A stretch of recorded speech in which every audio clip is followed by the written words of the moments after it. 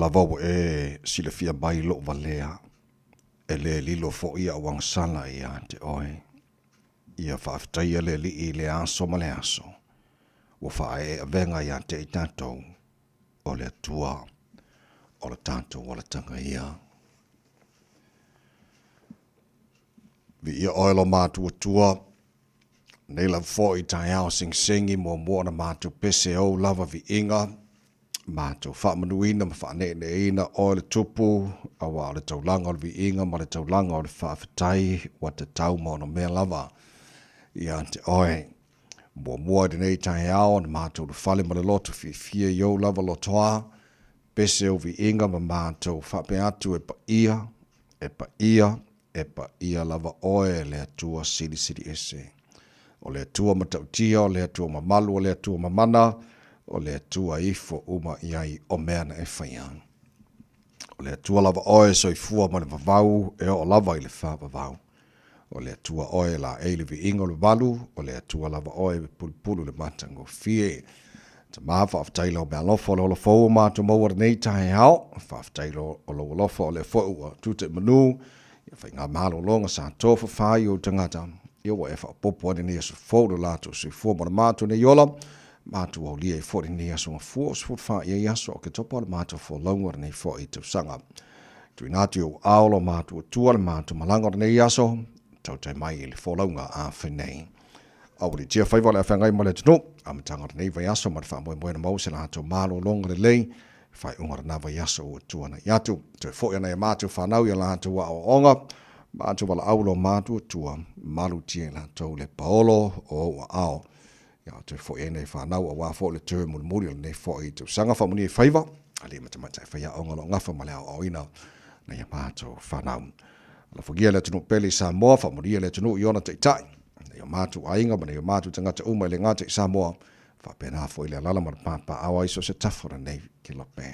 Whamuri le nia tunu ni usila lo mātou nofa mama wai, o le nā fo i te talo moa tunu uma o le nei lalalangi.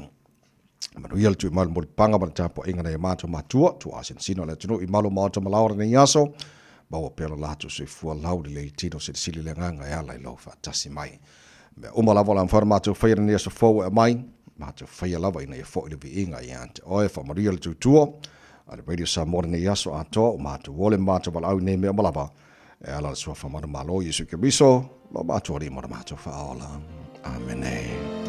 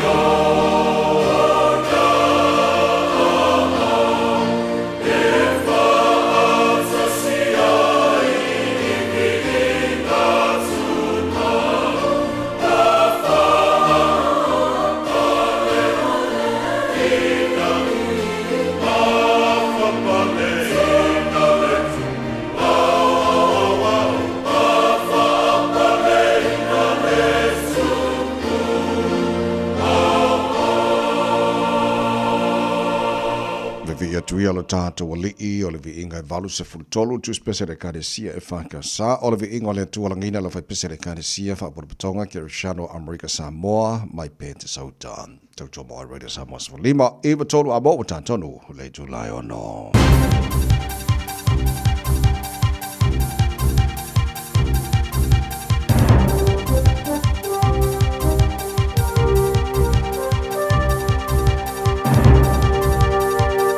In this update, the pool of people making donations to the blood service has gone up by 10,000 since the end of February, when the mad cow restriction was lifted. It meant people who lived in the UK, France or Ireland for 6 months or more between 1980 and 1996 could now donate blood here. 15,500 people pre-registered. Of them, around a third have gone on to donate or are booked to do so. Blood service transfusion medicine specialist Richard Charliewood says some who didn't pre-register have also come in. On balance, we probably have got what we expected to get. Of course, we would always like more. Firearm crime in Auckland's increased, with almost 900 offences committed across the city in the first half of the year. RNZ reports just 28 of those 879 offences were committed by people with an active firearms licence. Praise for a loosening of foreign investment rules. The government's announced changes which will mean investment can happen unless there's a risk to New Zealand's interests. Mineral and mining advocate Straterra says it will be particularly helpful for the sector because of the need for large capital investment. Chief Executive Josie Vidal says companies need a reason to come here. Rules that are clear and easy to follow and perhaps make that investment easier or more attractive is a good thing. A view that New Zealand needs to decouple infrastructure investment from political squabbles.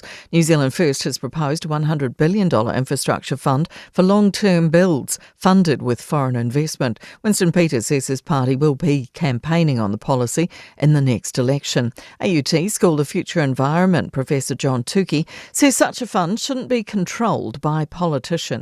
Industry focused, very experienced, and understand what the nature of big decisions, integrative decisions need to be in order to be able to facilitate future growth. That's news. In sport, Team New Zealand have won the third America's Cup race against Britannia by 52 seconds off the coast of Barcelona to extend their lead to 3-0 in the 1-7 series. The result was dictated by a near collision before the start. Let's take you on board the British syndicate. Keep on the foils. Keep on the foils. Jesus Christ! Oh, that was close. Those intersections. Almost a clash of foils there. Britannia was penalised and required to drop 75 metres behind the defenders off the line. The fourth scheduled race was postponed due to fickle breezes. Reigning Supercars champion Brodie Kostecki and co-driver Todd Hazelwood have won the Bathurst 1000 to become the annual kings of Mount Panorama. The pair clocked a race record 5 hours, 58 minutes and 3 seconds. That's sport. I'm Jodie Gill. 24 hours a day, 7 days a week. Radio Samoa streaming live on www.radiosamoa.co.nz.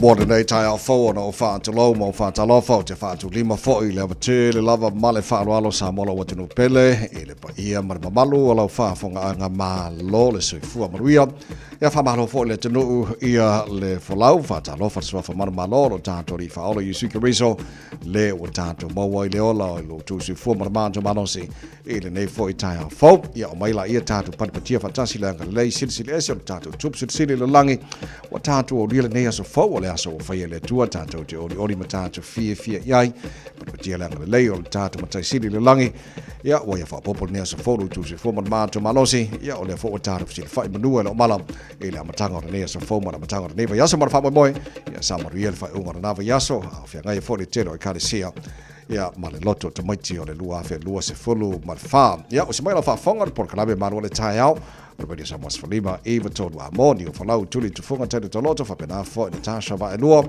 in Sydney on Facebook, ma YouTube, Radio Samoa, Sarah Tassi Patea, ma le Fiona Pesta, LJ Losio, ma le to ora nei ta vai meni to ira ese ba ile to na iva e le tai au nei, ma non si formonia ni o Falau, ma Natasha nei tai au.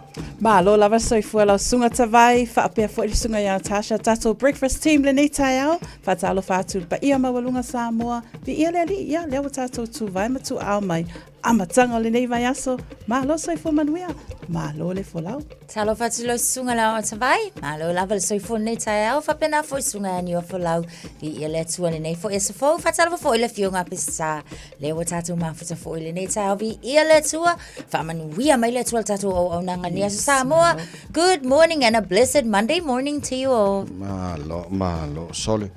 E kusala o le wake a kun fa karkala ke le ko boiki ja pena ngale lo to boiti ya le la back to reality ko make it po yo ko fo ya ka do fa ma na ya matso feel weekend sa ni ninga fo ya alo fa na te le o e ka le sia sa ni la to 5 ngalia o tsala ma pese ma na ya fo fa mo fa sa no in weekend la le man nai ai ka mai ki Samoa lai ma ko ai mo lo al kai mi ngai wa fo la ya so ma lo la to ya o tato ya mo la kwa unga sa uli ai sa le ai sa uli la so ma lo ri Samoa ni ka fe e mene le lo ko ma ki ma lo ko ba ma ko la ai kong ma lo la fa ko nga I ma la sa ia le late so o te loia ia ni se kare sia lo so le la fa tonu ala to lo tabaiti la sa nei ia para sa mo nei fo ia masina so later vai ia me se foi inicio o lo ia America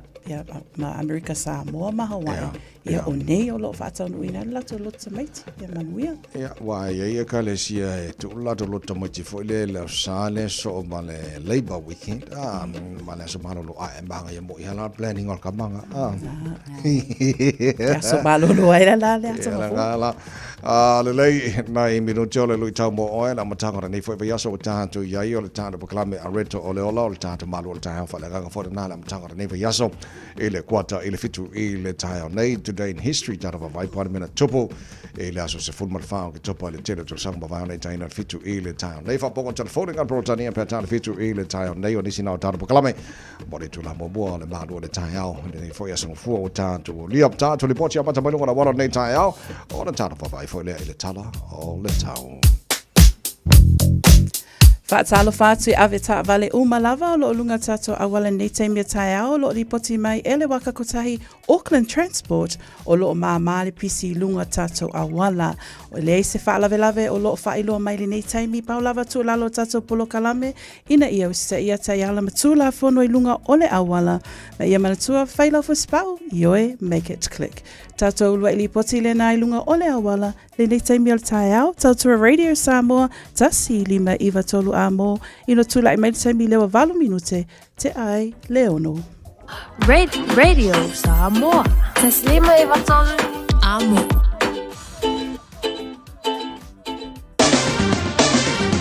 Ua mawhai ona au ina atu le tala o le tau I aso taitasi ona o le langolango mai a le Pacific Finance Limited. Telefoni o Valselau fitu whawha lua fitu. Ole vai ka batal talo tau nei fo I tai amo le matanga nei vai aso o tātou iai tama ki makaura wa ki lani no whanga whasalonga ale Radio Samoa se fulu o lo i le malulu so le ko mangai malulu I ka whewheri winga o le tau le so o le whasalon pa uti mul tele vai ngā au ki lani I le nei fo iaso whasalon nangi mali e marisawili mai le tulangi lea I si sifo ini so taimi la fiafiana nei e malo sit savili ni so taimi se fulu mare ono mo runga maru lumo au kilani le yaso se fulu lona mawalalo ta hao pe au dio le fa so point awa o pa timu tele vaengo au kilani se fitu mo runga maru lumo au kilani le so ta hao vai go to atu o le fa so na awa o lang de le so lulu fa pena fo le stofi awa o le for raile lang de le so nai awa o le sa o le atamai o tu le tua ia la tau e poto ma ai le tau ia le wa o fa matala ia te oe mo tu ina tu mo si fia ne fo i tai fo tu longa masani a fanga solo po kala me malo le tai au la tara pa ai tu langa ele tau te loisi vai ngau sila fa pena fa le tau samo mani se vai nga o le kelo pe tala le tau ready samo o na tu ona so sali mai le tau company le so se tasi fa isana no nga tu pe le Pacific Finance Limited mai le aso fulu no se tema se ia lia le aso se fulu valu o ketopa e anga va uma ile se ia te ono manu malo ai ile lima se la untala cash e fa yele ile aso lus fu tasi o ketopa apalai nei loa ile pacificfinance.co.nz e talo sanga sa no nga tu pe le vale lima se lau ma le lu se fulu afe tala e lua minute fa yela talo sanga online ai tasi li tu lai fa tali e tali e ia inga fa abitoa vala le Pacific Finance Limited ile oval se lau fitu fafa lua fitu oval se lau fitu fafa lua fitu sa follow tale tu lai ono ia o se mai lau fa fonga o le tau mo oi o le tau mo a o fa pena fo tanto o mo ne fo tai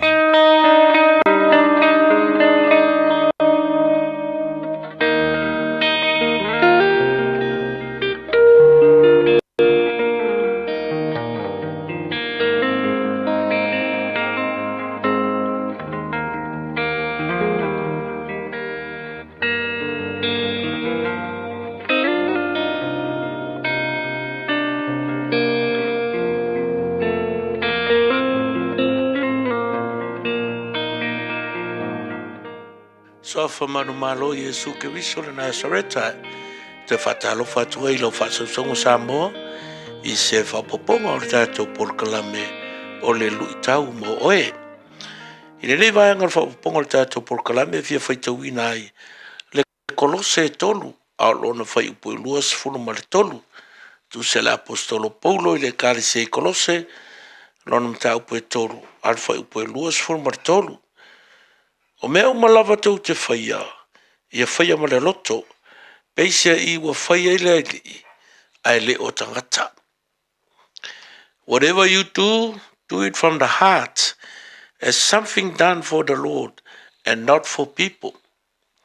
O le luitau mo tātou, ia e wha maoni i so se ngā luenga o tu inatu. Ia e wha maoni i so se ngā luenga o tu inatu.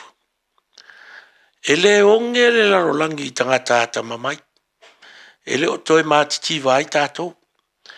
E le mātitiva fōi maonge le larolangi i tangata malorosi.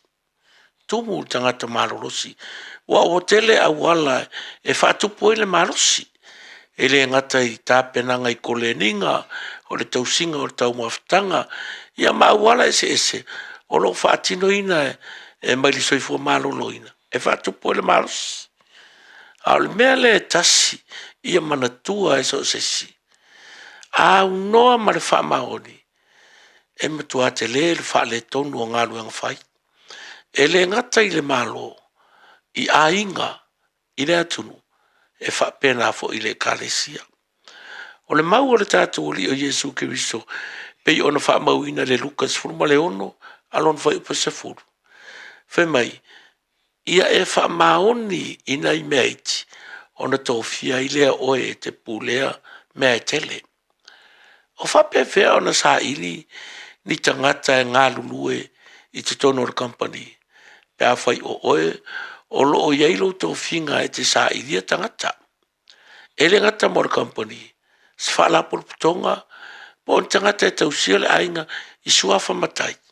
Eo e pea no whai atu. Ele o toe mātitiva maonge tātou, i le ata mai whaale nei nanolangi, manei ona po, whau masoloi, PA, MA, PhD, ma kua inga qualification ese, wa tātou mua mai a onga. A le mea le wha manatu ia te oe. A whai e te tautua i le atua, a e te wha atungutungu lima, e te wha apaie, ma fe alo fai ma e seu masalo e le ma faina manuia le kalesia le atua e fa pena foi i to tono lo ainga i to tono le atunu ma so se ngā luenga o tu inatu ia te oe mo le nei aso le ala ngā luenga o fo inatu pe te le pe lai titi pe mama pe palapala pe fai le luma o le va ainga tangata pe te fai e leilo atu Mea whaasirisiri ma le whataua. Ia whaia ma le whamahoni. Whamanuia le tua ia te oe. Tiu te mwhaiva ma lava singa uma o le ne aso. Ono le soafa Yesu. Amen.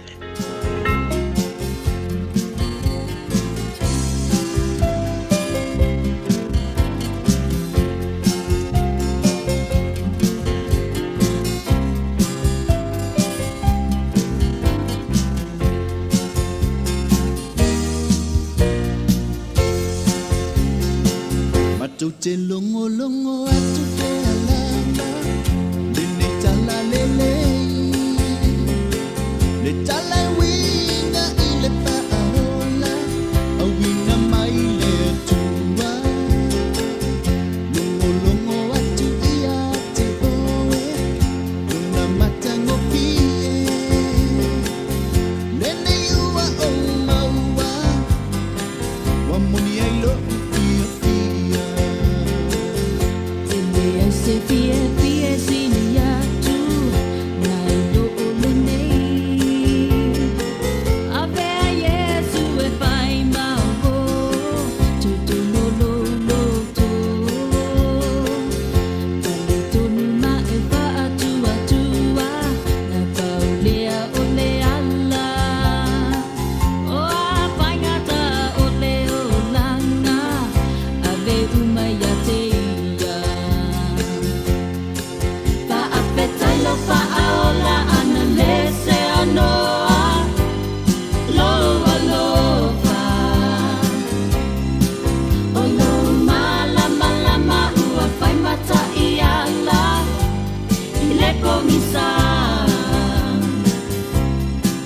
wana o oe e maua I le pia pia e tu mau wow mea uma ina ua o maua le manuia tupu nei loa ia na e tali tonu ai I lona mata ngofie e sini sini e se e le mita mita vale ai anga malu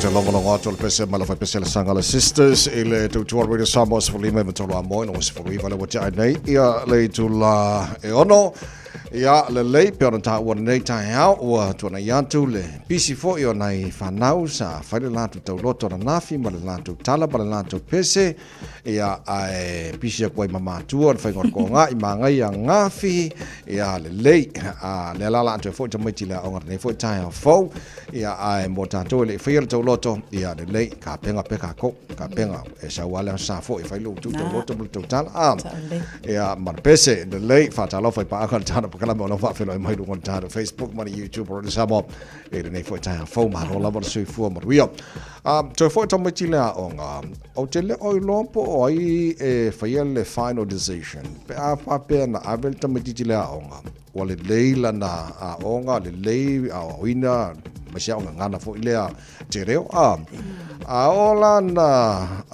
a lupea le o onga tama malteine o mana o nel tama bo kaunga ku sia o si atu le lei margina ko e per kama il vanga le o ke le o lola po ai fail final decision vanga le pon tanga vanga wa onga ia wala le wale tasi se fina ngalo tama maltina le meta na o ile le sila sanga tama malteine ke le lola po e final decision le tu lang ba hule la ko fo ka me kilao se tu langa fo le it's a very interesting story fo imaltil tilo wa stem mo mole wo fai ta wai fo i se tu langa fa pe io e awa e mana to fo o fa na lava ia ile va fa na ma tu e ile leo ma tu i se tono leo langa o ina le fa na e ai fo ile leo o le a onga ma fa ia ona ma fa ia onga e fe so ani la mangalo le fa tasi po fe tonu e ma fai ona atangi ai le ola o ina le lei ia male mautu fo yo le fa vai o le langa o tamaiti a onga ai o le mai ta watu le tala nei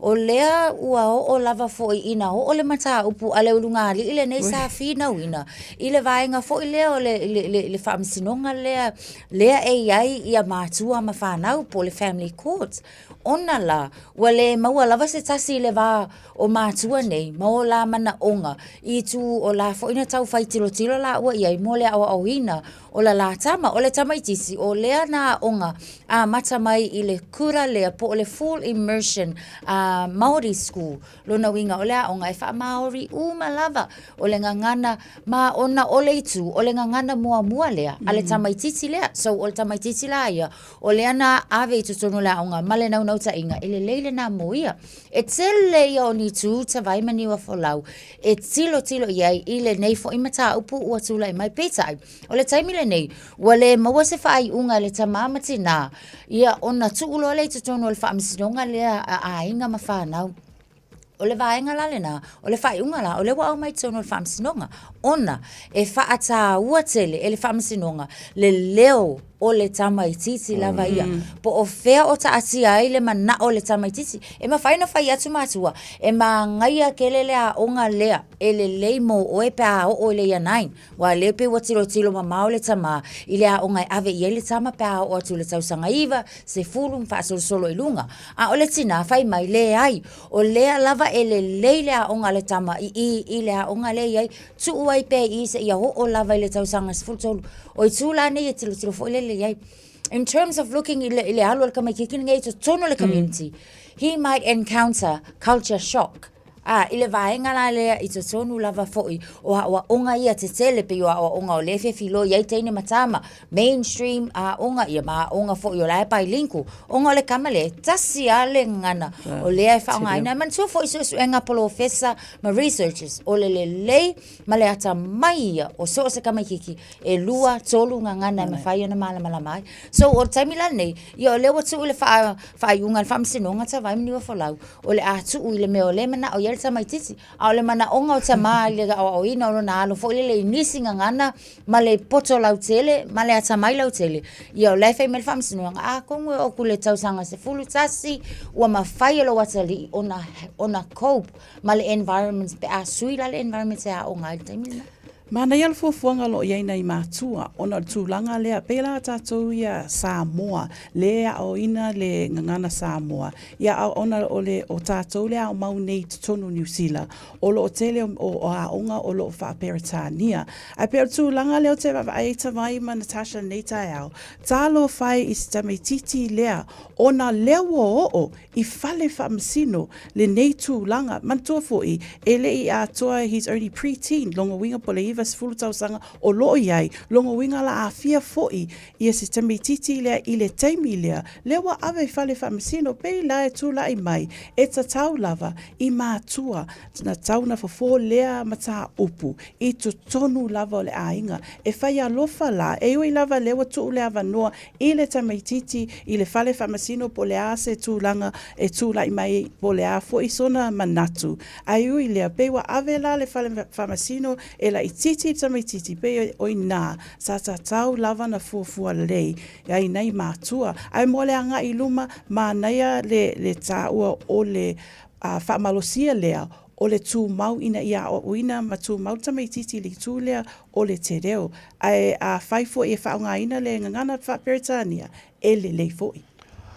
So to longa na ma le te fo nei whanau le te mulmuri wa te lo te mulmuri le le aonga le ai nei ta si i awane i tupu i me nei tamati Samoa i tasi le loto tasi le manatu tasi le fa mo tanto matua ina ia manu ia whanau mo ta ma latu a onga lo whenga ia e tā wata vai le whanatu tā wa tele lava mo tamati a onga ona e eilo wata li e to atasi similar case but ele avea langi fa masinonga peni tulanga fo ie ona la onga sai ai wai loa lava ia I think he was a year 10 at the time wai loa le kamalea ona mana onga ia iai male nau ta ingala iai wale o mafai onga koe keita ele a onga lea a lai loa ia o lea iai mata upu ia o nau ia lo na loto e fia onga o lai mawa umai le sia onga so na fai leo mato feuta na inga e o ia kia onga umanga faku oka so leanga o lale mela e alu e kalo fai ngai fai a onga you know but e tuule nau ta ingol tamai titi o foi fai a onga sa tau ma fai malosi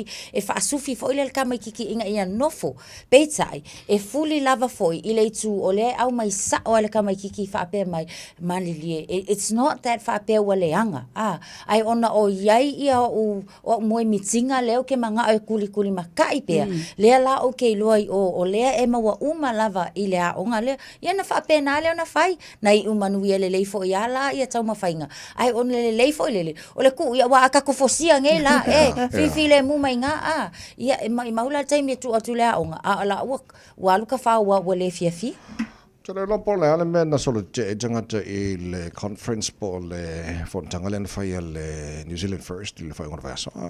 Io e tawai ma Natasha o ta ua le patilia tato le New Zealand First ia olo ia le sunga ia Winston Peters ia whatau nuina le lato conference i Hamilton le ile weekend le ala sa iai se sau noanga Winston Peters sa awa iai nisi o tangata ia a Palestina le ala sa faile sau noanga Winston Peters ai o iai la tau le sa solo te o la tau lea sa faia le tala i tu tonu lea le whapea sa la tau le malie i nisi o saunoanga sa whaataunuina e Winston Peters o lea la tu la i mai lea a conference le au solo te ele sa ia i le taimi lea e to o lua la ua leo fai mai sa watu li malo mat ave ese mai a wa o le taimi lea whaapea na o Shane Jones lea sa tama fai ina ia puipuia ia Winston Peters a lea la o le vaenga lea le solo lea o atu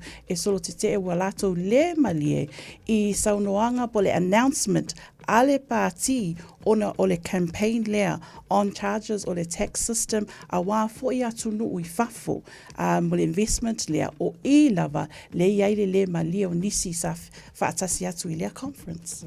E tā wale tūlanga foi le leo le whaailoa lava foi o mana onga mamanatu o le community po o tangata lautele. Ia e mana tua foi o tātou ilo tātou atunu nei. E iai lava lea iata tāua tangata uma lava e whaalia ai o lātou mana onga ma o lātou manatu peitai. E ta tau lava ona iai i lalo o ai ainga le tūla fono. Ina ia malu pui puia le tangata. Ia ua lea lau whingau kau ai koe inga. Ia lea lau whai pui pui. Lewa ave o le ofisa o leo. Ia ai a o la lava I tūlanga e pei ona iai fo I lea le tūlanga I tūlafono. A kongoa e le lei, langona le lei lo lātou si ufufonga, ia mawhai ona whiutanga e fo I ele malo. Ia e mana tua fo I la. O lea elu atu fo I la le tau mawhainga le conference, I le isi tu. Ai o longa, mana tua o lea lava, o le solte tele nei ele fatu atu la I mai fo I lea. Pei lava ona a mata le faa le vevesi lea mai tutonu I Israelu, ia ma le vao Israelu ma Hamas. Wa leva ona a mata le solte tele nei. Ia e peita, e te tau lava ona utangia lalo le tūlafono inga ia faatino I tūlanga umo le tūlafono. Lua se whariwa mana a wharawa tēne le tūlai o nolto tō mō rwere samas whalima I watolu a mō. O le ata tō vai po le alime tauna whaipea whapea ngā kongila kupe ki alo se festival ma ngai au anu fōne. Ana kunga pā e se alime ngā mai au ma le mele la kupu. Te mai ni se whawi whianga korisi a mai maunga. Malon se fō manuia, good morning.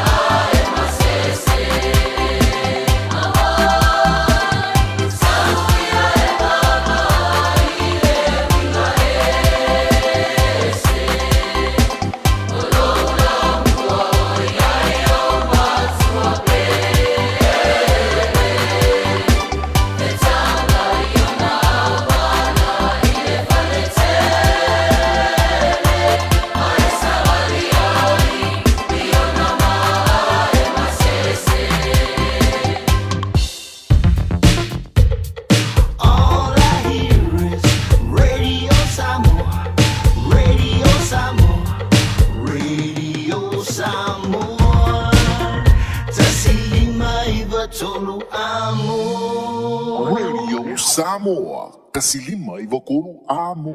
O le R-Dash Travel, o le company numera tasi le taungo fio pasese mo Whemalanga inga i Samoa, whapea le malanga mai i Samoa i New Zealand ei. A whea de loa i le ofisa o le R-Dash Travel, tasi valu lima Great South Road i Marurua. Pe vili mai i le telefoni tolu iwa lua o wha o o. Tolu iwa lua o wha o o mo le R-Dash Travel. Wede Samoas Walima iwa tolu a mo i na ua toe lua se fulu ma le ono minu tolo tole talo le tula fitu. Le porkalame malo le tai halo Radio Samoas Walima iwa tolu a mo whaatala fai panga u malama le tata porkalame nisho whaafong mai me le pone e kwa kuri li foi.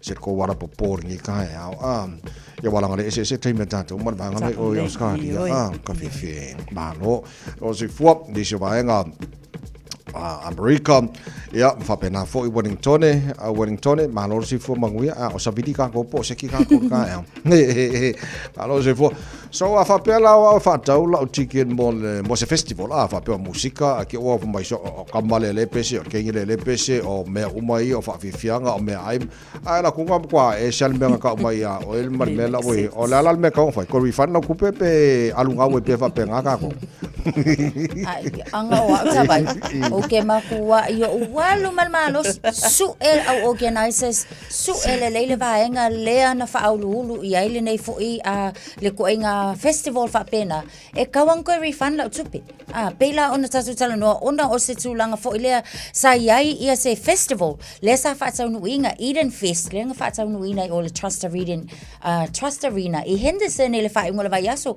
le vai ata vai nga fa solo fa sala lau lunga o penga ta fa ilangi manalua slafia elena o tangata au kilani sa awai o le mama o nga drive mai si mai Wellington ko akele fo ila to male South Island na ngai mai ona la o ni se ila to eta usa ua ile kalenge le musika yo ai mai sai pesenga le langa lai o nga lolofi mai peitai e ia ni so la to na toi fa ma amulu lava I taimi muli o le mali lia la tangata ia o le whailo inga foile ia I lato ina ia lava tapena peto e withdraw awale o mai fua male mai maula kai mile o mai alaile o ia kanga kalenga fio mai e o mai mata wa ile mai tau atu ele pea male se lau fitu su valu tala anga ile lua se lau onu su male iwa tala su pea na whaalu e nai tangata tai to tasi a lato tickets nga tong mana tuala e to tongi tickets ia o transport e kokongi awai kongi fo le pasese ia wha pea e lava le tinanga malanga mai travel penga drive my Wellington ya tato tilo la ye o le pensinge le ko ka ngofie ai au sulu mai lava o le fia maka kanga kalenga sau inga ia fia maka ai saunga o le ya so o le mai FM la tola ia o le na ngafa fo ile mal fala wilo ina ia mal MC nga fo ile fa moi le la o matua I ku I lava le au mata fa mal mole ia ko fa fo mai se mako vai nga ku pe o nga ele worth this is not what we paid for. O lengo kongi tickets ale ingi si solo ke o fo la ia tava. Ia ka ilo ia o lua ia mani mo fo la po la so lua fina ngalo ai o au. Ia ke makua ia kurikulia ia ko mai si ku pela vai nga pelenga. Yo sa le ia. Pe tu langa na manto foi ai alo fa ka so ticket po le a foi se festival se ta longa po le a foi le a fa mo le a fa tau no wina. E ia mo ai o lo ia male terms and conditions e yai e taulana yai se term and conditions I le ticket lea ai o lo faita watu I le tala o lo tu mai o I lato le organizers of the Eden Festival o lo fapea wa le mafai ona so tai atu o sa whaatawina lato tickets I le teimi le nei le website ia mai se foi channels platforms a lato so tai ai pe o le tūlanga le na le mawhai ai ma o lo tau mawhai le to tele malo le atu nu le sa iei lato tickets e so tai atu awa le mawhai pe o ina la le iei le po lenga o le a le maua le refund pa o se mea e tatau a whai le whaatau nuina se festival po se taalonga I'm sure e iei a wala e iei foi terms e tatau o na mawhai o na maua le refund Kakau nga refund pe va pe le a ko mai me nga promise mai vanga ni a ka ko ia wasa sile pe ko ngo fo maka TV ma fa saka fa le fua mo nga ka mi nga lo ko al fo yo ala le sa lo ka male ngo mga special po nga Ma so sal no na po ma leisi vaenga ma susua fo o nai whanau sa awai mau e mata fo lele o ngai fia fo la to ye vaenga yo o pis o le bela na ta o ta mai tina po mai ese fo le mali nga ma ko aku e ku ese le stadium matanga Pasifika ese le stadium mai si vaenga o faku ai o nga ko nga festival fa pena pa tsul tsulanga fo lele e tsala no yelo tama fau ai se lava ya la yo na fa pena ile fa ese ya pisa lo la tanga tele fa ilonga lanu ya le wo ai nei fo vaenga fa pena ia o ele tsa tsa ona ye ni tsulanga fa pe al kalanga se fa mai o sol ma ko ke ya le ku nga fe me o le si vaenga il piccolo le stadium le le si stadium ye mo isi fo atunu fa pe ia o ese fo nei fa ngai nei as te tau ona matua I manino le leia fo I wha mamra mai na o me mau e lau tike le la whatau. Ngā whaile le whiwhiri ngaraka pe whakau pele ai. A whapela leo whakau ila ka tike tau le ka kiki lako o mea umaya leua expect ka ika le la mau a ka laku lai o mokua I ese ar mea langa I so ke le la whare tonu ori so ka whiwhiri. Lele o leo tui titi ona so taino le tātou proklama I Samoa. Sui for to Radio Samoa I Pia, Luli Aisha Hooch. Se mai se tala le tulango e feno inga foi manisho fio anga. Le sa te lele a fianga va foi le New Zealand le na mu mangotonga I foi le ngate fale. O Samoa a bela to va to lo fates mai Luli Aisha Hooch. Aisha, mai ore le tai of fellowship kiki lo po. Good morning. Yeah, saya manuia lau tunga tawaile nei tai au fo ma lo lava se fo maua. Yeah. Greetings mai le tato atu no I Samoa. Ma lo va table fa no mo table ni fo tai au fo. Ma yele manu le Samoa nei tai au. Yeah, le nei tai au tawaile tu sai mal fa sile ma ka ho fier sur mai le la ia o le te nei tonu lava I malipa. Ia I nunga fole tātou ofisa I nei, ia a o lea lai ma te hofia mai le suru mai le la, ia I le nei tai a fovi, ia le li o leo mwhain tātou mafuta I le nei tai a fota vai. Ma lo faftai tele lava pea o nei nai whailea sa maro lo sa mo, lo tona I leo Santa Maitia Aisha, o le asa u sitisila I fole tulanga na ile a Santa Maitia la sana, o le mea nga whai lau kauloko I ngai sa mo. Tu sai pa vita vai. Pai lava sina walena tau no mai la stofile pai nga malanga.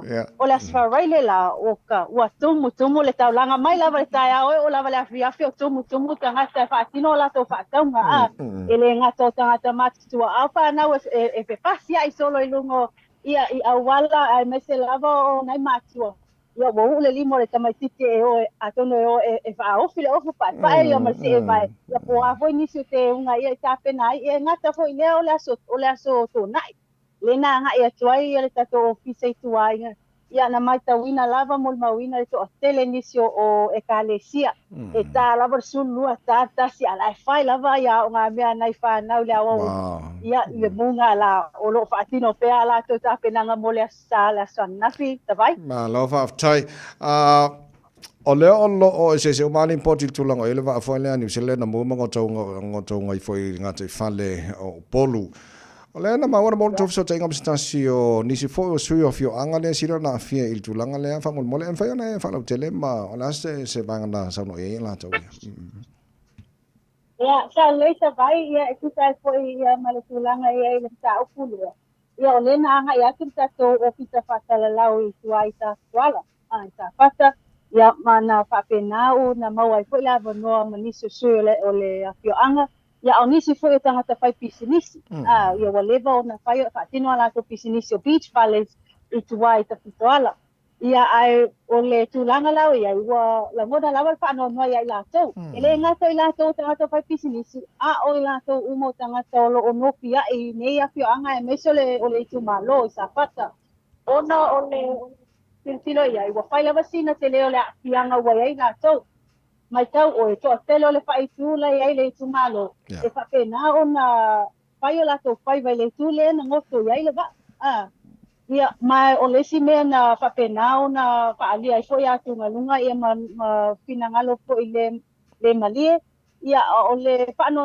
ia ona ua le lopo o ai se isi o le a whapena, ona anga i mai e whaatumu le, le pūle se i tūlong, i tūlanga iai le ngana whawhaingofi. I tūlanga iai le metau tupe. Ia, ono le vaenga lea, ua whapena ona tā ofi, e le mwhaino toi whingot, anga ia mai ni whingota. Ua whapena ona prohibited le area lea. Ua le mawhai poi la ona anga ia tu nisi e whaonga o lato beach valley. Ia ono tā whaonga e masani ai. Lea na mai tau foi, tono na sirisira ai foi le tātou atu nuu i le video lena tu ina atu, le asa lena whaakalau atu i le tala le tinaya ne tina. O ia foi lea le ona ina martamai a malai. Ia le beach valley sina and PJ's beach valleys. I ta pitoal. Ua whapena tu atele la to malo. Whapena na puke anga i atu i le mole nei vai tau. Ai peita, wale mawhai ona toe anga i atu. E foi nisi anga i atu e whaiwhaiwa. Ua tāwhi o ma ona i eila to vae anga i tai le ngā te whale. Ia wale mawhai ona te whaatino. Ona o tūlanga nei o le putuinga i le vaenga o le whaamauina o prohibited area. E le mawhai ona te soko i e se tasi. Ia o le la o tāwhi e la nisi o lato recreational activities. E peila e le ngata o lato beach valleys. O le anga i atu lea i snorkeling, ia mo i lato turisi anga i atu. Ia o lato e anga i asi ia le tonga tongo. Ia po mangroves i lafo i lato i whaitu. Ia o le si vaenga ua whapena ona anga i ona mata ona whaaleanga ina ia whaasau. Pe ona iei le kaunoanga le tamaya malai. Tūlanga o lato whaasau le iei le whaisua. Ia ma le tele lavo nisi mea, o lena whamawina i le whamtalanga le tamai le mato whaatanoanga le whaiunga le vai asu. O lena nga i atu nisi o sui o le mtanga wino o puna oa e nisi lavo whainga whaiva. Lena nga i atu a mai ia nisi o ia whingota fo. Lena nta mawhai whaatino po lase i se vainga iai. Lena ta isa amai lava e tama. O lena nga i atu la to whaapea mai i le mawhai e le mawhai ona whaonga ina se ia. Ia o le mai tau foi ta vai. O i o le ola le o le foi fai tu. I me tau fingota. Ia o le se anga la tupe, o le ai ni me fa anga, fa la to te wa to telo la to fai fai. E anga ia tu i mai ia fia. Le temi le tai o le asusa. Fa tau ia o le me fai ona fa atino no o le whaatanga ina ono te whaangota seisi i le tu o le ngatai whale tawau. Malo whaftai luai mo le whafong mai le tano o le tanaranga luai Asia Hooch ma nisio sui mai le whianga pe ona ta ua e te mo i lunga le Facebook ma le YouTube pro le Samoa o le amo ene atuanga ma le maanga fo le tano tulanga lea le lei ora le tatu taimi le nei tai au o la lau sila wako mo kala o kase maanga i eli o tiu ino whianga te tansi le luai Ia, sa o le lava a tawai ia le na whapena o na ia tu lava tato a se singa i le la foi whai tu. Ia mai se foi le to nei tato a foi motu nei po ia whai lava se matongo fie e leo a lisa mana lava te nuu po se a fio anga tu sai po ia mala tu ta penanga. Ia i le talinga mano le aloma nei e le te umi lava i ona whakanuina le tawai. Lelei, le luai whaftai tele lava mo le tauto mai, le tātunga le wengara nei foi tai hao fau. Ia, manguia la sa malo lok, a muia foi o kou ia. Ia, malolo, ele malolo, kakato. Ai, sao. Ia, whaftai lava mo lava no. Tai. Whaftai lava mo lava.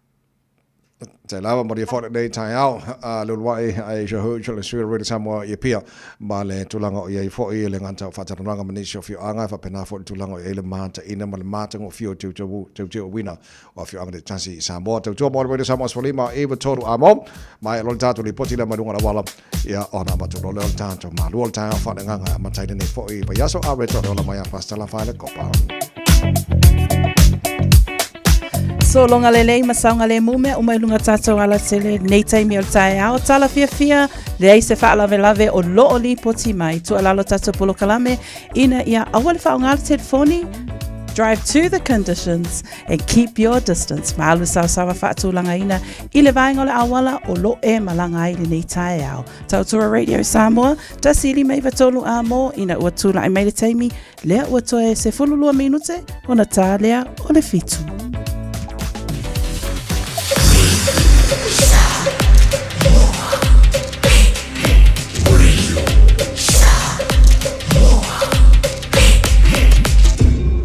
ngoi votu amo. Bread of life sent down from glory. Many things you were on earth, a holy king, a carpenter, but you are the living word. Say it now. Come on.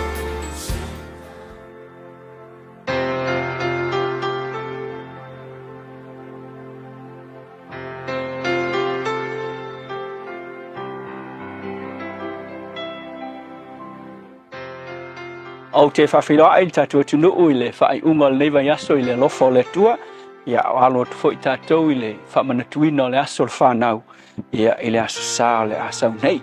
O le tusi whai tau e mai tusi e salamu e salau lua se fulfitu o le whai upu le wha, e ei whaupunga whapea, e pei o u whana i le lima o le toa, e whapea nā lava i a talii o tau le lea. O le upu mo o le aso le nei mātua e whapea, o whanau o le wha moe lea o mātua i le lumanai. Whai mai tala tuspa ia e pei o u whana i le lima o le toa. A su e se mea e sili o na whalangolango i ai le toa i taimi o le taua. O mea i o u, a wafo i la o u, fulu au, o a upenga ia e puipuia le toa i taimi o le taua. E whaalangolango iai le ola ma le oti o le toa, ia i le iai ma le ai o niu. E whapena fo i la ua whaatusa iai, ia le whaamoenga o mātua i mene i o whanau, o le haupo mātua o alato whanau.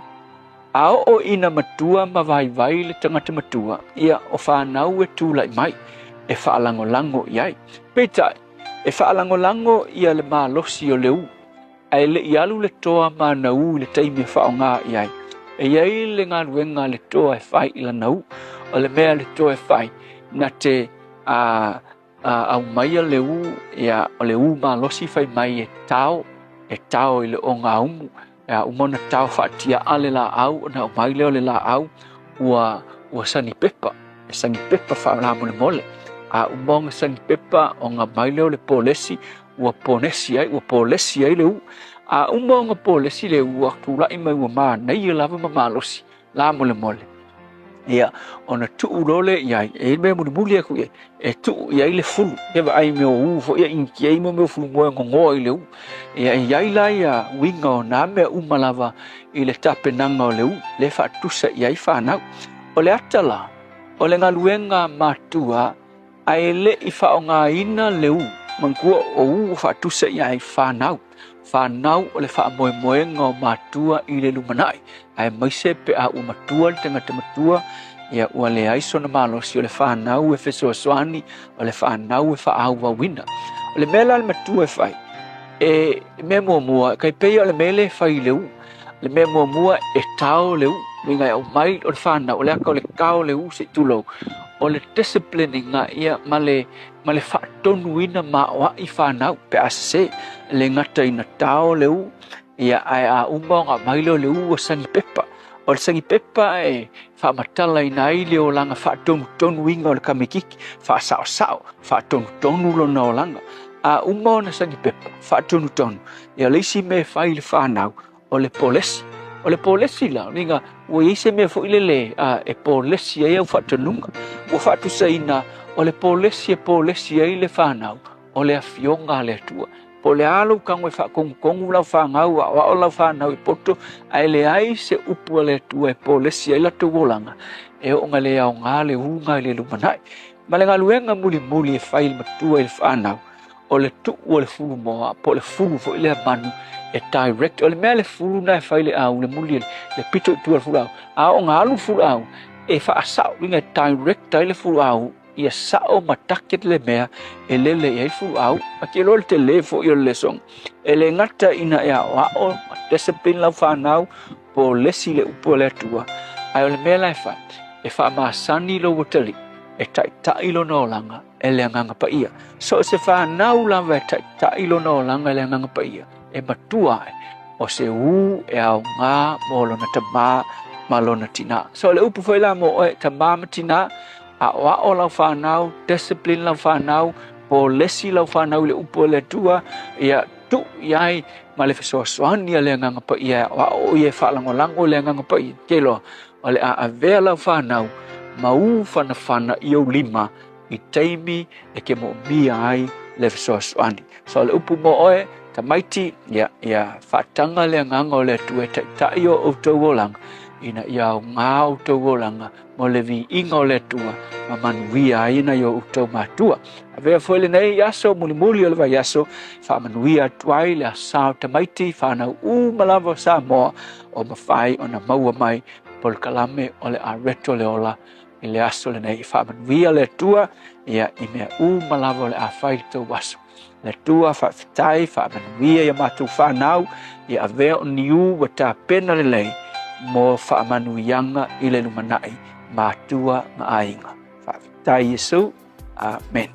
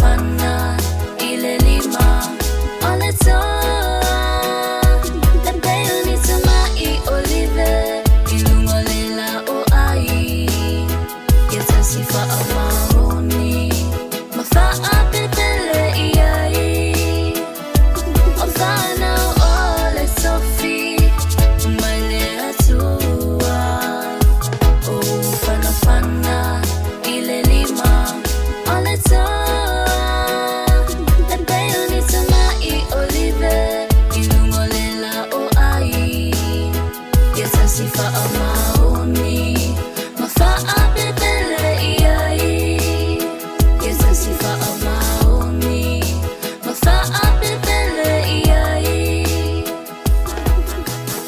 Whanau le tofi mai le tua mai a Shanaland whaalongo le tautua mo redi Samoas whani mai matola mo toi minute mana awha I le fitu o le aso se fulwhao ke topa o ane mena tupu le nei aso tau sanga mapai.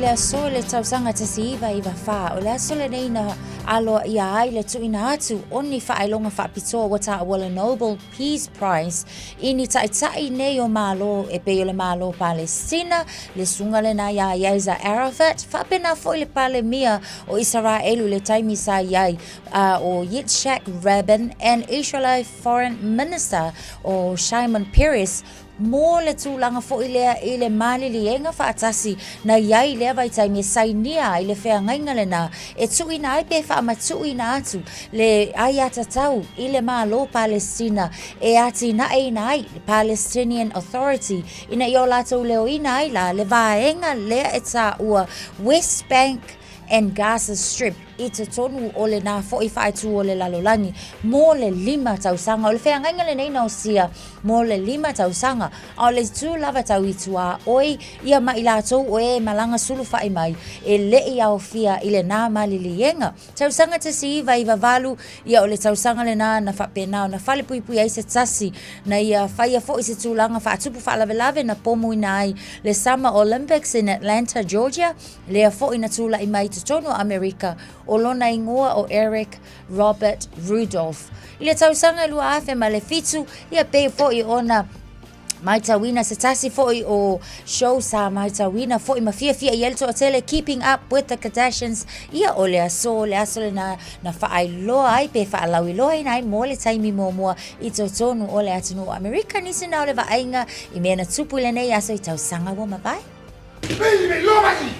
Hey, hey! Oh! Spring's here, so it's time to prepare your home for storms, like cleaning the gutters and tidying up around the garden so water has somewhere to go. A quick clean-up now could protect your property from damage. Search Auckland Council's Flood Viewer to learn more. O le A1A Tree Care Limited, lātou te whaia au onanga nei. Teu, whamama, whangata, pe ave sea ni la au mapongati mai lo whanua. E ma whai fo na lātou te wina lau tonga la au matoi tatou. Wasilia mar se fulu tausanga o lana tautua. Wala au lua le A1A Tree Care Limited, le olua tasi olua o tolu ono o. Olua tasi olua o tolu ono o. Talofa, oa ua mele, le tinao ana ma John. O se vai aso pisi le nei vai aso. O loo afia John I le fulu, ai o loo maua ana I le tino mangeso. O lea fatoa o fo I mai le fale talavai. Masa maua I le fisoso ani mo nei whaafita auli. O whaamatalanga ta ua. E pei o manu anga I titi. E iai maosia o le tino, ma fesili e winga I vai la au. E iai fo ile no fuanga mo tala noanga taito tasi. Pe amana o mia. O le fale tala vai foi. E ma whai no la tau tuuina mai vai la au. Mo isi ngase ngase. Ma whaatino e matui pui pui. O lunga o le healthpoint.co.nz e te mawai whaamtalanga o le fale tala vai. I le tau pitonu.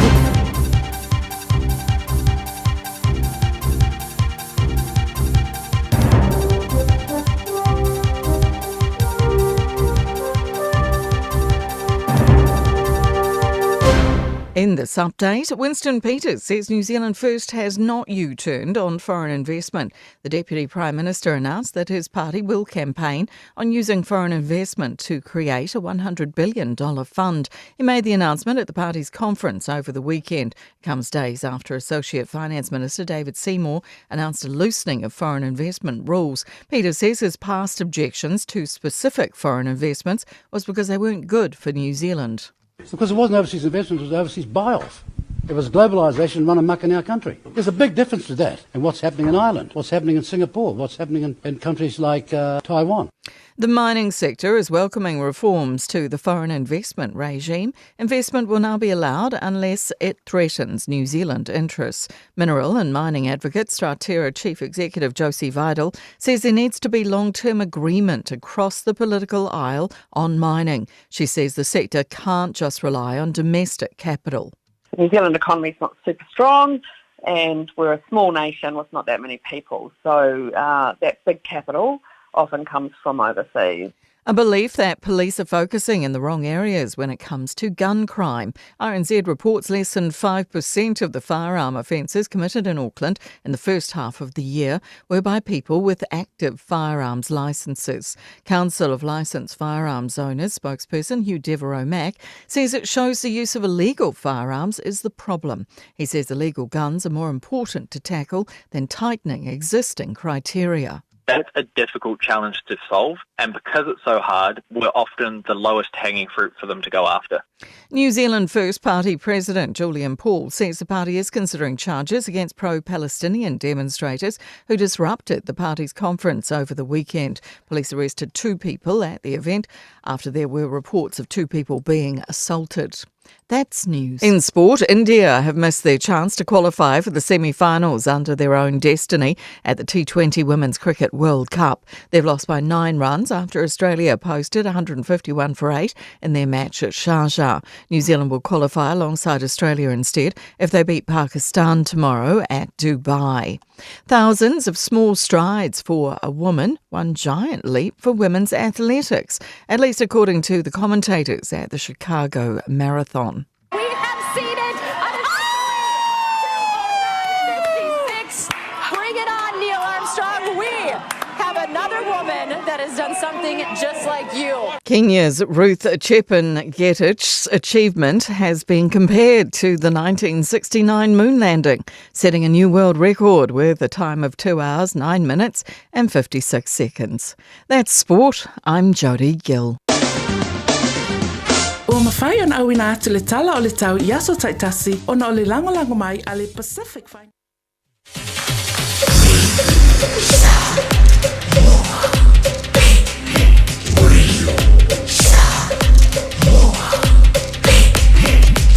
Tasi limoivo tu, amo.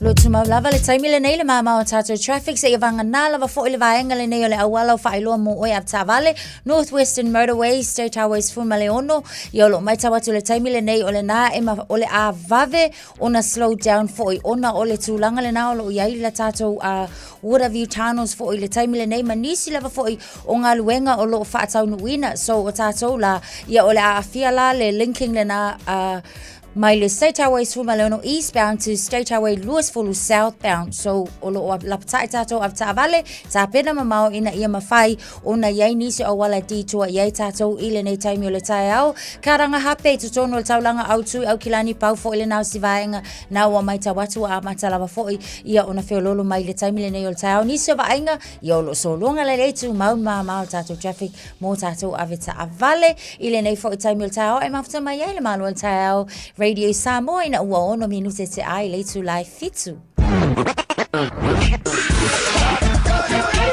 Malo soifua, o le se fufonga Samoa, Radio Samoa, tasilima iwa tolu a mo, se kia Radio Samoa. Ua mawhai ona awina atu le tala o le tau i aso taitasi ona o le lango mai a le Pacific Finance Limited. Telefoni o Valselau fitu whawha lua fitu.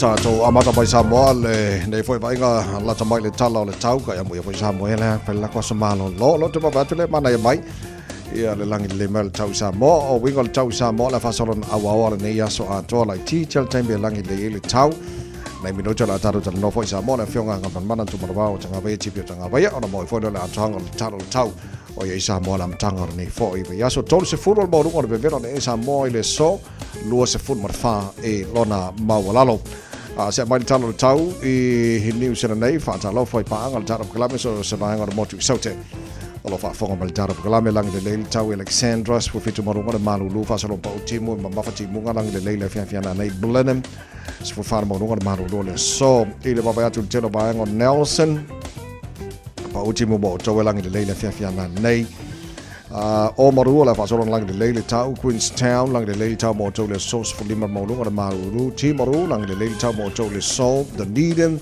la fasolon lang de leili tau mo le so ma le ayo funga la aule ayo kiriso kana stete ma lore sui fu maruia fasolon la awawa lang de leili tau mo le so se formal tolu mo lunga de maruru le ea mo kana stete le nei fo ya songa fu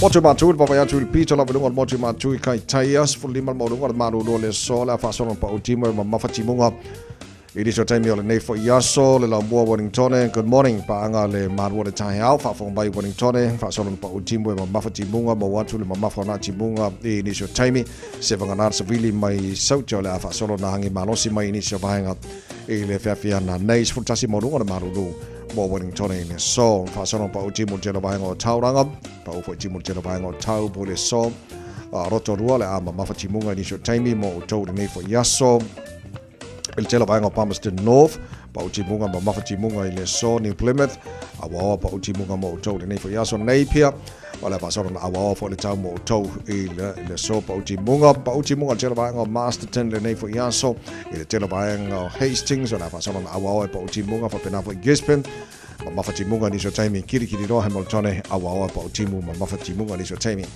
Sfuluano marunga ni marulu mo Hamilton le so tama ki makaura wa kilani no fanga fa salonga ale Radio Samoa ibalo ele marulu ne ba ngolo ka so marulu mo ia ni mana makanga ri nge ba ya sori ka ko ya iri so ba wi ngol tau le so wala pa uti munga lo te pa ba tu le ma ne pa pa la mai o le langi le lady time fa mai ale aba tau la pa uti munga ni so taimi to ma sfuluano marunga ni marulu mo tau ele nei fo yaso tai au pe audio le awa fo ipo timo tela ba ngo au kilani sfo fitu mo runga ma lu tai au fa so lang de leile so lulu ma tofi awa la sfo ile lang de leile sto nai awa la sa fa mo mo mana na ba tau Tuna mai nei fo ba ngo le tai au fo So se tasi faisana no ngā tupe le Pacific Finance Limited mai le asos fulu no se tema se iau lia le asos se fulu valu o katopa e anga va umai le se ia te ono manu malo ai i le 5 se lau tala cash e whaiale i le aso lusful tasi o katopa apalai nei loa i le pacificfinance.co.nz e talo sanga sau no ngā tupe le vau le 5 se lau ma le lua se fulu afe tala e lua miru te whaie lau talo sanga online ai tasi li tu lai wha atali eise tali e ia inga wha abitoa Walau le Pacific Finance Limited ile oval chelau fitu fafa lua fitu oval chelau fitu fafa lua fitu Formula follow tele to la fitu le porkala me maro le tai already samos for lima e batolu a mo ya le amatanga neighbor yaso ile e orta to porkala me ta longa per masine ni follow matasha o ma ora fanga ino la o malo sia masia ta to nei akilani mo ko e yalulunga le masia la o malo si fo le la sene ke lo le polinga tele le se e ka ko kala ngofo le fiona sa tini nei e le afa le bat ya ma le twa au tilo le polinga tele le mtanga le ngolo le lo yeni sa le tavai yo e pe we ta o nei tai au o le na o lo ia iso enga po data fo ilo failo mai lunga tatu penga sa failangi taimi le nei io e wahalu i lunga le numera o le vaenga lea whapea whaatupu whaalave ie o lo iai la au maa losi o gun crime leta ua mai e o le tūlanga le nā whapea valu se lau fitu se fulu iwa la au malosi tusa o numera na offences po soli tu la fono ile taimi le nei wa lipoti mai ai tawai Natasha o lo ta ua mai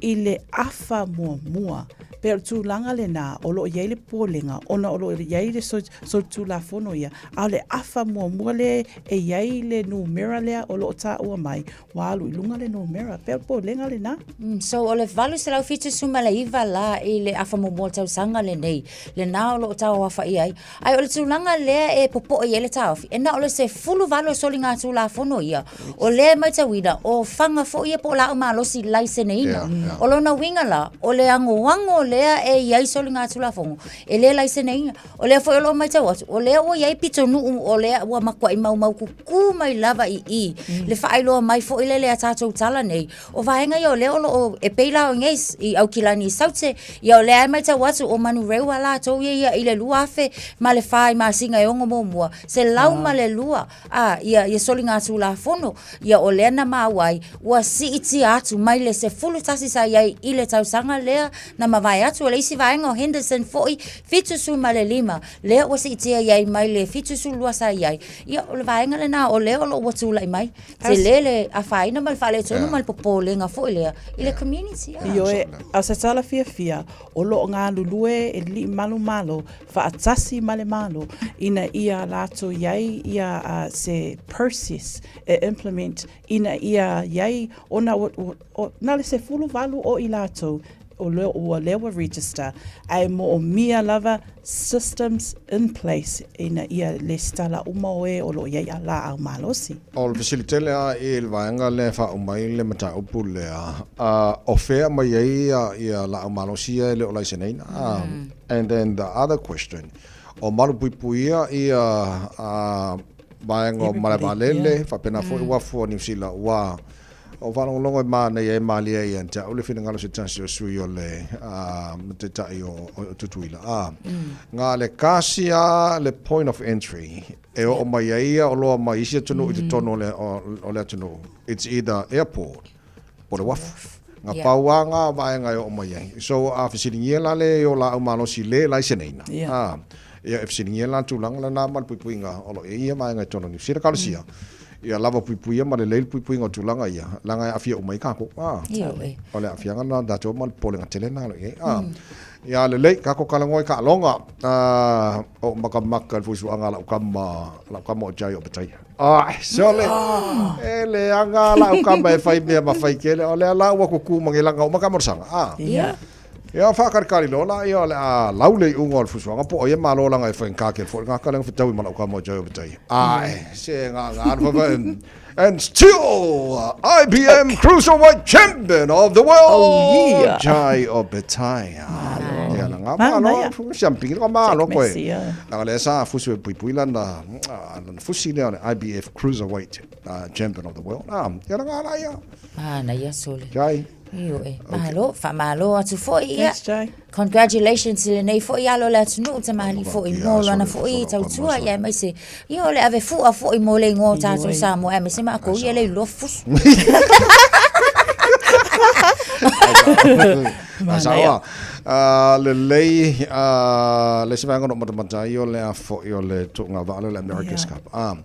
Ma ia solo se so ombu ang New Zealand so le 2-0 o kalama tolu le tolu ia so tolu man tua la se full tolu ia fo inele ia kunga fai alu ang New Zealand straight 7 ale me ele ai la o pusi no foi ka ko nga wa a korol fiko New Zealand le se malo le au de fa se fo ka ko ko fela ile si fa ka usanga fa bon mole ma la ia tele le alu tato au le o nei a tai au len fa pe lima se fulua se toni le sa ma lo ai ma na ia tele le alu au le wa atore tolu ia alu pe ai Team New Zealand ma na ia o na fi foi le final foi le kami mo le wa foi le ku nga ba ke ka mai kai na ko ma na ia o kami mo le America's Cup foi le so le ngambili so le Luna Rossa le alo Luna Rossa Prada Pirelli mai o Italia nga mili la ma le Athena Pathway mai o perkangi so le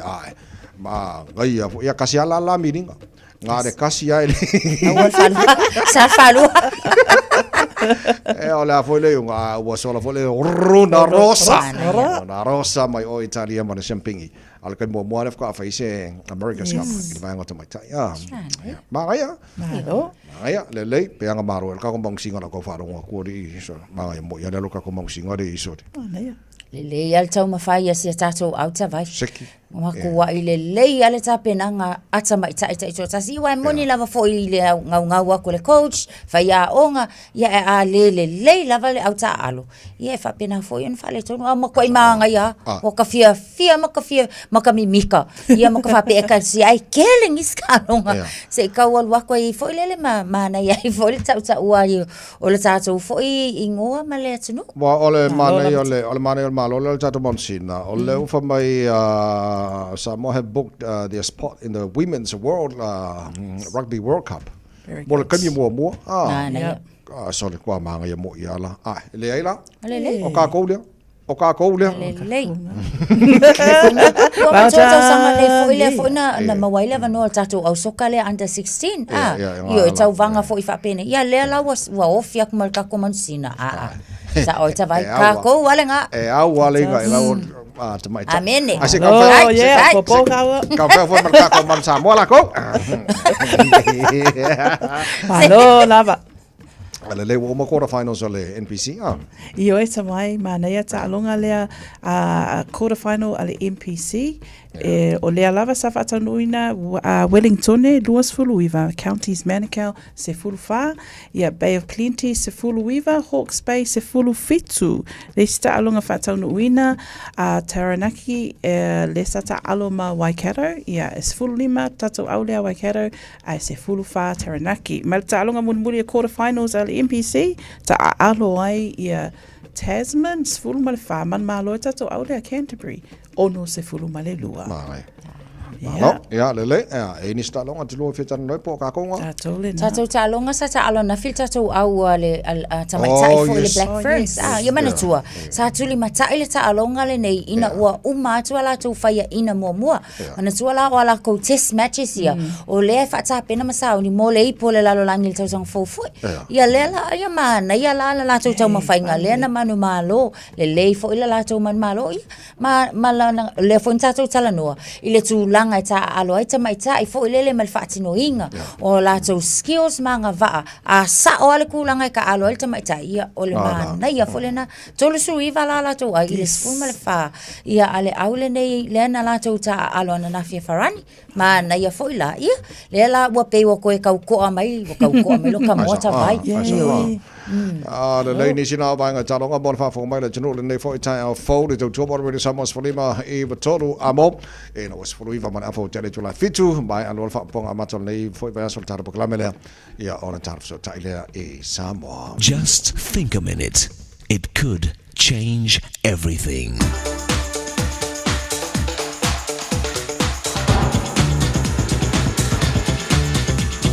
Think a minute. Professional country singer Lonzo Green was visiting his relatives. His teenage nephew Jim and all his friends gathered in Jim's house to meet his famous uncle. But there was one quiet 15-year-old boy whom Jim's parents would not allow to come inside their house. Just because this kid was poor, they treated him as a lower class and even called him white trash. When Jim told Uncle Lonzo that this boy outside had a guitar but didn't know how to tune it, Lonzo gladly offered to show him how. Since he was not allowed inside the house, they arranged to meet outside by the street. It was obvious to Lonzo that this teenage boy was embarrassed and felt out of place in a rich neighborhood.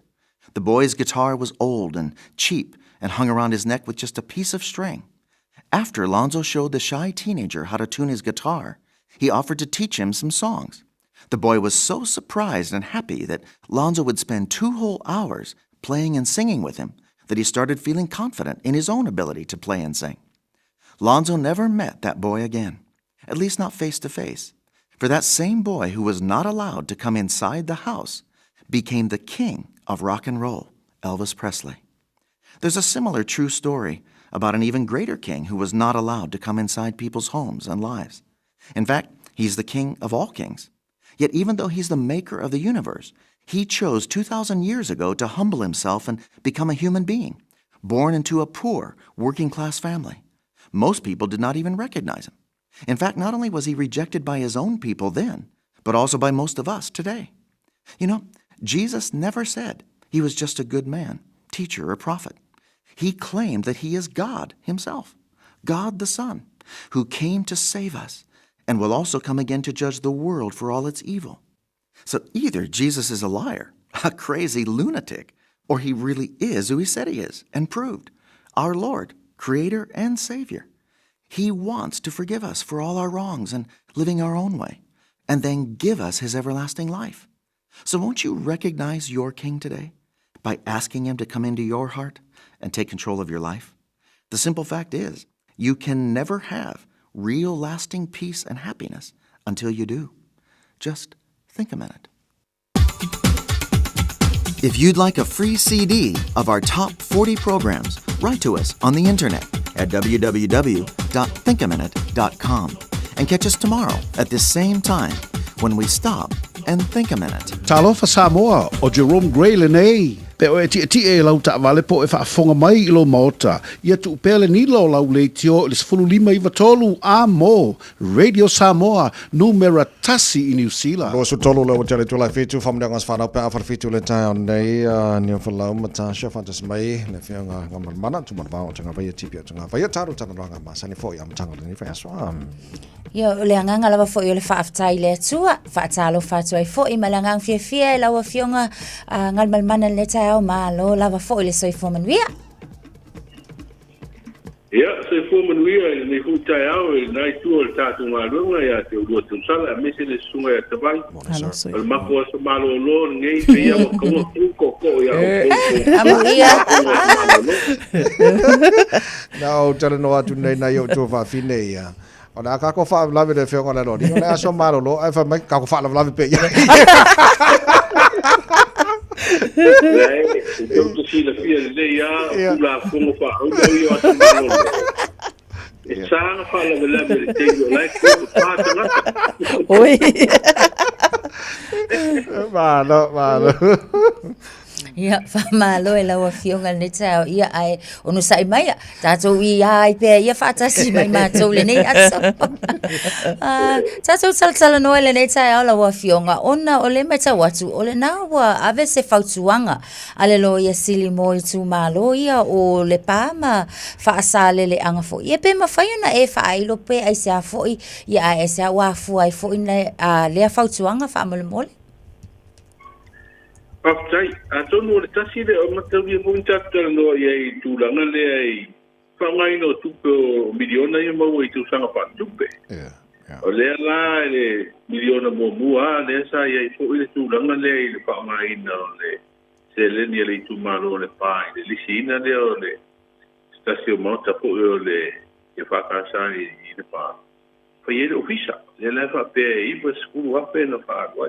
O ina la lea na to ai ia le tūranga po I le tuina atu o se leni le tūmano ona ua le tausia ia inga po I o le vaenga leo le lisi ina ofisa I le tūranga I le tomu ia na ave leo whaisa I le dinga umarsa I le dinga tanga ruenga o tupe ale malo ia pena po I le komiti o le whenga ima le poloketi le ona ave leo le o lo yasidi o mais whautonga koi tuanga la leo o mai lo yasidi mo le pāma le iwa su wape lea na whapena tungi I pepi e tau tanga le disi o le ofisa. O la wala tu soli a lea ia inga lea, o le taiana lea. Ai, o le tūranga po I le au mai o le whautuang. E le tau ona whapea o le a whapito manu I a tasi tua inga lea. Ona lea po e sila atu le lo ia silia I le tūranga I le mita upu I le tumaro whasara le anga lua e whaongai no le ofisa mal tongi o tanga tawhinga langa malo. Ele o tausia po I wae se lau pitu suli mampere. Panga tupere I tumaro na o le ae sa ili nei po re wari e. Ai o le tūranga le o whaelo mai e lo ia si le lau mauti no. Wa sori tūra pono. Le whaongai no le manga tupen na. O le whautuanga la le au mai. Ave pea whaau pea tupe ave o le tumaro le pā. E ui le tūranga le le sa iaro liwa suape. Ina ne I te iwa tusi lima na ole tumano le soli ole ia ingo le taia le whaonga ino tupe mo ofisa o kono papa. A le hui la ua fia le tumano pasa le anga lua I se le nia mo le ofisa le kono papa e. Ia, o le tūranga na leo ta oto mai le sa siringia po I le tamai tai minsta o le whau le tanga venga lo vai le ploket. Le mosa na lo pisi tere tamai tai minsta lava yaso. Ia tonu po stemi ia ona mole se pelo inga. Ia se I fale fu I pa tunga nei tonu latu komiti I paton. Malo lava whawhitainga non mana a o tatou tala noa I rina ai tu o ploketi. Lea matango fia lea wa lau I loa mai. Le ploketi fou ale malo. Lea wa ta ua ai wa amana I ai le sao tamaitai. Ma tina Samoa. Ben whaina e sao noa I lea I tu whamulmuli. Ta ua po I lea ko whanga ua whaelo mai ele tangalonga sinam tamaitai lava aso mumai. Ele ploketi koule al malo stam whenga kone una ia. Sao tinama tamaitai. Nga luna pai o le ati na ale tunu. A me se tono nuk mapio anga ma inga. Ela e folo ke tile skumba sine pa ngasolo. Ai fa pela skuli matina wai longa la tu le pa mo e fa ana bido. Le au suia le fono la le ta o women's forum. Ile temi o le fono ma no ta kule ngai le basko. Sa sina le wa tina le sa fa ilo mai ko e mistan ta na no le. O le a fa pena ona nga e ko i e pa ta wo ta tu tina bo. Ila tu fa ilangi ko longa. Mai la tu fu lo fa pena ona so i ko mai pe ni te. Amna i e la tu sa. I tu la ngai atina ese. O manu i e tātou tunu, sabai me tau sala atonu se kukuanga tāngua lea wae. E moni au le i tātou po karame ko i lo whapena anu whātāua i tina maita. Ia ai pi o se tūranga e se rara po kia tire o bawa ia tui ai. O le lam tua ma oti lava. I le whātāua i non sao o tina maita i o Samoa. Mana ia, mana o whaftai a ngamad mana tātou whai ure nei tai au. O le ai fai mawhalolongo atu i poti le wa fo le maltulanga o ile swa o le olo o sirina popole tele i tātou i nai Samoa. O le ana maua nisi li poti tu sama le lua se lau lita o le swa o whapenao nei lungo le sami. Lo o ngā lua fo ia vaenga umma New Zealand. Po a whema whai ona vai se o mai e le vaenga o le swa o lo i tona. O le ase li poti le tamai ona e whafongi fo i Samoa whamonone. Ia, sa lei tabai mo se la wapenita. O le swa kiso le fa pe wa se mai mo masai tu mo le vaka. Ia mata ugi fu ila amata man fa bla bel nei le amata lava yaso ia. Ia sa pa piti ya fu. Ile ise swa ayo le turanga fa piti le wa ia i te le alo mo te matapanga la uriode. Nale. Ia le la wan fai su ngo po i maole o mau no ku ole va ngo piti o sa New Zealand pa tino nga lo nga no ko ngo to ba. Ia le la mo mai fa mta la nga ta tu no de ko se la wa pe di to swa i so le wa masai tu. Awala tu la nga le te ba ia tu pe ole ma fa ia fa mo ri puti nei au mai. Inga nga lo pa ti. E wi ai no sa aria swa. Ai fa pe o ta fa tu ile open sea le basa lao ele o le alu nga ila ai le usau nga yuta o na o lai fu ko era tu baba ya tu le tu nga na ta pe ile au sa mi mare tu nga ile ta ia ta si ia fa tino nga nga ile a fia ai pa wale tu nga ko le uma montino wa pia ia fa le nga ia ta tu pa auma amul na fu ba nga sa tu me fa vele ba o le po isa ma we poti lava ya e ini foi va ko na ni si ko yo la fai foi va de alo dai tua au dai ni si lu ko ya sapa ya mai o mutua ila tino i en swa na sa ben fa tu nga o ne i fa nga ina ave to la po wai a foi o lai ki si da tu apa ina mai swa ya le ton fa nga ina wai a fi so ko malo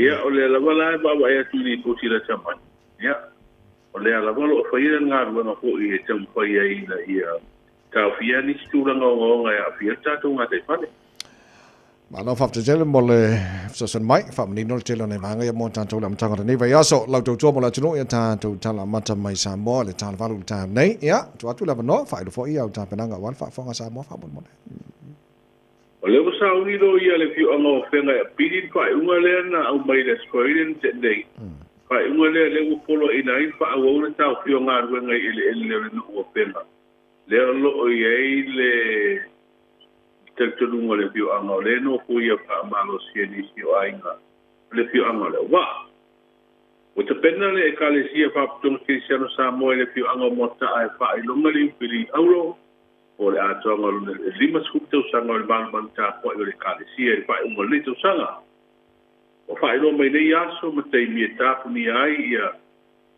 ni si o wala tele tono le nga tono ta ranga te no fono maro ta plema ia mo amata ko ile so ta vai mi to sala ta puni le no ko ni pa te pasi nai sa balalo le fa le mai afu ko ni si o o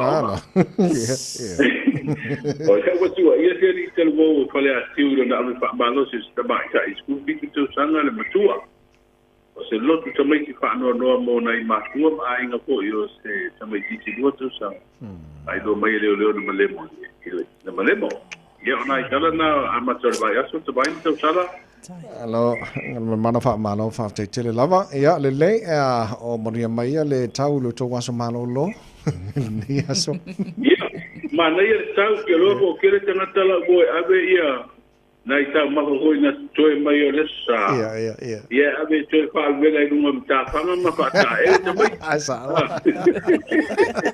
Wala winga, wala nafia ia mautinoa. E le lo kere le umuru au. La. Runga winga. Tere tau mawhai tamahoi o pasipopi. Moa. O sisi. Le ai e sese. Ia wai e wha. E wha sisi a te do wha taunga me ai mo nai whanau. Ia o tamiki a matuare as kurimi markeke ia pe umaro ako ia uma. Ai pese la mako. Ora o matuare renga pele. Ngama kaua fa me o kere kupe alu me ai ono tamiki. Ia umanga kau samia o matu me ai nei. O le ala telo o le fa pe pelo tidor tau. O le ni fa tuanga po io ni savili ko ni matangi ma ni tulanga i timunga. Wa fiede sinu na wa sabidi ko ron ba lo si o ta koru lo tier ta tu sinu maya fia ko ide sinu ia o mana ki mu ni si o tebi i de wa inga poru mo sabat e o fitie se va ngora la ngia o mana ki u ia i de nei so fua a tu langa na i de matu wa so malolo te do ta ma ko ina toile na toe ave fa vela ia ai pata ele chama ki ma wi ko toe fa ngai. Malo fafte tele ya lelei uso manuelo tonga sa malo lo fafte fo I lo karia mai mako fa la va kun ke ka olea te mako fa po le ate le tongi sala ya le uso no fatu ia ra mtanga va ya se vai to sala le ya se vai ana fe va mal mana tu mara va tanga va ya tv tanga va ya mal taro taro ngara nei foi tau na wa tu taro headlines follow tele I lana tau tu ya taro talo mai samo pa taro valu I le tau nei wa mal taimi o fa mnia ngos fa na wa nei tau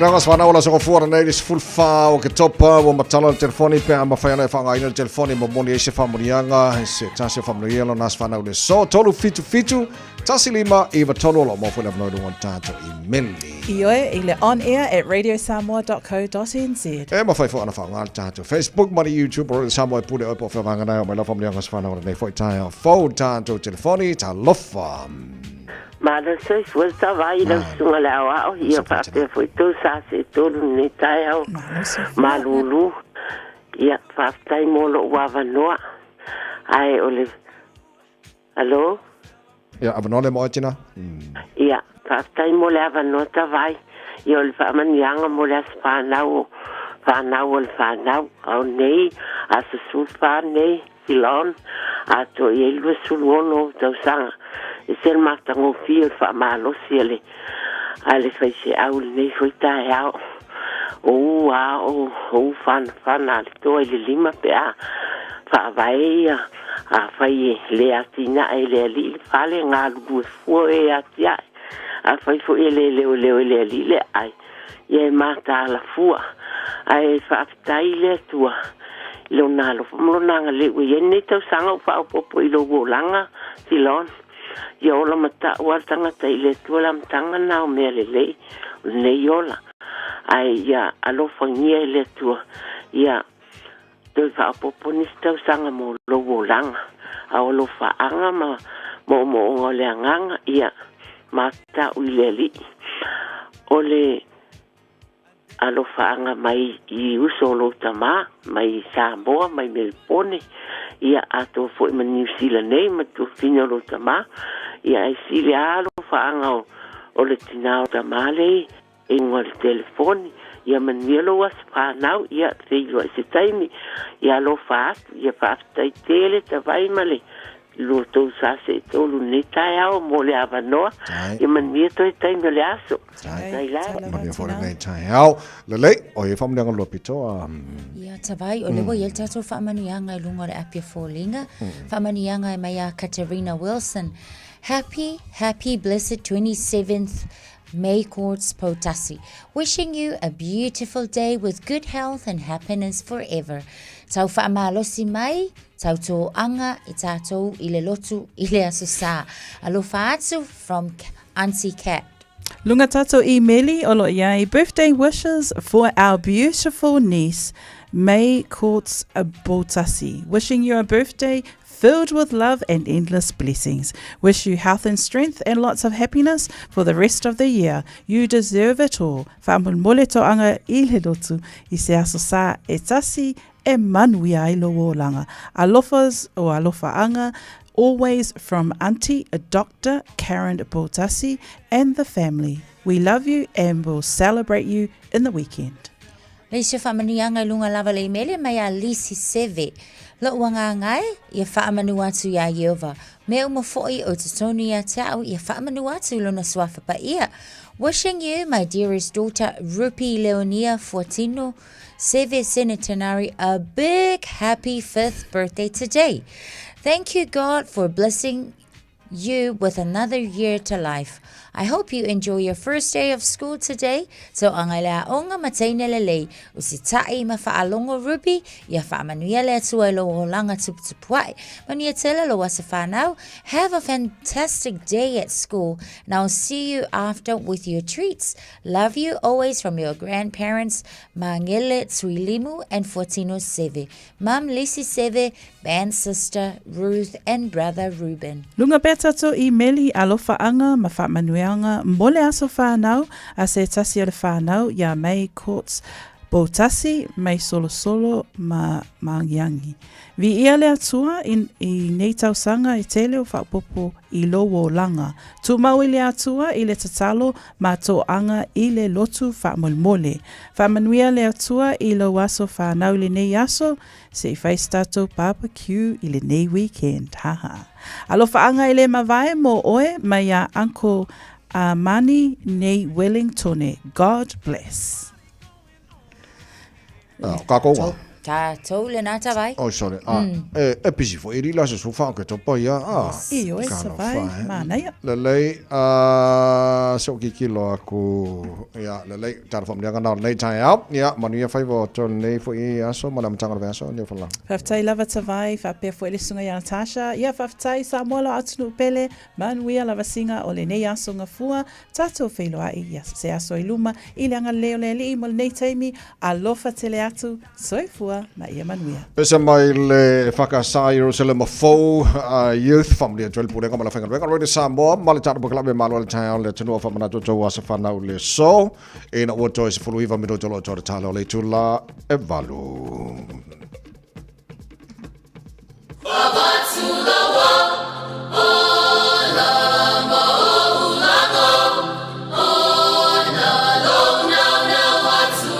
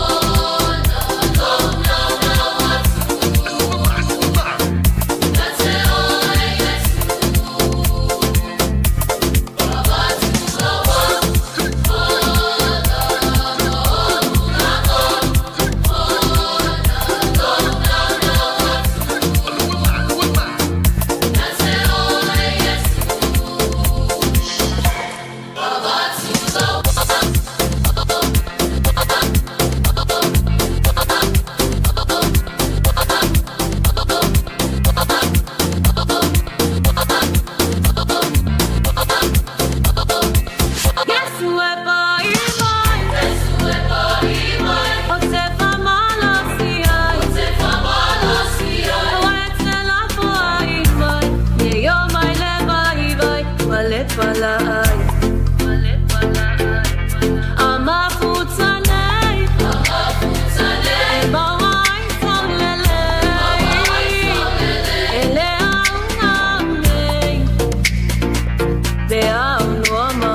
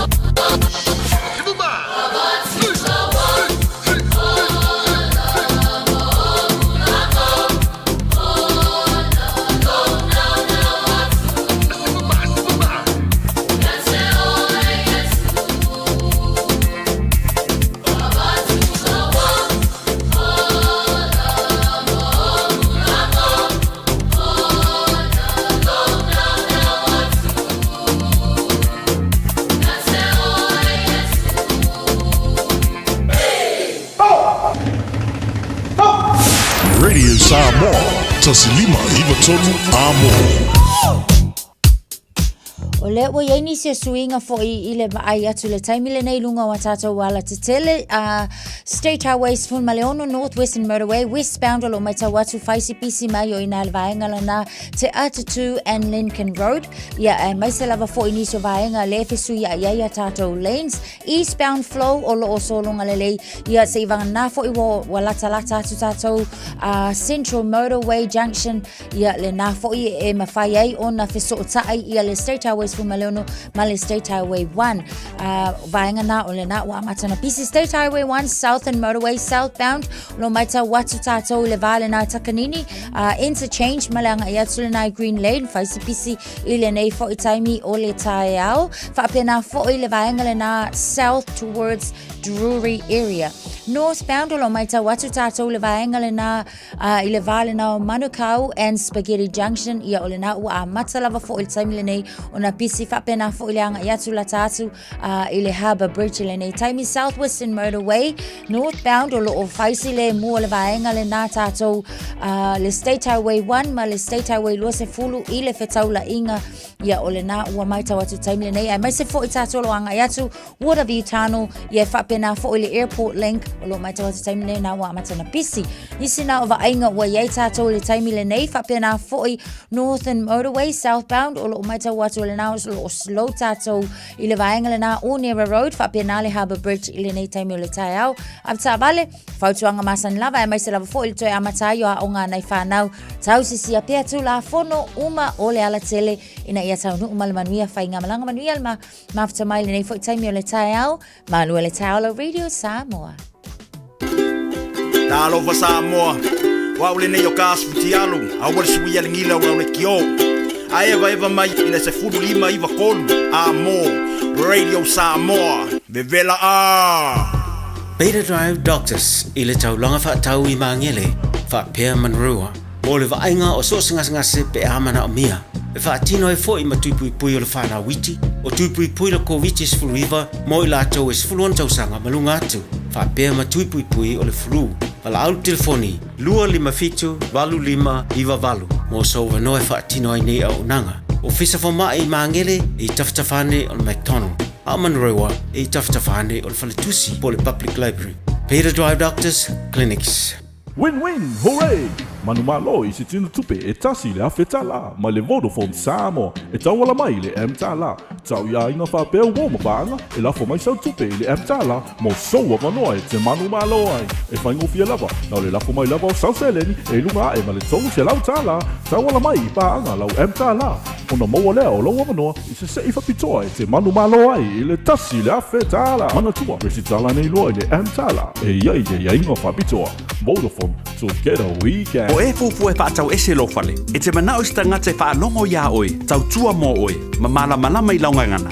Vala au mai loa le malu mawhatau Bob le malu. I le olua lua, tolu ono o, lima lua iwa pitu. Olua lua, tolu ono o, lima lua iwa Talo falava o a Lapi Mariner, mau belo li tio. I le Radio Samoa tasi lima iwa tolu amo.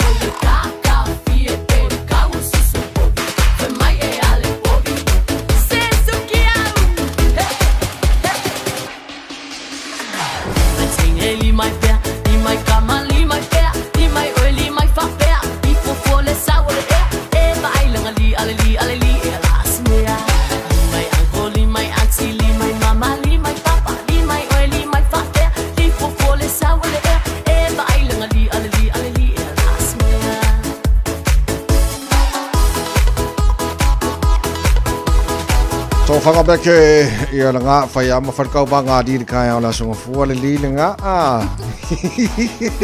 Atai nei tamaiti ao.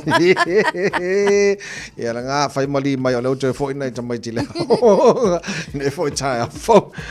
Tue fitu minu tolo tolo tā leo le tula valu tāro tala mai sa mola mtanga nei pe aso pe a tāle valu e le tai a. Nei ia mātua malolo on sa e leo siaso malolo ngai aso mo tamaiti le lan tue fo i tamaiti lea. O ngā wha malo si mai tātou wha mo le mone Malo si mai lo term muli ne nei foi sanga po pu wa fo ya le ka term nge ya Tai ole kwata pule ne ma na ia te ia o sai matua ele koe mamao ia wa ai mai sela ia le o vainga matu ele umiani vai aso foi e o ia onga ia ona a matalole o la tu su enga foi e o isi ala ia esu e atu ia mai a inga ta pena fa pena a ole kwata le nei pito sili ona pupu ai pito sili foi ona taua so e taua la fa manatu mo ta so matua ono sai fika ko king makama ia fa kingi malmalos kako ia le na o le fa malos au na le tara kala memo le fa fa me nei matua on sa mai te pena nei fa na o le uto foi langa le malo lo va ngala sa mo ia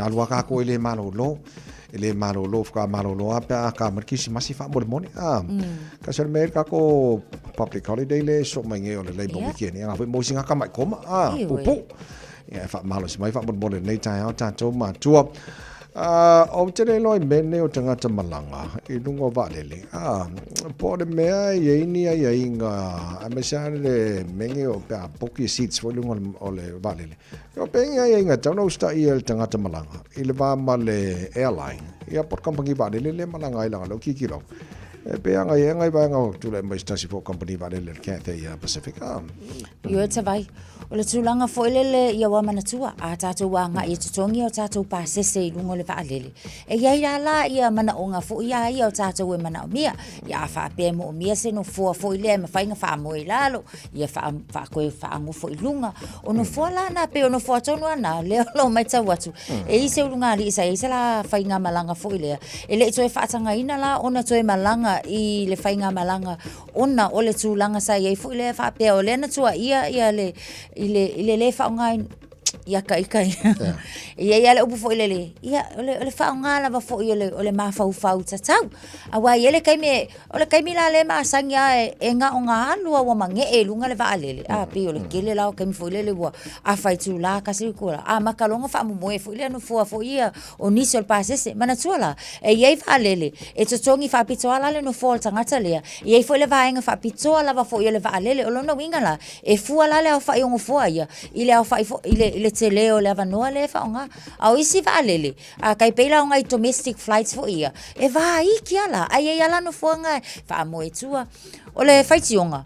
A foi lele. E iei ngai kangaka o whai mai. Se apa e mali e wha ngofa kulunga lo ngufo o whaisi wa ki ngā yo ka vai. Ia pole taimi fo iwa a maita o mawha fo ia sa vai. Ai ei la le unga ali fo ile. E la kele ikalia inga la alfa ukuanga nga. Ile fo ile a wha moe a kulunga lo ngufo wha mole mole. A se i. E peor tulanga na o le o iei se whaitionga. Peta tau foi lai tangata malanga. Ona mata I tule na vaenga. Po fela kulanga I kaunko kongi no ngufo nga.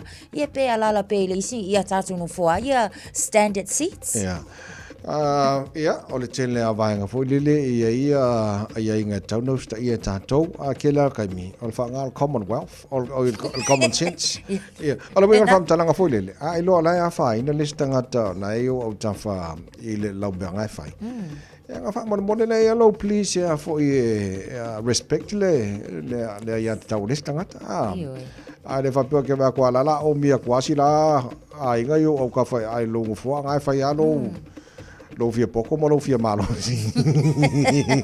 Ia wala nga fa pe ia langa len kokongi fa pi kwal ia sa. Ia fa me.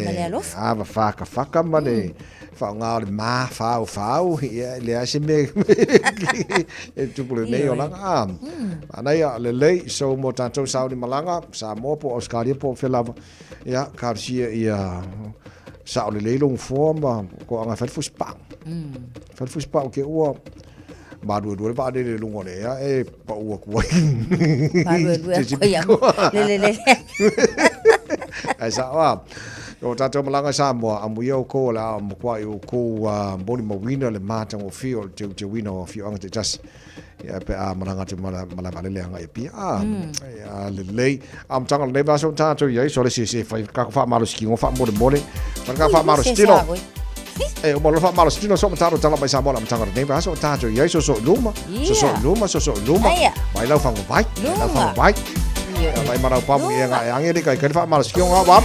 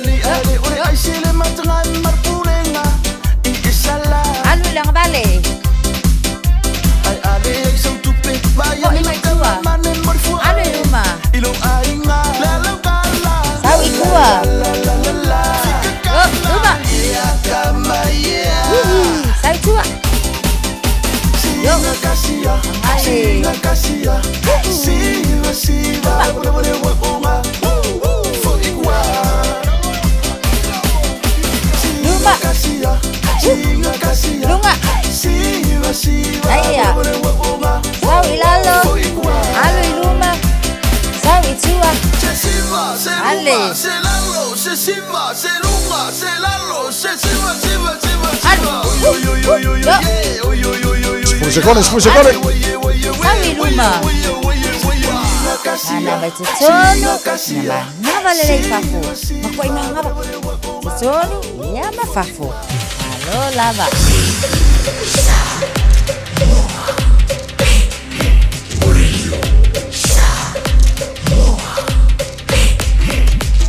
Tasilima i tu. Amo. Usi mai alau whaafafonga. Telefon mai Samoa ia sa taitasi. Ua au mai amo oe ona o le langolango mai a le talofa voucher. O te whatalofa no tātou utunu o tātou mafuta. Il nei vai o sa fau i au si mai le whaafonga. O leo sa unilo i ono tau veina le fina ungali i mawhai pule le fio anga o whenga. E whaulu se talo sa ngai nei a toi ilo ai le wha ai unga le whaamsinonga mawalunga. Le ana fofonga ina le asfarete da te nei. O le whai unga leo polo ina aile tau fia o malosi wha le tū la fono. O whai unga le whaam sinonga whanua masuafa le tausanga e duafe sifurvalu. O le whai unga le whaam sinonga mawa lunga o whanua masuafa o le tausanga le te nei dua o lua tolu. Ma le whai unga le whaam sinonga o su e suenga mua mua. A le whaam sinonga o whanua masuafa na fofonga ina i le masino o mati o le tausanga nei.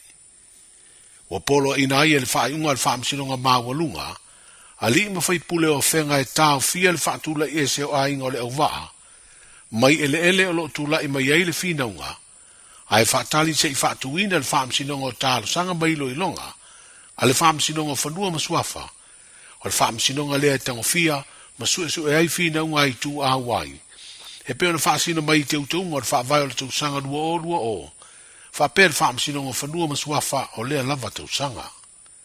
Wa polo ina fo i le whaai unga, a li ima whai pule le au waa e maise a inga lo no fo ia whanua, e peo na fia le fina unga, e tau fia le toe ngalua ina o ia ele i nisi ati nae.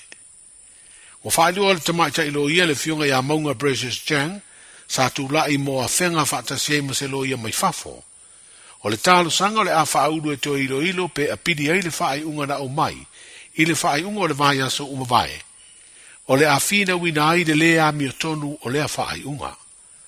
Whaalia le te maita ilo ia, wa whaataua le whaam sinonga maua lunga ila na whaai unga, a ia te tau o tangata o le au waa, ai wanoa tia a ia te tau o le nu o whenga e ana ele, le asa i oelo ia le au waa, i le teimio su e so enga ma fina unga whaale tu la fono, o whanua nei o lea fio anga.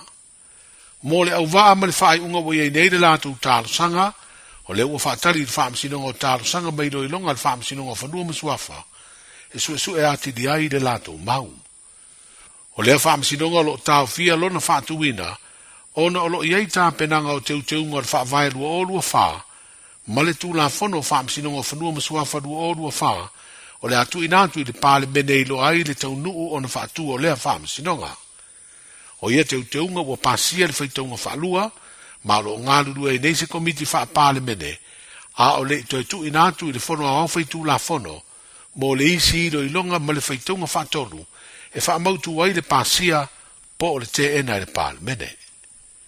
O le whaiunga mo tō toi nei le mata upu le nei wa aveile tu alalo le wha msinonga, I tu umo le nei mata upu wha sino I pūlenga mamalu, a fio anga o le au waa mawhenga, ina ia tausia le nonofo file mu, a o tali ai se aso e ai ala fina unga le wha msinonga, o talo sanga mairo ilonga, po le Lands and Titles Court of Appeal and Review. O lo whatino nei ngā ruenga o toi whaafou ma whaalele ai le malu tāpuai, o le kālesia whaaputonga Kelsiano Samoa, I le fioanga o motaa I le tūmalo o le vai maunga, I le whaamoe moe le whaafengainga, le sunga semikueva whaatoafe unga pō ma le kālesia, e mai a uma ia ngā ruenga o le isamiina I le masino te sema, o le nei tūsanga, le iupeli auro po le limas furu tūsanga talu na fusia, lea malu. O le whaafeiro ina o le millennium o fau le tūsanga I luafe, na whaafou ai fo I le malu. Pei tai ua whaalia le whaafenga inga I le upenga te whaailangi le kalapula kapia le fioanga. O le luas furu whaata usanga talu na maea, whaafeiro a I le nei millennium o fau. Wa sa ti ai nisi o vaenga o le mauta tāpuai, le mafuanga o ngā ruenga o lo whaatino le teiminei, e peo na tau wofoi nisi o ainga ma mata whale. O le whaamoe moe, ia whaamanatu le lima se furu tau sanga o le maru, I le aso se furu lima o te sema, ua mai a uma ia ngā ruenga. Wa avei nei le whaatala ura le whaafengainga ma le olotu e whakasai mo taa, I tama whana uma le kālesia ma le nuu I Samoa ma so se tafa o le nei lalolangi, ina ia awa I whaatasi ma le olotu e pāti patia, le iupeli auro le maru le masina whai o le nei tūsanga, o se teimi tā ua o mai a ngā ruenga le tūsanga, ai o tumu fo I le atunu I ainga ma wō mai atunu ma mau, e malanga mai I Samoa I aso malo lo, o le kirisimasi ma le tūsanga fōu. O feo inga uma I ta vale au fiai taxi po ta vale la iti ma pasi la upasese I tonu o le taulanga I pia. O le atu tu a ai nei le ngā ruenga leo, I le teimi ato o le fono a maro o le tāpulenga, a matatu le vai so nei o le so luas furuvaru o ki topa. Wa amata le so ngofua le nei vai so fou, o le tāpunia le no fuanga whaatari pasi I savalalo, ai se e umai le no fuanga whaatari pasi le maketi funga lei. O le swinga e mai ai le so ngofua, luas furuvaru o ki topa. O lo no winga fito a tatala le no fuanga whaatari pasi I savalalo, I le so luas furu iwa o ki topa. I le fuafuanga e tāpunia nisi o wala le tāulanga, o no le fono a malo le tāupulenga o se tasi leo tāpenanga, sa tele iai whai tionga mai le atinu. Ai mai se o pisi nisi mga ruenga I te tonu o le li o le tāulanga, e ui ai ia la te tele. O le ua whai loa I se pepa o wha asara launga aso ma le umi o tūla e tāpunia ia a wala I te tonu o le tāulanga. E tonu aso lo au fia nei fuafuanga, o le stofi luas fulfao o ke topa, as foreide luas furu lima, ma le astona I luas furu ono o ke topa. Ma e lima I tūla le temi umi o le atapuni ai nisi o ia awala, ai o le tele lava o le wha tolu ma le lua I tūla. O le fuafuanga o whai ono o le puipuinga ma le saunga le mū, e a mese fwoi o le vame wha ngā solo ai o ta vale, e whi ave aina tai o malo mausu ngā fono, I no fuanga o le a wha ngā solo ai ta penanga esese, o le fono a malo o le tāmpulenga. O moria nei leo le ave wha malosi o se tēnei titi se furu fitu tau sanga. Se ali te lavou e luas fu tasi tau sanga le matua o le nu o whale atiu. Ma le wha moe e iei nisi morianga wha o popo lea tau le lea. O lea sangafua o mawaena wha ilo ai le upenga o fiso ta inga le mtanga aluenga o leo, whare pui ma le toi fua ta ina, le mana o mia le fiso swani mai lea tinu ini wha mtalanga, e sa I di ai lea tama I ta I mai lea waa. O le wha ingo le vai aso na tenei, na salala waise ata video I lungo fiso ta inga tele, vavavele api o faulinga. Na wha ilo ai e le tau le lea ua molia nei leo. Lona te eno wha mtalanga ua ta uaina I ave wha malosi lea tama tai. Na mana o mia leo le fiso swani e lea tinu, e sa I di ai lea tau le lea e peo na wha ilo ai leo lona suafa, o wilo le alofi faisau vale o fale atiu. E sauni whanau o le tātou utinu i le vai aso o mawai atu nei, e tā pena alato matua ma tau loto wha pia fui pese wha le anganga, e wha mina tuai le aso sao tamaiti, ai tūla i mai se wha me lave na whanua i le olo se tamaititi lua tau sanga le matua. Wa wha i lua i leo i se li poti o lea tamaititi na malemo, i se vaenga o le vaitafe lata i le afu i le fioanga o whana wha. E lua aso o whaia sa i linga tangato le nuu ma leo leo, ai o le tai au le asfreile na tenei, na mawai le tino maliu o le tamaititi. Lo whaia su e su e ngā leo leo i lea whaala me lave, ai o le tamaititi ua whano leo la, o le lona lua lea i le whanau e toa wha au na mātua. Tala amatai o le vai o sa fau, soifua. E silia ma le se laufale o loa i Samoa e mawhai o na whaanga i le talofa voucher mō whaatanga alu a inga. E le atua lava se 5 milu te lafu antuai mai New Zealand, Australia, Amerika, mai si antunuu. Ai tau nuu i telefoni maolo e whaanga le talofa voucher e whai e le whaatau. E mawhai fui o na tungi e tuai le cash power wha pēle pili o le vai iso o se taimi. Angai loa i le www.pacific40.com e lafu ai se talofa voucher mō loa a inga i Samoa. Mō nisi whaamtalanga vala umai le olua tasi o valu tolu, lua tolu, po le info@pacific40.com. Ua na o le Radio Samoa se furulima iwa toru a mo e tautuaina o e ilaungangana fitu aso le vai aso. Mai tau atu taimile nei o nisi vaenga o le na ua le mu fo i lunga o tātou wala te tele on Route 30 whapena fo i lunga i Onera Road ia malunga o le tātou State Highway se fulu ma le valu nisi na vaenga o mai tau atu o le na ua slow lava i le taimile nei ia ona ua iei fo i tātou i taimi pisi o le tae au whapena fo i lunga le State Highway 1 le vale na i Penrose ma Green Lane o lo mai tau atu northbound ia o le na fo i wa amata o na pisi tātou fo i lo anga i atu State Highway 1 towards the North Shore northbound o lo mai tau atu ia ua pisi tātou i le vala le na o tātou e anga i atu Esmond Road i le exits le na o le na ua mai tau atu ia whaispisi whapena la ma le vaenga le na Tristan Avenue on-ramp ia e whapena fo ina pisi taimile nei leisi o vaenga Mount Eden Inner City Roads ia o lo mai tau atu intersections na o whai lava si pisi mai o tātou le na fo i vaenga State Highway se fulu ma le ono lo tu mau pele pisi ia i le taimile nei mai le vaenga le na anga i mai le Waterview Tunnel anga i atu te Aratu Peninsula eastbound traffic o lo sau longa le lei ia se ia vanga na fo i Waterview interchange o le na o lo faisi pisi le taimile nei tātou i nei Saute Hill Road le vaenga le nai Manurewa ia ai mai se le anga i atu i le anga i atu i lunga le State Highway 1 southbound faisi pisi o tātou le vaenga le na ta vale ia nai li poti la tamai na mo tātou i lunga la tele tautua na lava fo i le saunga le mua nai whanau tono ta vale i le nei tai au e mafuta mai mea whafonfonga mai malua tai ala Radio Samoa ina usifun maltasi minute e te ai le tu lai valu Talofa, we're the Katinas. Talofa, this is Pat Lam. Talofa lava o aola pi Mariner, mau pelo li tio. I le Radio Samoa tasi lima iwa tolu amo.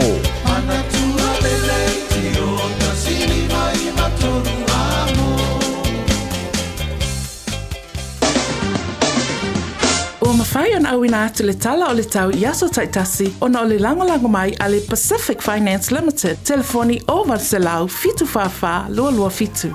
Pai atu luas futolu le oi ele vela le isa mo nei fo i tai au le so malo lo nei sa mo ina o mai a fo i loto mai tina nafi tu mau ia winga awa o malangi de leo le tau i Samoa ia mole am tanga nei vaso o tātou iai tu mau tolu se fulu mau lunga le vela le isa mo i le so lua se fulu lima i lona mawalalo tātou papai atu tulanga i le tau le nai tu atu o le Masa Tasman Masa Tasmania Australia Malo se formania good eye mate. Paangal tara paklame so semang Australia la mo Canberra. Vado lo il malu lu ne vainga ole tai hao na fa solo ina awa pa utimo. Foringa ba ole amalo si for se vili ni so taimi. Lu su toru mo lunga ma fana mo to le so fitu lona mo lalo. Baba ya tu le tulang o sini Australia. Malo se formania paangal tara paklame nei tai hao sini. Sfutoro lo il malu lu ne vainga ole tai hao na fa solo na awa pa utimo ni so taimi.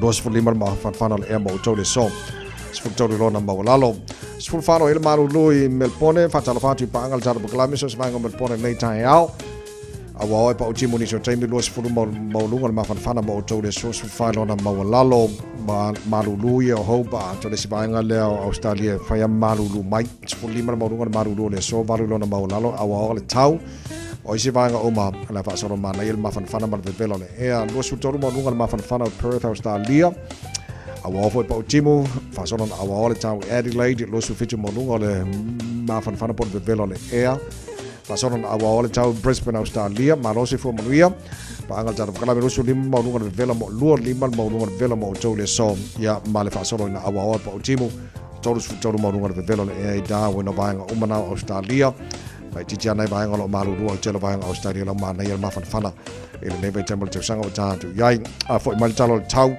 ele no fanga fa salonga radio sa mo tama ki makaurau fasoron pa timu le so Alo ke mama ku fa form pa manga ya suno le lason alo ke fa tawina te e fa mongo la vai tau ye ke fa pe fa ko ki mo ale suru mai le la vai le manga ya suno le la ya ka ko ye fa mongo la vai tau nei ta ya sfulu ono morunga na marulu mo okilani le so se fulu lona ma walalo sfulu tasero el marulu ne vai ngona ta ya fo ta ya pe audio la awa fo pa ultimo ni se vai ngona okilani se fu fitu morunga na marulu ta ya fa sono langi de leila so lulu Mana stofi awa olas for raile lang leila sto nai male aso sa. Fama mongo mana la bai tau tuna mai nei time yo le tai ala tunu ala papa al chelo bai ngol kilo pe Hawaii America mai si bai ngol la langi fa mo mo mo le tau mo tau nei tai afo. So se tasi faisana no ngā tupe le Pacific Finance Limited mai le asos fulu no se tema se iau lia le asos se fulu valu o katopa e anga va umai le se e te ono manu malo ai i le lima se lau tala cash e faiele i le aso lusful tasi o katopa apalai nei loa i le pacificfinance.co.nz e talo sanga sau no ngā tupe le vau le lima se lau ma le lua se fulu afe tala e lua miru te frai e lau talo sanga online ai tasi li tu lai fa atali e se tali e ia inga fa abitoa valau lo le Pacific Finance Limited i le oval se lau fitu fafa lua fitu oval se lau fitu fafa lua fitu o te loele o se lotu to maiti fia lotu maiti nei matua me se fo a inga ia mana fio anga ato lena tu pole fa lavi si fo ia to maiti ti Samoa kalo fai ia wa tatu te longona uma te mi fa pepe atupu ia me se le tupu tonua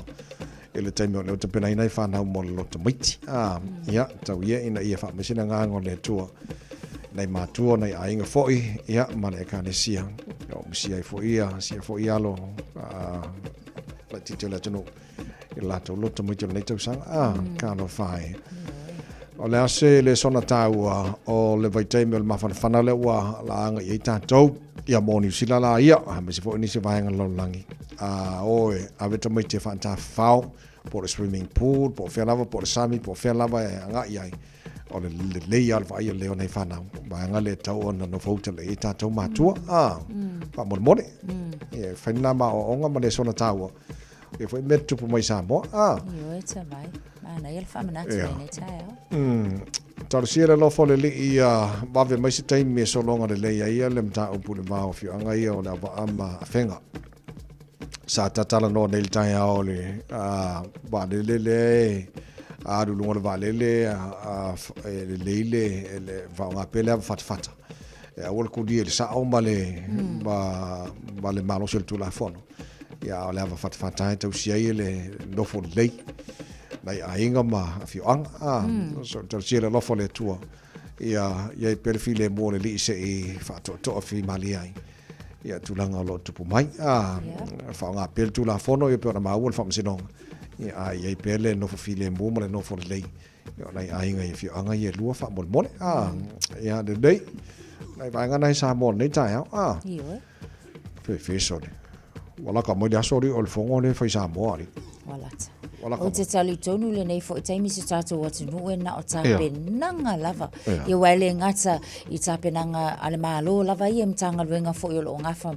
Ia o nai maota po nai fale tali mālo, ia o le a tali mālo. I le taunu atu e le o se tūlanga whaingo fie. Fo i le tangtanga i fo i se tātou atu nue se atu nu lai titi.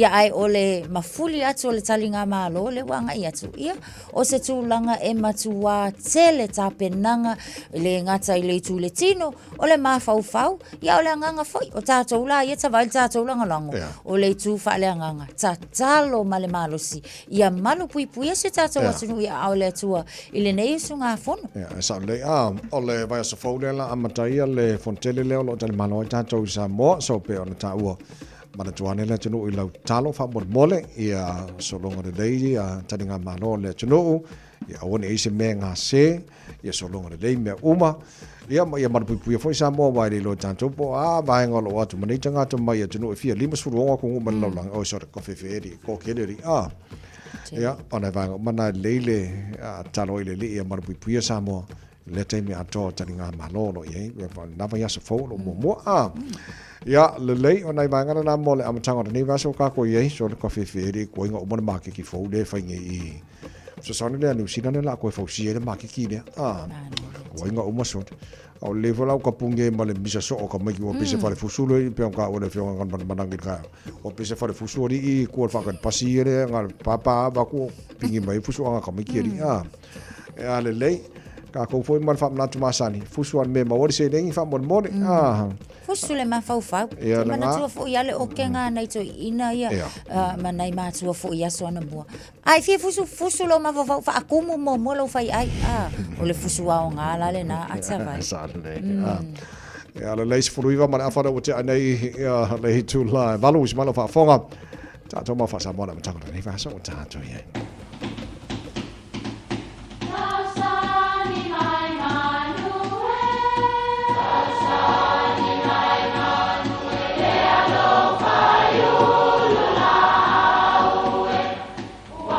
E o whanga manu i ululu o la au, awa e whawhanga i funga o la au. A o le tangata, e whawhanga i upu matala. O le mawhileo o alanga upu mamuanga ngana sa moa maona whaapongai, e a fua i lona si o mianga. O lona lea sao i le whaatufunganga o le iloa whaale aso, mai le tautua se ia o ina pule. O alanga upu mamuanga ngana, ua lantou mamanuina le tō whamanino a Samoa, mana tua fo'i, e tāo fitau muli le atunu. Ua sa ia fua le ave le fua. O angai masani o na waaia matutupu i toli ngā ulu i le ulu whanua. Ao ina toli le fuanta ulu, e masani o na el tanganta mala na lo e toli ai ulu. E iai lali tu ai ngā toli ulu whaatau tala fo i lea. E whainga tāloa o na tu sao le manga o le lou i le ulu matua, o na lou loa lea o le maave ave, ai lulu i lalo le ulu o lo o mana o tainane, wa whaina ai manai ulu moto, wa whaina tuai fo i mama ave le ifua, o inae mawai le upu le nei. O upu e momoli ai ni la ngona le fia. Pe a fai wa faina nisi ono ni a mionga le manui a isi tangata. E manatu lava lu tanto nuu i le nei aso. O lea ua whaafafonga u tau a inga ma lu tanto nuu i mori maua i lantou na iai le whaalawelave. Ma ua whaamao nia, ua sa ia fua le maave le fua i nai whanau. Na iai ono le ona nā le mawhauwhau nei tangata le alolofa. Ia a fai foi o se la patainga. Ia, o na whapelea. Vai o tau le tantu au talavou. Tau mamau ese mai tu ainga whaaport pitonga fo ia tupulanga whaavevesi, ma le tau pulea. Ina ne isa ia fua le ave le fua, ma tua ina ai o tau pe atu tupu ni misaanga. Po ni whetaua inga maisi fo i tupulanga. Tainane o lae tau te mata, ia pe vau misa foi. Ai te ua a fia atu ai maseisi o tau. Ua sa ia fua le ave le fua. Ia manuia lau whasonga le nei aso. Mana ia le maura nei tai au. Kua mau maa ngai a leo a le wha mau ngia le kupua. Iyo. Supu. Aso uma. Sawa. O fatasi male o pufole tu spa ia matua ai living in boko ai mangi fol fana o ka fe o ka ko wo ku spa ia wala apla ia ole ngai o kasi male upu ni ka yo ngatu salele ta kaila ai tu mele upu aso uma fai fua au wale fai fua le sangatsa la be fua ngai le fai misa so o ba nga fo la ko mala nga wa kele ngai ba nga kai wala ba ke o kinga ka wa sia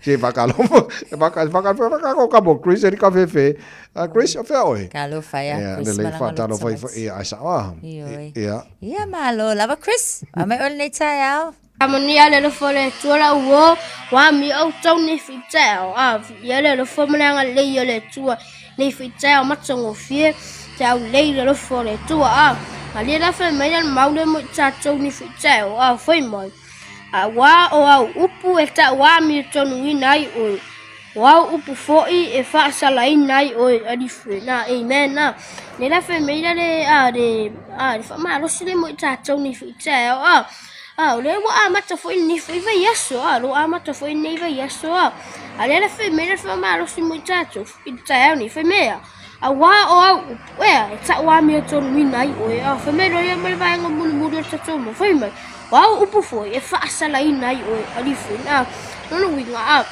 fai te ta la fo upu ele fe tau ali fina fe me o upu na ali fina e fa sala nai o ali fina no winga lai ta to ta ni tato raso ni tato moti ia tato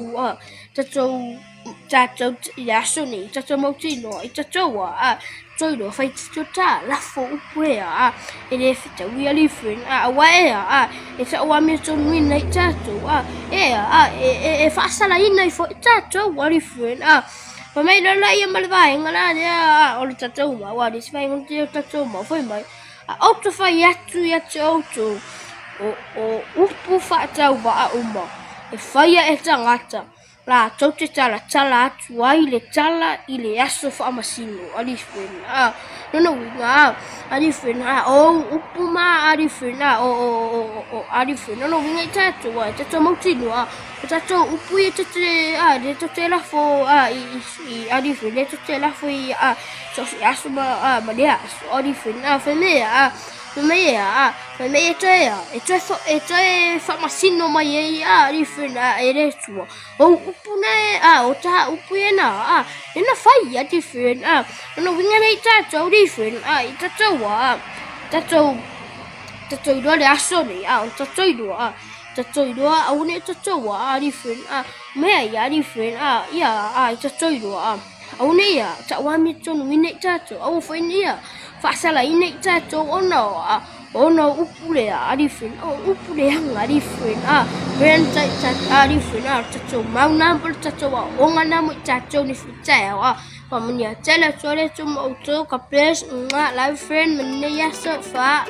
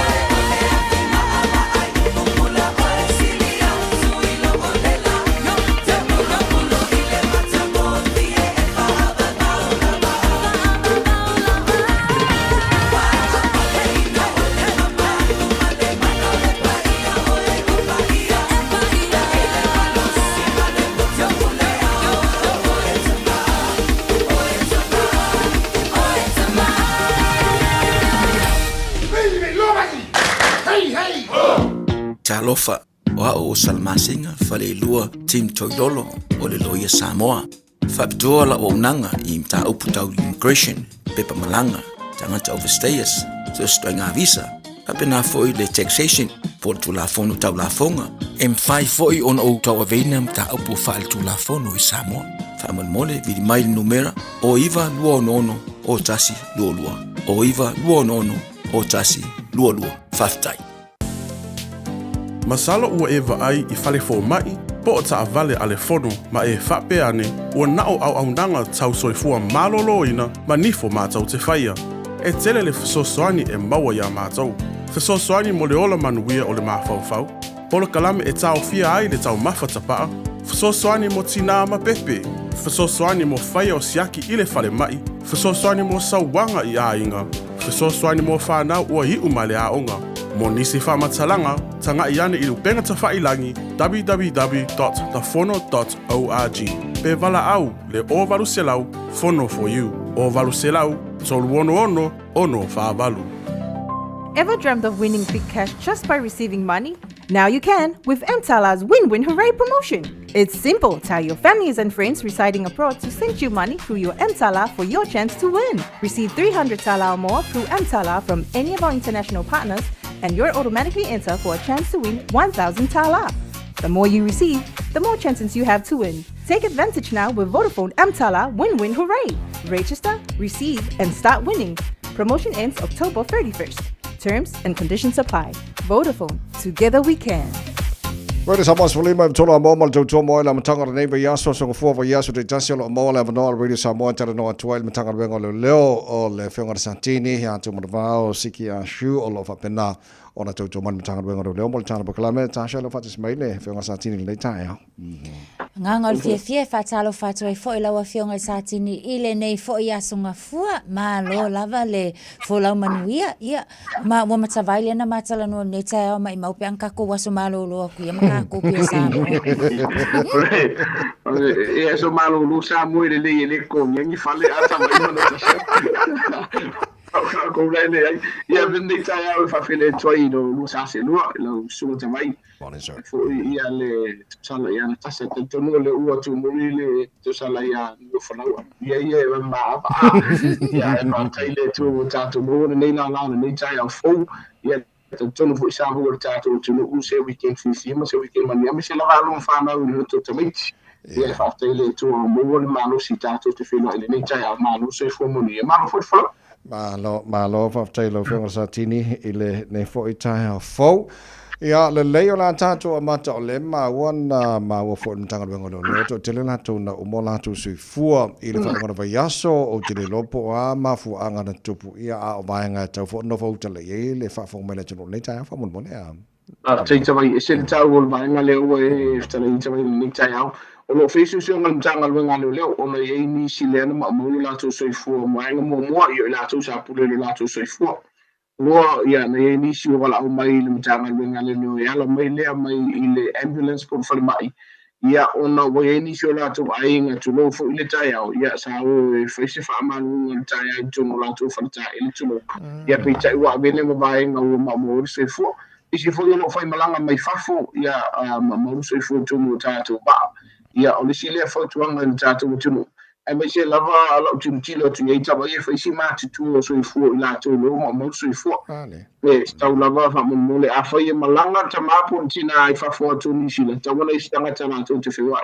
o si vai na lo va ia o to tele la to la mati ala so fu mi se lo ta mantina mati tu ia waru ta vale po so se ma ta mama tina ia ma ave ma vai nga vulele wala ve e ta vale ia ni se la to la ve ai ni maru anga tu ni se la to ma wo so fu o ma na le a lo fa su se ngal mtanga lo sa si taimi o fa lo le ni so ma fu anga o ma mo wo so fu la to o ma to ma ngale na so no ila fa ngal satini a pude le ola te le mo tino po a pe na mo mtanga lo le ma fu anga ia wala nga e pe no se ma fu anga fo le pude la to wala tita vai o le si leva ai ngai te tau na fai te tele tātou tunu e tau na tātou loa nisi o wha ai loilo. Nisi o tātou ai ngā vurele o sui o lātou winga. Nisi o lātou tau ma whai pule o lātou soifua o ngase o le mawhau wham.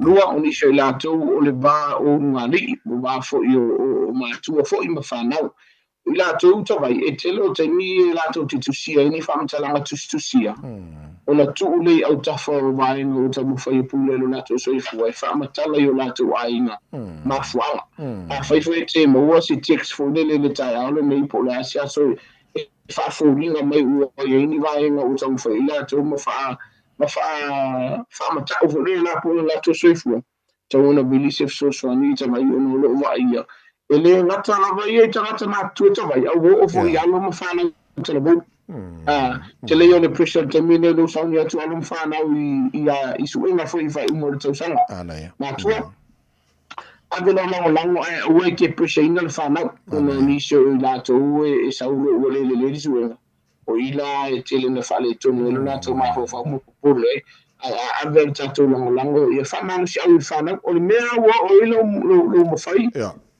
talia mo tu o le si ma tu e mana e fo ma ila tali ia ai le o le vai ngana na lo o sia e le tau mo fai al fana o ala va tau mo fai ngal fana le to sanga fa tai le tu o fa una fo lam lam fai ia so nga ma o fo le to sanga o le si le vai ngalo vai o le si vai ngau fai si telo fo la fa sai na ma le ma le ma lo si te vai o le si le vai ngalo si telo ni tang le si o vai ngau ma fo tele mtam fai la to pulo la to sai fo o si vai la to vai le wa u fa so awete fa lu lima fetala I to mi lima se la ta la to vai o le se lenia o e mo fai e lo fa so I vai o fo I me ni o le si le vai na telo ai io o le la fa so ve si lo ia te Martina mo o si vai no fa e to vai ma ne fam na to nei tai hao ia au tanto il vai ngale wa te lo a fie yan te lo na yo taro tunga sa mo fo lele ia ole fa na tu fo al taro kalame tom fa fa so fa fi tau lo fa ngai mata to a wone ia mo to tasi al tanga tai ma fo na fa fi tau fa so ma ole so so ni ma mai fo le venga sa o le tama I mana tu e le campaign po le fa la ulo le ia it's okay to talk at all e le ai se a fa ina o lo tala no se tasi fa fi tau tala no la le tama I tangata I le ko fa sa lu Facebook o afika uni tala no si tangata ti tala tungwina e muri fa tai le manula tunu tama ono lo wala mai na ona fi tala no mai ai ni so fa fita uli ya ma tu fo le so swani ya mo fo la no e fe lo ya la balemba to ti mata ile upenga I ma fo o lo ye fo tama li yo la tunu walo ma fa na fo e ta tunu lo fenga wenga inicio fa la putonga ma vai nga fo el mano o lo ile to mai fa pitoa ia e te fa so ye fa fita ia yo ni sile vai fa no fie ye tai na sino 5 minuti o lo tai mette ta no ai setas te le yo le ba fa sa ina se futa vai avata male le fa uto te lunga la wala dangerous drivers for ye o lo ma fo tanga ba le o tasi le o mafu ango ni se fa na be sa le tama fio lo ana ye tato pa ke ma para o ye na la de weekend tama o no so o tama le fa wo ye sa fo rinja ma na ya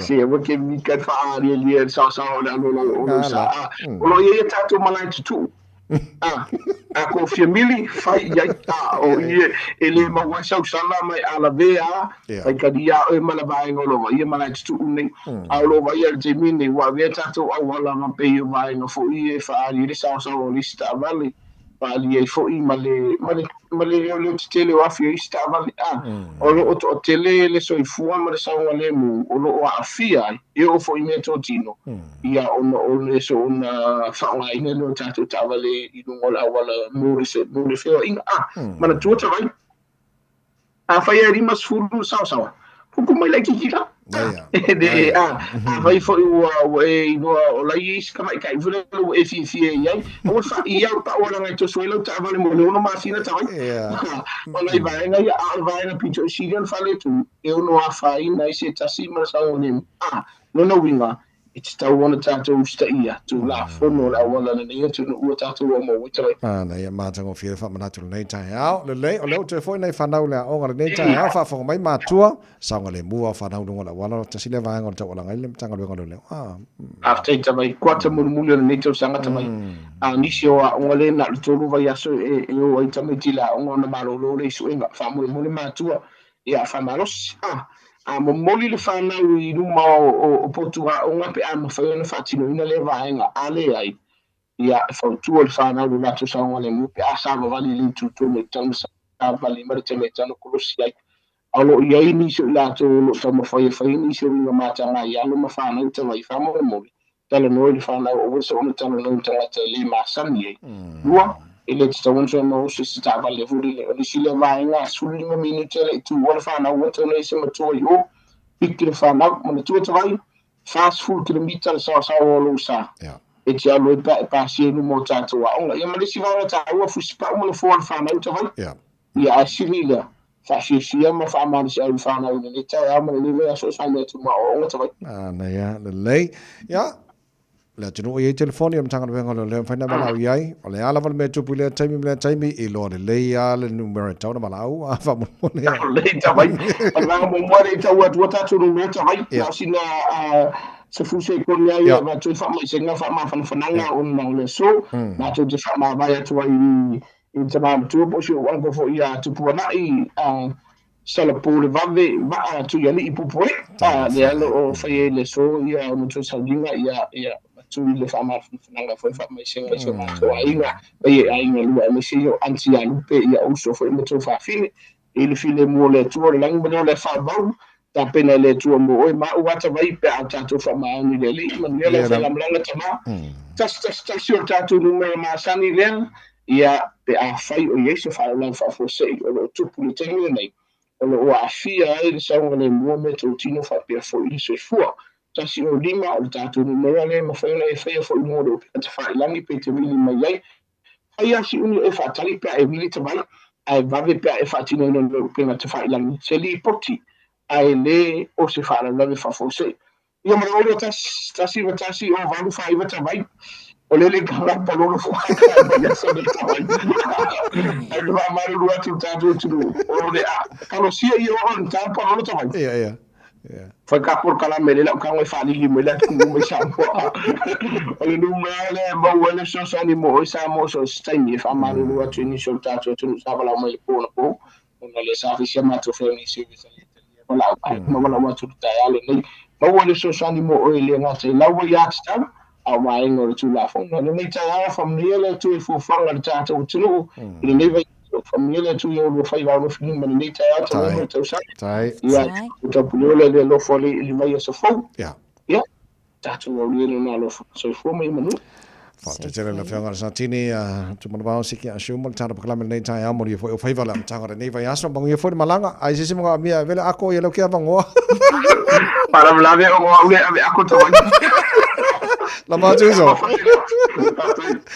ya le lei le pakalame man tanga venga le leo pe na ia so fu o ia so pe tasi Tau tōra rei sama swa lima tau la moi no tos fun fitu minuto lo tōra talo le tu la iva tala iva tau runga foi leo manu le tai au rei sama nei foi tai au fo tato molina tamatila au pesele moi Robin Akari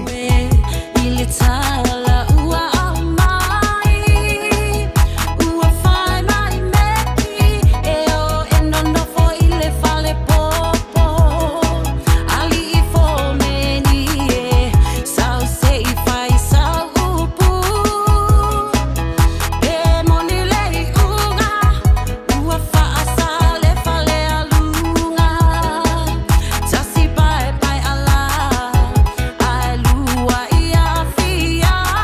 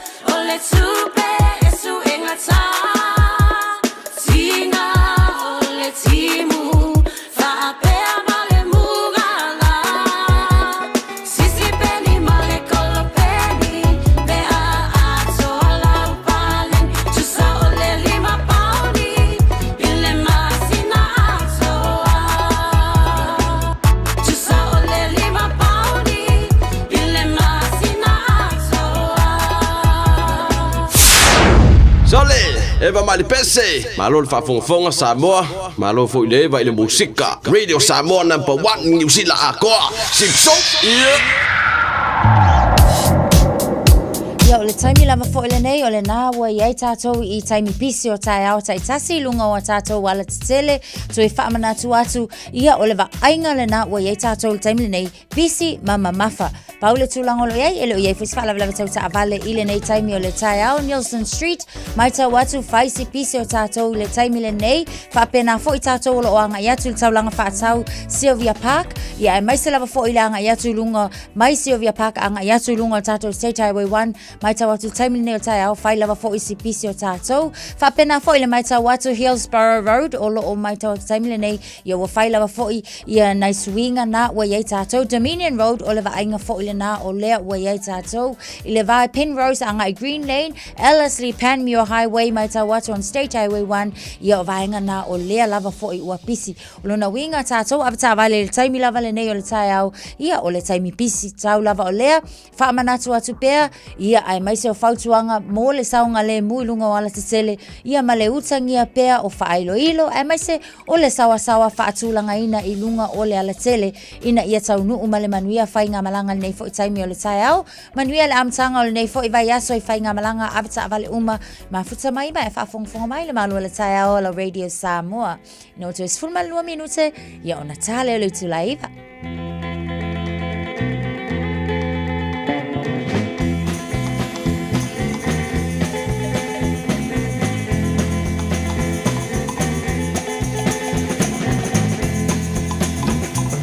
Ma pesele nei fatto moe ai uai vai uai via moe da fai la ia la mai pea I say yo pa pia a tuilea u o tanto la pa ma ho wa me no e ma wo moni o te yo e o te ame foi le oti a pai uai pia but the smile io Tamau left to Lima, all night to my Samoa, my New Zealand.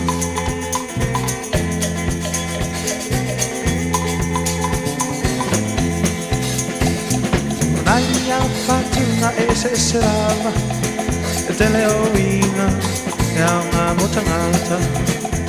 Apaina ua e pia malama, e si li ai pea, tu mai oleana. Ua tanto la fama ua mea oe ma uomoni o te ioe o te amene foi le oji Apai ua e pia pia Pata smaila ia Tamau le petu lima E mai Samoa mai New Zealand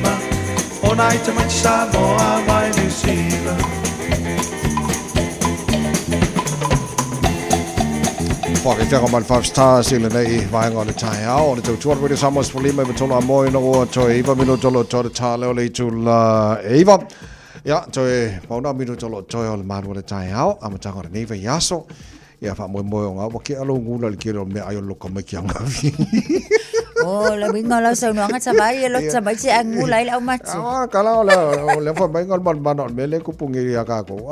E ka wa loko me. Ya e mo ala. Ya kira ai ki kira la maku. Lo sa la kuka. Ya ngala tau dungon po kala me manu na town ne aso nga fu ele le sila le o tanto I le me taunanga i ai pe a mana mi sani mo le tausanga ino pe pano fomau. O lo o fai lava ma le taimi o na wha manatu e le tātou porkalame. E le leile anga i le matanga ruenga le immigration. O i naisa waile tali se lauri mas 10% lona sao. O lona ato toa. A sa wal tali o la mwhai o na apalai lau no fomau.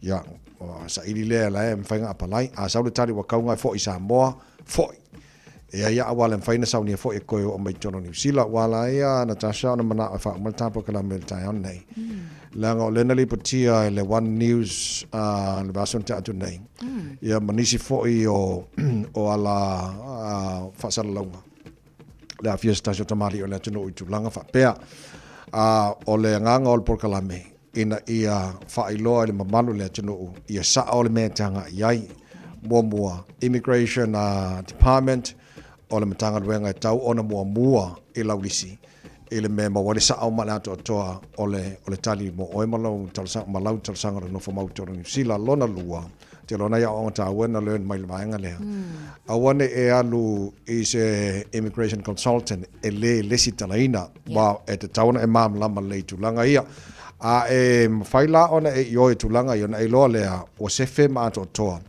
ia le tulango e lau tausanga i le tulango ia le mo no famautoro New Zealand ia na o tau whaatato nei vaenga ia ina ia no fauta le ia le atino matau runga il maru o le tae mo nei fo i mai aso fau na ia le fautuanga tawai ia wai e te au lava ia ai mai se lava i tatou ia e whai malanga mai Samoa e iai lava le langona fo i le pe e mata mumuli e fesili le fesosoani ia ai mai se lava ina i o tatou lava tau ainga ona o le tulanga lea i le ngangana ia o le fautuanga mo tatou aua tātou tino whai. Sa ili pe te tonu o tātou ainga.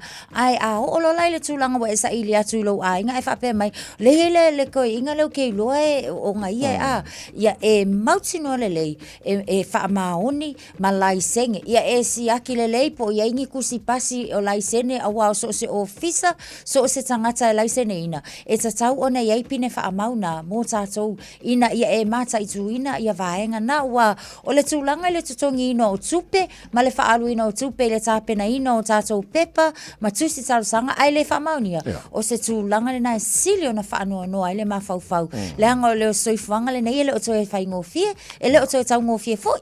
Ia au le tāwal na, ia tō anga, sa ili le fesosoani. Sa ili le sosoani i to tonu lava lo ainga mo le whaaliliwina la leo vaenga ia maleanga ia tu fo ile official immigration au le situ o la lava fo iwa ye tangata Samoa e mawhai ona o le immigration fesili mo se tangata Samoa e sosoani mo oi ia o le whamanatu nal tātou porkala me o le neitai au ia e mbo tātou o lo o tamwhai e apalai pepa no whamau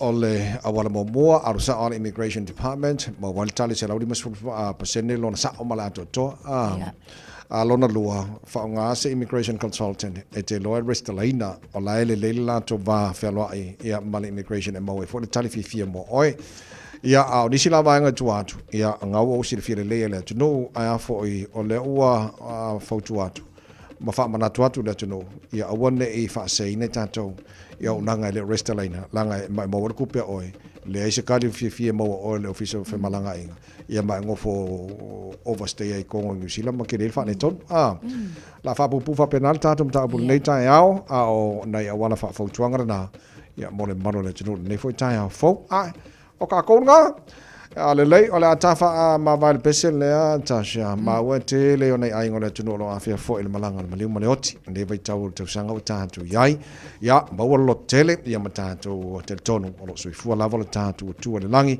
ona nganga fa ma fa na mo tatu le ngata le fo ina tata no le fo sa tini le tai au fa ma vai atu sta si fo ona sta ma si ona tu ai ya au ni si fo nei ai ngole tunu ya tai no fo i mo le malu mika sele fa pena fo i tina ya sina mal no fo halo me ainga wo me masani fa langi fo langu al tina ia mau o tolu file mua le tua le o ina i tātou nei vai tēmel fōlanga o tātou iai o le ungana al fōlanga o lo tātou iai nei o la tau nei ia o tātou tai au o po masani le tunu ia malo lau su tash malo whaftai lau sunga la o tawai malo le foi le nei tai au whaftai atu Samoa lau tapo inga tātou whiloa i se malama mua le lofa ma le anga le leo le tua wha mai se le tua i e lato uma ua lo fia i le ngangol whanua noa soifua ia soifua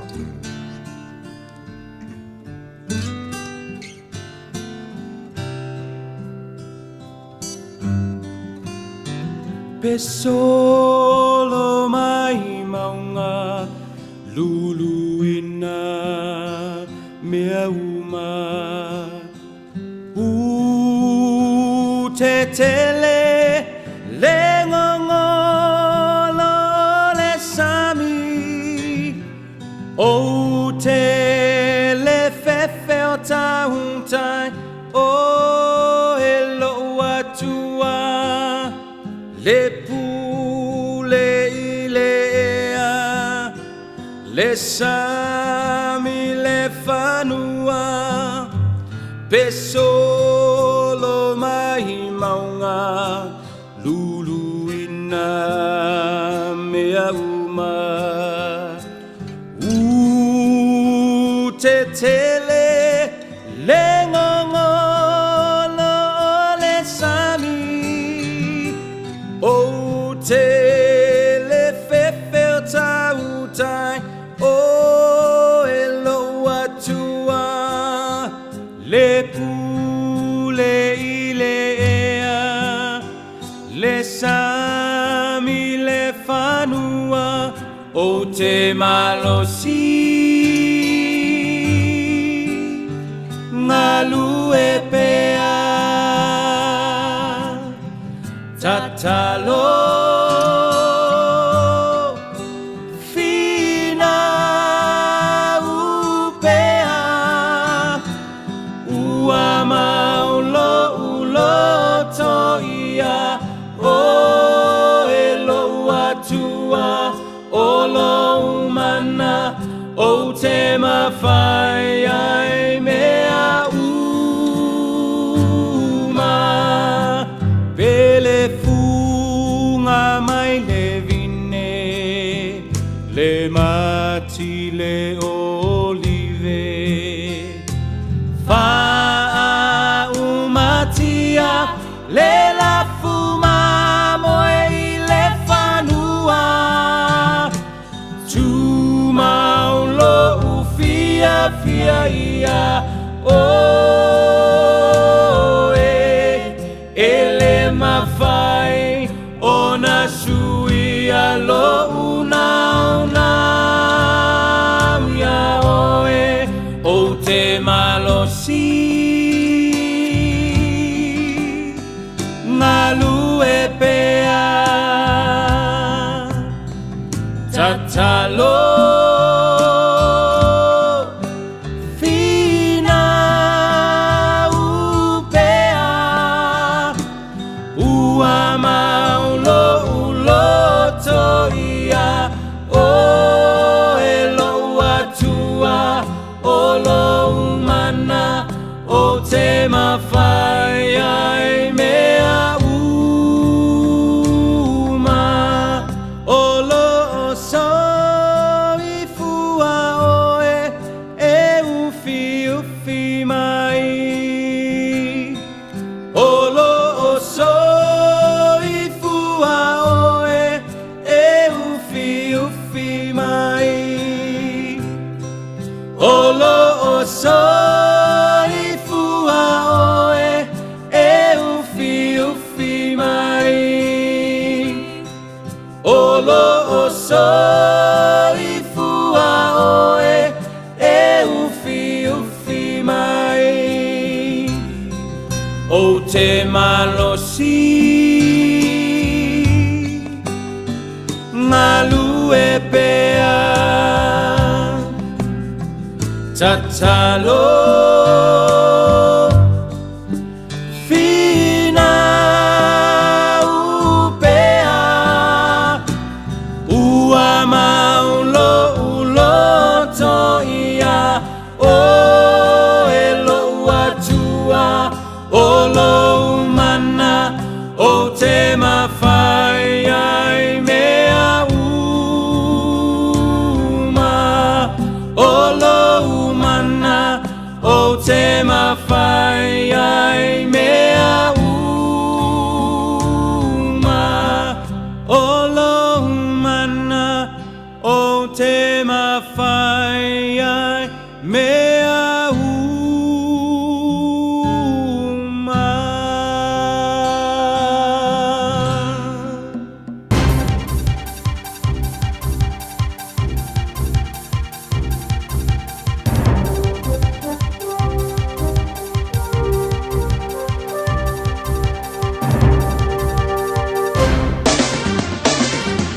Mawhai on awina atu le tala o le tau Iaso Taitasi ona o le lango mai a le Pacific Finance Limited. Telefoni o Valselau fitu whawha lua lua fitu.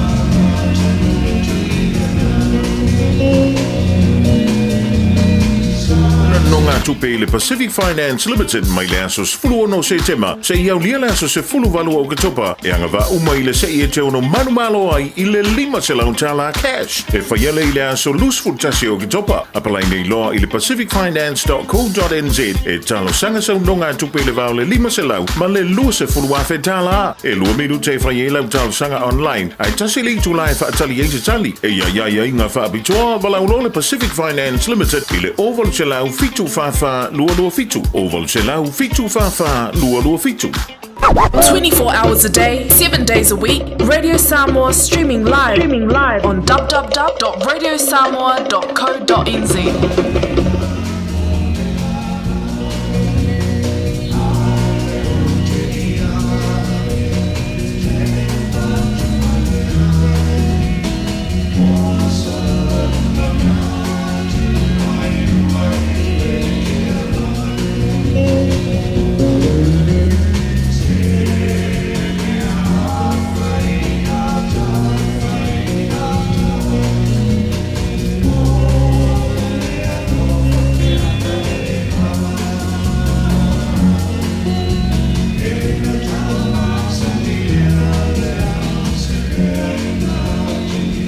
Ea, nei whawhiwhianga mo tātou le nei tau le sese mani mo le te mo le wanti le ua ono minuto te nei le tū la iwa.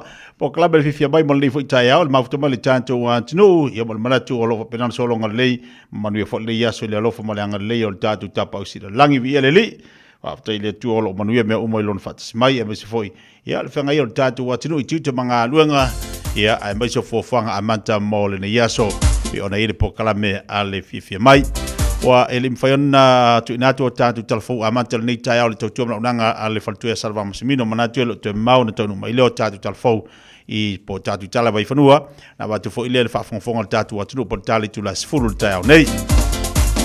Ai tu e whatalavatu le nei tai au malo se fo manuia malo fo langi mama so i fo lau le nei aso fo le lo fo le lii ia aso ngā le nei le aso sumar whani fo masino tātou iai tātou whaafte pele lo fo maleanga le leo tātou mtai langi lana puri whaasoa le ngata lana pui pui ngā malantau singa ia a olona alofa malona anga le ia te tātou leo o tātou tue mafuta mo tātou tue whiro ai nei tai a fau ia bao le ia sa whapapo ia so lo tau se fuma so mātou wola wa tue whauina hui po kalamere whiwhia mai pi ona iai ma nei o le suma le lana nei tai au whoringa wa ia i o le alofo le tua mo tātou malava a o tātou whenga i o tātou tiu te ma tātou ngā luenga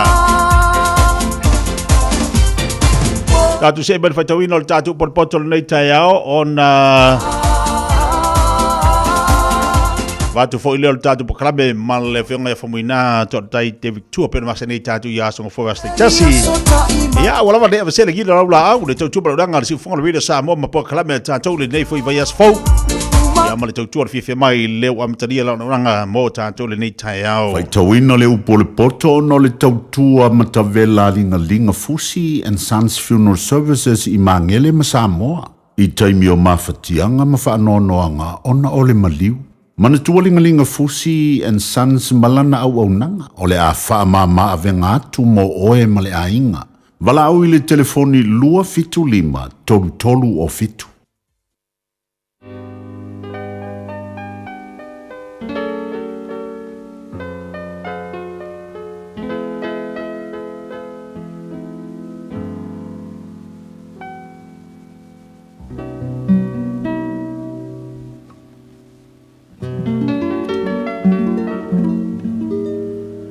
Whaitawina o lau po le poto le nei tai au. Manuia le tua le whaitawina o lana fiong pa ia. E taitasi uma whawhine po poto maanti na e lona whale. Al whawhine le valea na te lepeti ai o na lima. O lo sa vali ila na mi o tonu le umatau ia Iova. Ai whapio pio na ala le ua ino ia ante ia.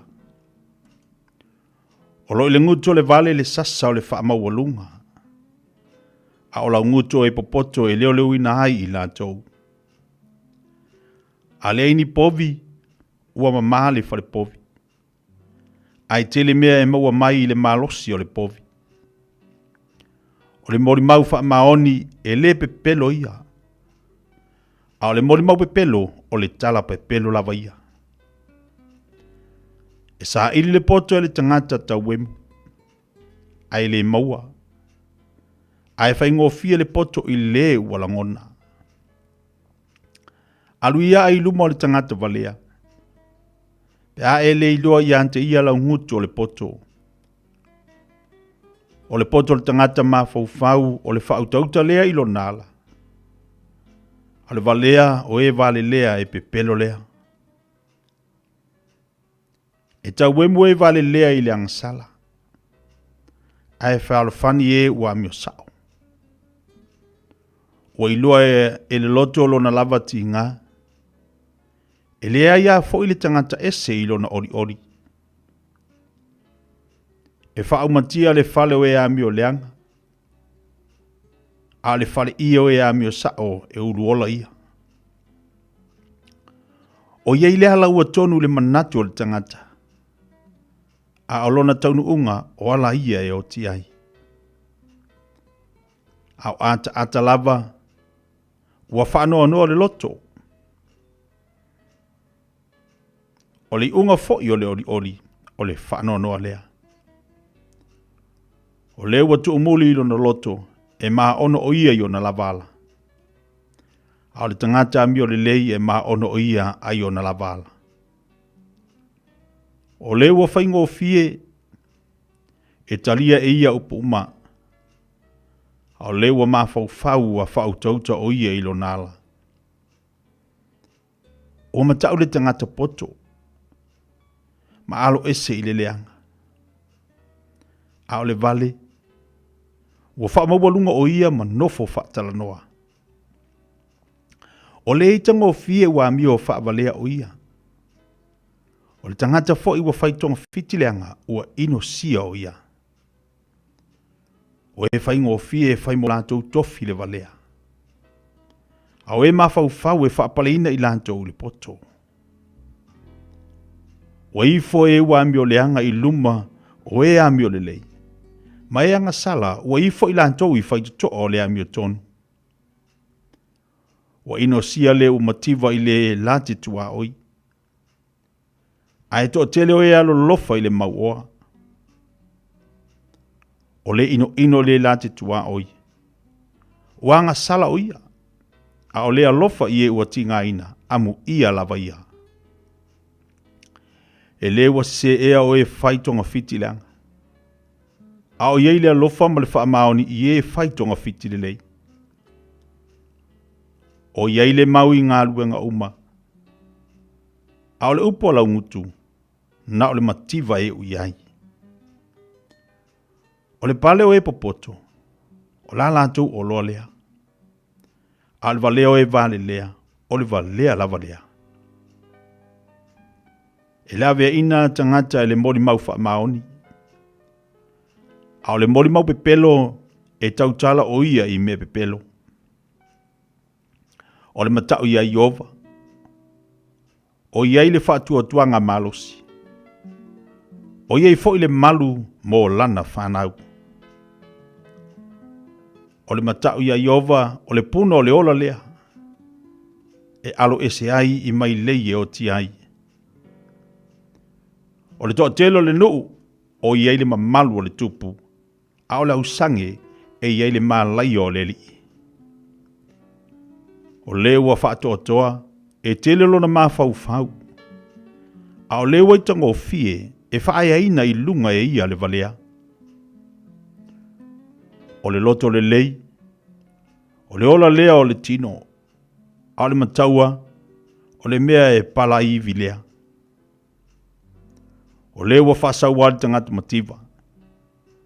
E whaaluma ina e ia le na whaia o ia. A o le ua awa i ante ia. Ua alofa o ia le tangata mativa. Ua tulia le ami o leanga ilo na lava leanga. A o le ami o tonu e ante ia le whaatua tua pe a oti o ia. O lo nofo mau le poto i le loto o le ua mawhau whau. A o mea waitu tonu o e vale lea e whailo ina. O le ami o tonu e vi i ai le nuu. A o le anga sala o le luma lea o le nuu. O le alofo le tupu o lo i ai i le au na poto. A o lona to sa o lo i ai lea i le tupu ai mi le maa.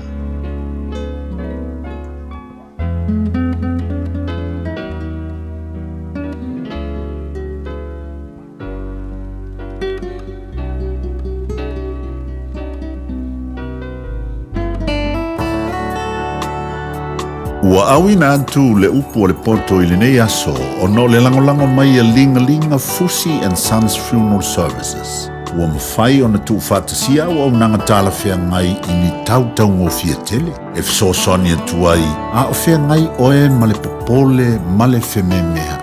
E mori whatasia atu ai ma wha mai senga ma wha mawhana whananga mai a linga Fusi and Sons mo a inga uma o Samoa ua whea le maliu ma le oti. Malau mai loa ia lingalinga Philip Fusi lingalinga. To ia whaapo lingalinga. To ngia si ulavea. Pesusu mai i le luas fulvalu Canning Crescent i Mangele.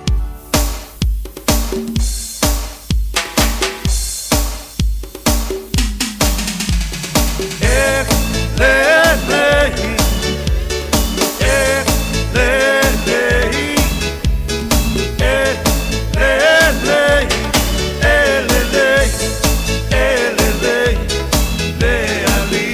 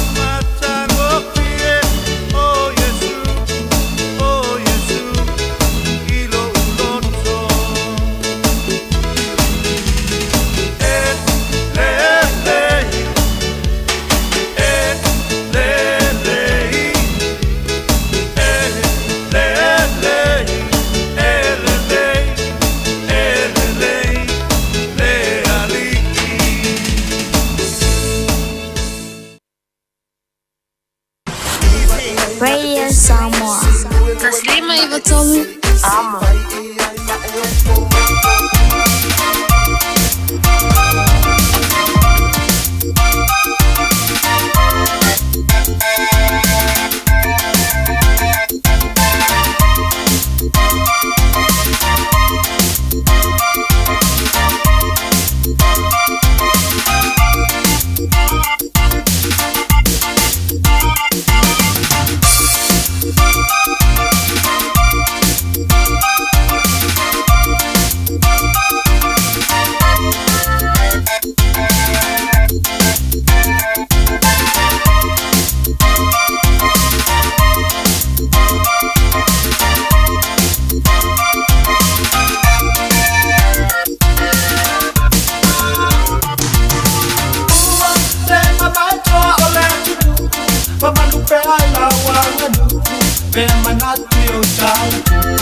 Luas 10 minit lau te nele Julai wali tau la sanga fua. Bi ona ye tatu pokale masani male fionga ya famuina to al tai David Tua. Ya wa pai po na fat simai le fionga ya famuina mo tatu le tai yao. Ya tatu wa lata mai lo pokale mele sungi ya to al tai. Ya o tua man. Ewe level wa fat simai lua ilunga tatu pokale mele tai yao. Ya wala val tau tuino tatu wa tunu male longo pu ali ino le tatu wa tunu male fa malisi au mo tatu.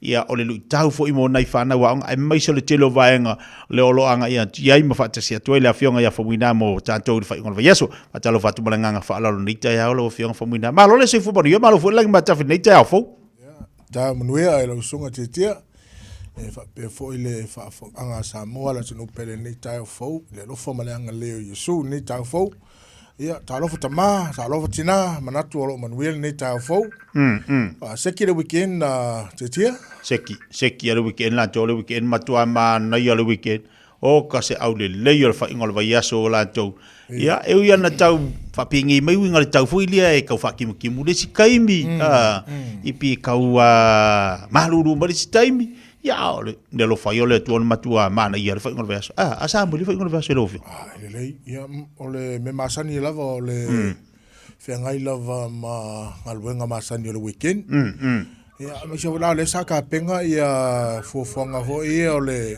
afo ole lo tamit oi peila le tu langa na sa telefon temi sa alu ia ma sa fa sa ko bloco jeje keilo ele caria conversa ele caria wakele le kofia pese langa sa makua kaua ka fio fica wa makua le wa fia ele ko mai ko ala ngo mang kuah usa ia upor pes ngo mang kuah nga upor pes sol ave mai la au le ile nga ko sa wi ai fia sa wi ile nga sa fa ya nga sa ile sa wi ile nga sa lo ko binga ya lu sa ole asocia fa ya nga sa ya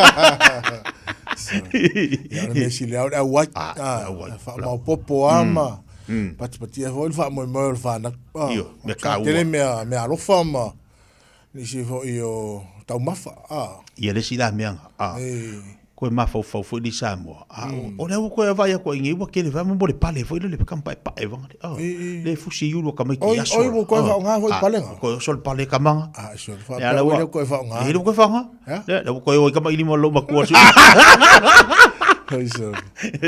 Kuai laki di kama ki pale sa sa mo ia mang kuala sa bo sa felang ro ko nga pale ia fa yo mo pale ia papai ia ka va ko mai mo ba fa le makua nga idaso ia wa mai foi la mo pepa ila vanga e se manga lo ba ko fa ese male pale langa kama ki uma pila su i fa pale vanga le pa ia al pepa ila la su i ma ka ki o ia manga ho fa pa ka vanga le sa vali fa impo io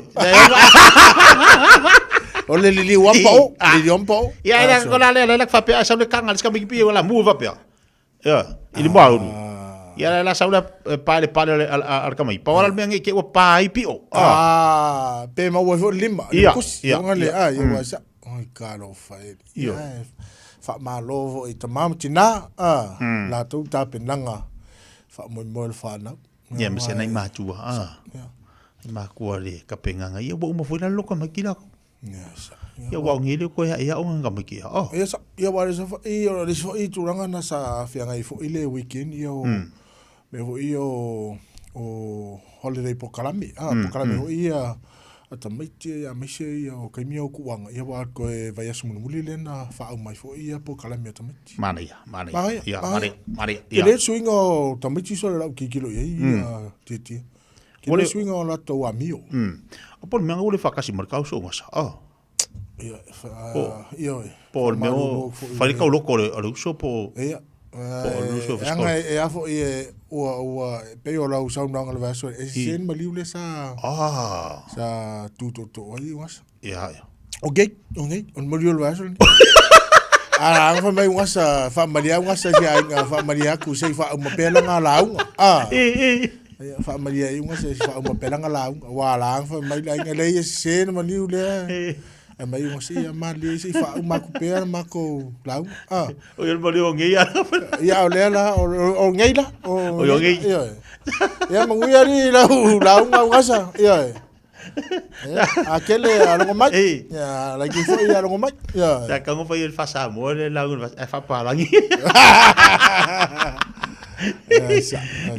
ya ai malo ta ya mangule le ku ko ngas amang ko mai ma wa ia ua faatuni au ane ua tatau ona mata le tatou pokalami e ue le tatou talongo nei tae ai ting ting o le tamasanga momua titia o le faamaimoe o le sa moele ua noa ia o le faamaimoe lea le tulaga foʻi lea o le anger management tulaga foʻi lea i tulaga o mea iai ia ai mese o tonu aiga ia po so tanga tala vo ia tulanga le alva veita o le la sa awalu la sa valaulia ia o te la to te no fo i po ani ni me foi no fai no fa so i fo i tulanga le wa o le la to mai tau i tulanga fo i e taimi e tai ia tangata ia po ani ni me foi fai no fa so ni me ko kia po tulanga fa pana fai no fa so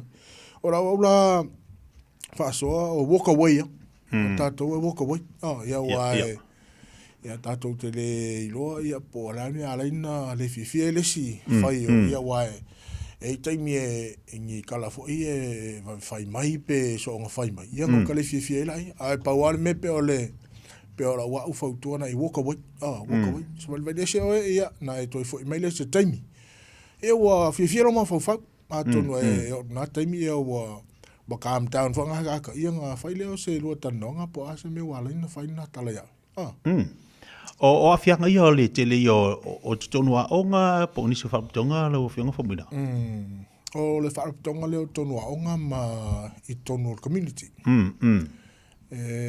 a fo ele na fa na tu fa tasi ona o le tulanga le mai tau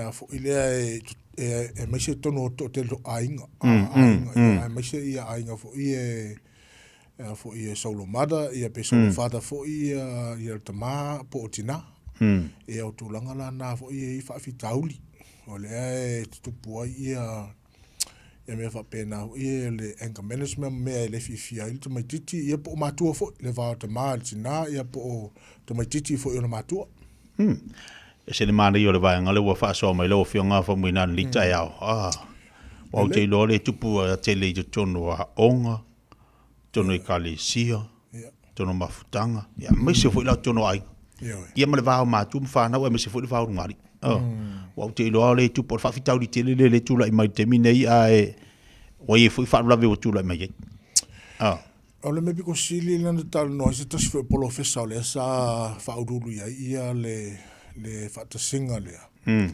O la naia mai tau, ia ma mea ona o mea wa to telefo tangata sa talo noi. O le tele o whaafi tau le tupu mai o le leo. Whainga o le leo. E pe o tūlanga lea na i whataitai se whainga o se whataitai inga hoi leo. Whainga o leo, a leo kele leo. E langona i hoa e lesi le fia. E pe o tūlanga ho lele se me ho le whaakainga. Pe tūlanga ho le si a mai ngale mea ngale iu kala. E hoa e mo i ola e le o le isi tūlanga ho le a pe o whainga ma le leo. E a whamena tamano a sui.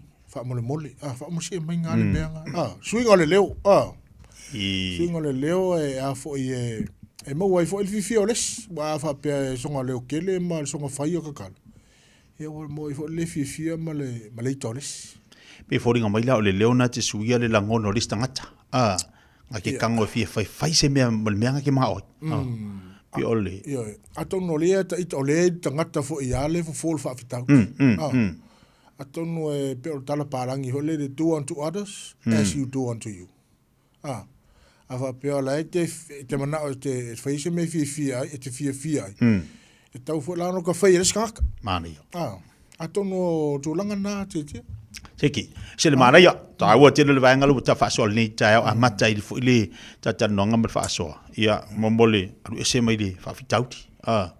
Se me te lo e no afie fu. Mare, le mali e va ko ile fi au. Le malu ai mombole to le fi au. Lo ringa de ka wa fa. O la lo. Se le malu. La lo la ku af. Ile o la lo ku af. Ele olalo ku ava malalo ni u ele olalo e pare popole ulupa o ato fa to mina u ane o ato tau na mata tamsanga no round 2 te tia ia le tato tamsanga lua le ni tai au ia le sa mo fo ia le fa singa fo Mr. Tasi fo i lo o stangata fo i lo o ia faia tu langa fo ia me o supplements ia o te ulo po la sau fa sa mo na me o supplements me fo ia kolingi ka o la sau ka fa sa mo puna te bo me fo ia fala au fa malo sili fa marskingo elen fala fa sa ina ia e lo ka si fala e mo mars o le ala sa mo ala ma tala no anga tangata no ia John o John la o se tasi fo i tangata e luas ful fa na fale supplements to no nisila o le ala sa mal tala no i se tu langa fo ile ma fa ina fo i alfa fita u tu langa le we nei diabetes ia langa le suka ele o ta no mai la ia tu langa fo i tangata ma tu o le fa ma ko te mini se va ne tayo o le mele o mai tau o nam ko kele ata ta Pasifika mita miti mo suka ale mo suka te mini o te lo fai o lana ia ata no mai maybe 10 years ko is full sanga ia to te lo tamiti mo wa ile tu langa le suka o le ala sa matale no e ia ile pouka fou le wa formulate le tangata nei e ma fai na so ani ai i tamati i wale tele o mena wei nei le ngata meo suka laki o lole ia maisa ia pe o le mea pito sili na whainga tai o tātou tamati taimini o le melo le vaisumalie ia e pe ila o na ia tala no maila i le tūlanga fo i le ai pauka ia e mawhaiona sosoani ho i le ia sau ilalo le suka le levo le suka o tamati i wale mea wei nei omto e tele o le suka le tonu tamiti ona tūlanga le i vaini. Tūlanga le. Mangai le wha mo sia uso. Ia wal tūlanga na pe ona titilo fo ile ia lo whenga whamuina wa to tele ni so whana wa fia le tūlanga. Ia pe ona tau e fo i waimantua o tamati tia ia e fia airi sukalaki. Ai me sumalie.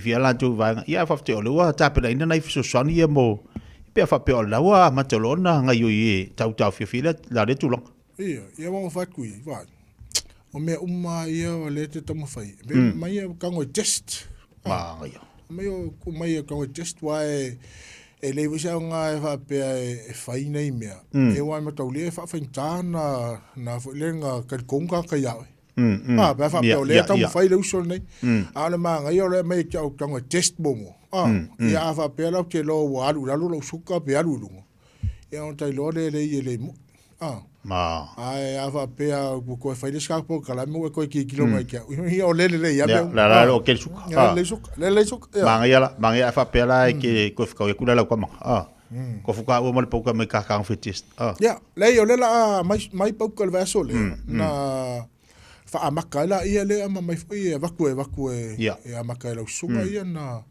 ki kira le poani swing ato no nga fo io tato tangata e mai se o la ngata palanga ni vai tau lo winga la fa pe fa kala me le vaso con ko ala fa pe ako Longa wingala e angal pau.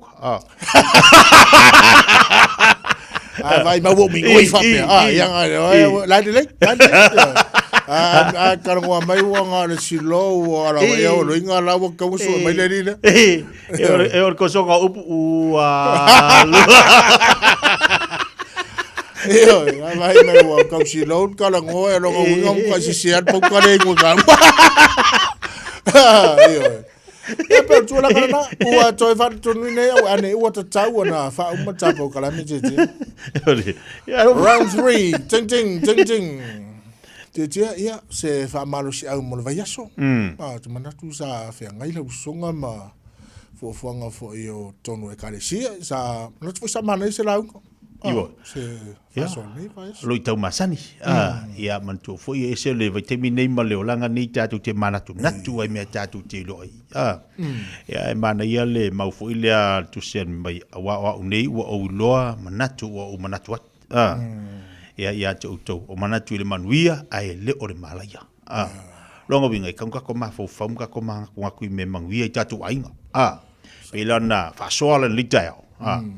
Ole mete lena e awaia tu i poklame ia wale so sani fu le ne o tatu tangata ina ia uang i ku kupu fafi kauri.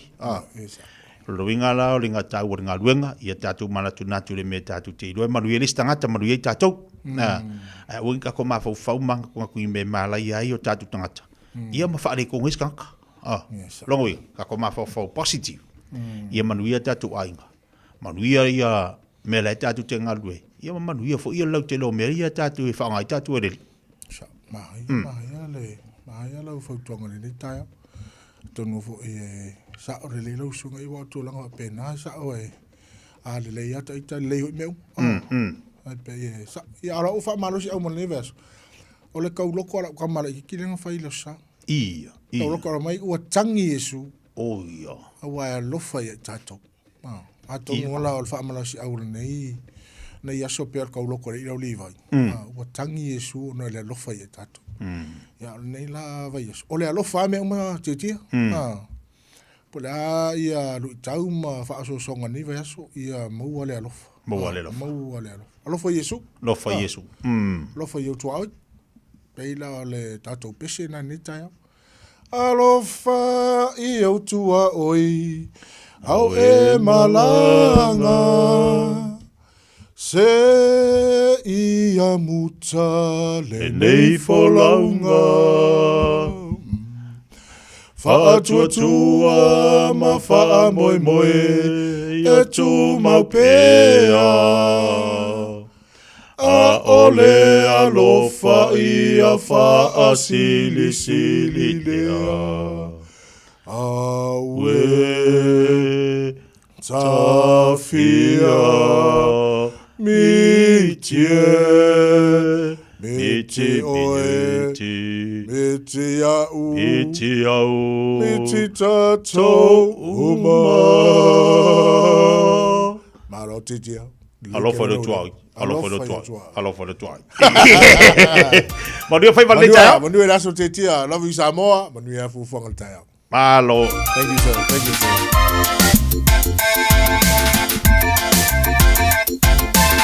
Lebele wa tele o te luas fulu minuta talo le tula sfulu.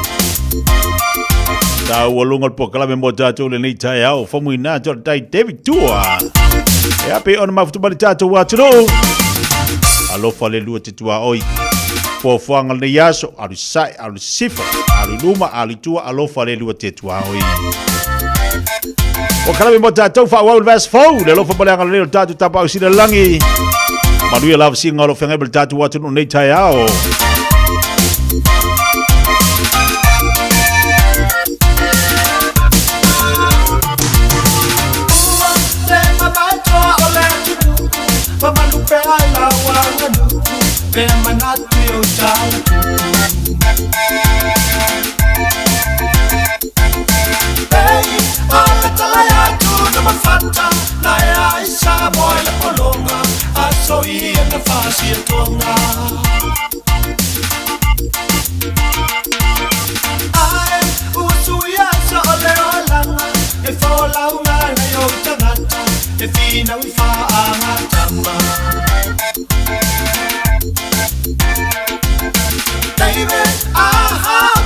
suie o tiu mai matagofie o ta o ai maamarie Tama tama tama samu Tama tama tama samu Dua David Dua Tama tama tama samu Tama tama tama samu Dua Dua Kamaha ang alewa sa umalasasa Sasak maile au panga mama Le lalo lang dile au fusu anga Le tua men wa apeo na tala Le toya ina samo wa alanga Lue ole ulu popo le manama Le tua men mau na lofa anga I love you mama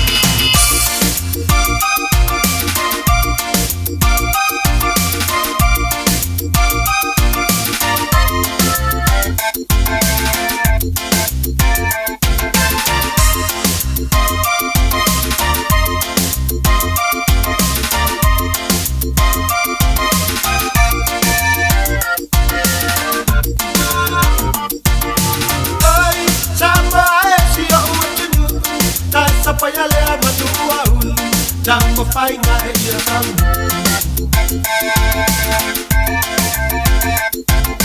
Lau fa asau ngao asu taitasi Fai pelenga ole luma daki Sambo anda ole lalo langi Sole tuma, David tuma Mobale itele lau tau tuma Peyo tau samo anda mua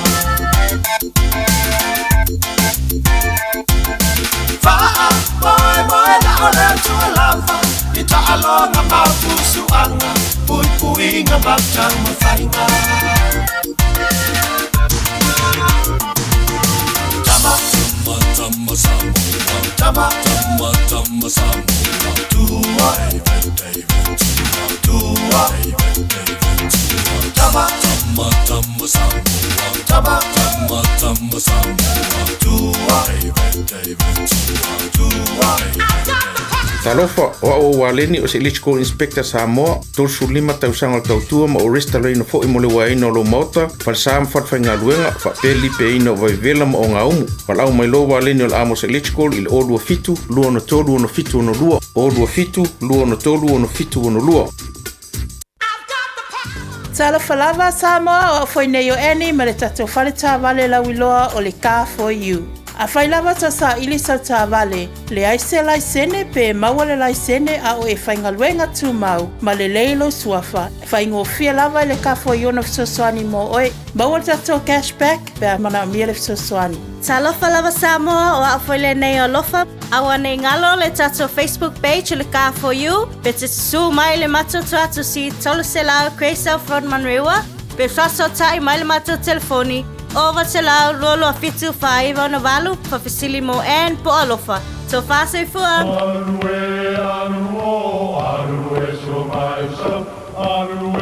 O Samoa o le atunu ua mai au na tofi. O le la au ua mai au ngā tātulanga. E le to e tau au whangaina.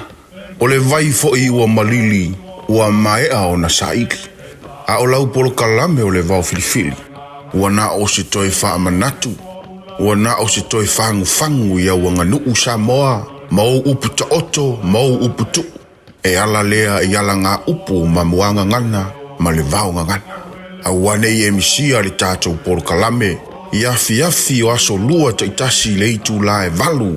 I lunga o le Radio Samoa.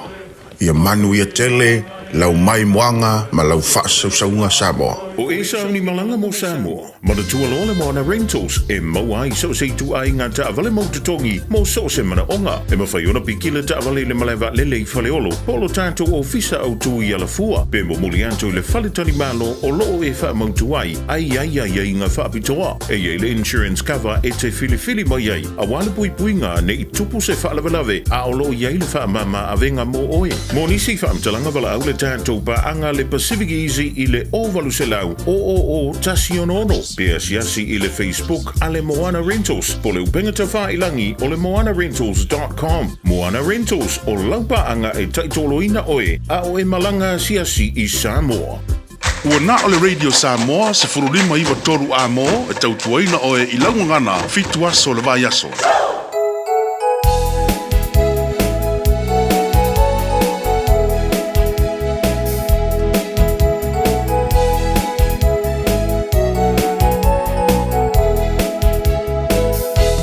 No foi sisifo o le vasatasi mani tau whaamasani le puini selani le malo Aotearoa o New Zealani le paitoto a Samoa i le lalo langi le malo Aotearoa le to ainga Samoa papetai magele ilunga lae malele malanga mai Samoa te paapei loha'i Samoa i au kilani manu mai po mai langi e tūna una oe ina iunga natu pei ai se aso no e poki atu e lenga lo Samoa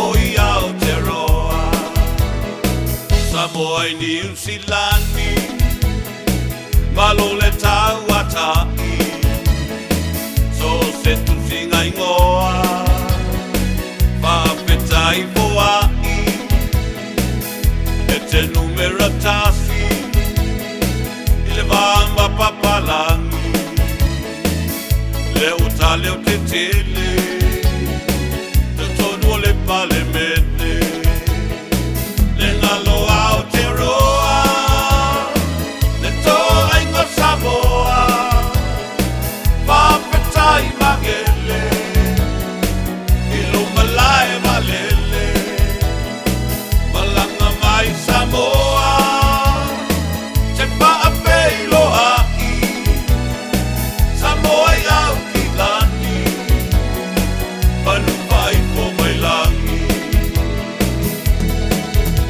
e tūna una oe ina iunga natu pei ai se aso so e poki atu e lena lo Samoa o i Aotearoa Samoa e welengi tone Savili malulu ua outou papae ala pau mumu Samoa karai e se tete i le motu i saute e loko i vale tau tele pisi vale le ngalo Aotearoa le to ainga Samoa papetai magele ilunga lae valele malanga mai Samoa te paapei loha'i Samoa i au kilani manu vai po mai langi e tūna una oe ina iunga natu pei ai se aso so e poki atu e lena lo Samoa o i Aotearoa e tūna una oe ina iunga natu pei ai se aso so e poki atu e lena lo Samoa o i Aotearoa e lena lo Samoa o i Aotearoa E oi whawhiawhianga si whiawhiloi mo tātou le leitai o le asanga fua. Patalo fatua ni so pa ang umala fifia mai le fatasi mai ni si vai ngole tunu.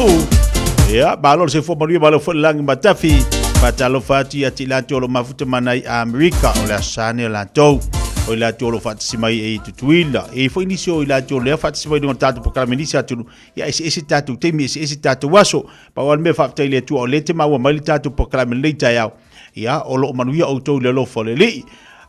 Niso tatu pa nga umala vale fatasi mai tolo la tu fainga luenga to ya wolo fatu po kala me fifia mai ya to to mitanga luenga le malo niso ile tolo nga lue pisi nisi ma company te tasi ave ta vale matanga le vaya so la to tu manga luenga ai mai se ia wa onga le nei fana o le wa ya onga nei te mai tira matanga le vaya o isole ia mawatu Samoa o lai o lo o la amaton tu wa onga tatu Samoa o le aso malolola ni tolo tatu watu no mantua umalolo tamiti malolo fa tatu Samoa o tatu wa yendei o le fatu e a onga le tamiti fa malo atu ile ya to mantua pa pe foi nei fa nau fa malolo si te loi to umi o le kwata murmuli le wa lu tatu ia o sa ila ia sai fa malo si tatu sai to anga le onga o ke fa vai le wa onga o le tamiti tia onga le te mafta mai a fa pe wa le usul nei tai au te ona usul la onga mai fa malo e te fiu e te tafau. E te fiu e te tafau. Uma me leo langa nei e le tai uma pea ona e le leile a opa. Ai fa pena o no fola o ngata tu o le si foi vai ngai so sonia tu mota tu walu tatu e kwata mulu nei fana fa malos. E te me e la o nga famel to moti e wa kalifia o nga wala vale a o. Tatu matua ia na fangfang pe al poklame tu atu eu tafa. Una ia nei tamai te o la o. Tatu baba ai ele faingo fiel tatu vai taimi. Tauana po kala me tatu le vatu matu asin sina ia stofia vasta itas.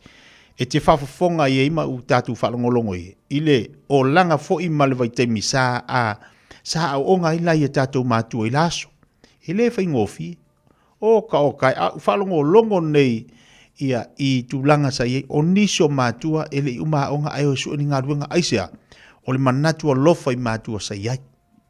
Le la tau fo tilo na vai taimi e kau fa soa. E kau fa soa. A tatu wa aila ia na vai taimi le tau fa soa. I tupe ai sa fia ainga i taimi uma. Ile se fa pe amena tau wani me sa tuple ai. E monia sa tau fa soa le tulanga seleni. Ai na tua ile talo tua le fai ako kui o le kaui ia ole mombo atinae o atinae sa tatu wala lava temi o le failau fala o le ia konga o ngaluenga sa ngalu ai datu matu i laso ai fa fonga lama tango e piki se me mana ia i tala anga ne tatu matu tua pe ona vatu e fa tatu nga ia stofi o pokalame o le fa talo foi tu asin sina o nala e to e fatu ma to e ta pena ai nai fa nau malatu ainga nai fa nau malatu wa onga wala te misia po kala me mo tangata matua tu matua ia so tofio vesteitas o lo fa soa tu ile fa inga ta o le la to vai temi fa inga ta tele ale nei temi wa e alu malau me ai la onga wa e fa inga rubenga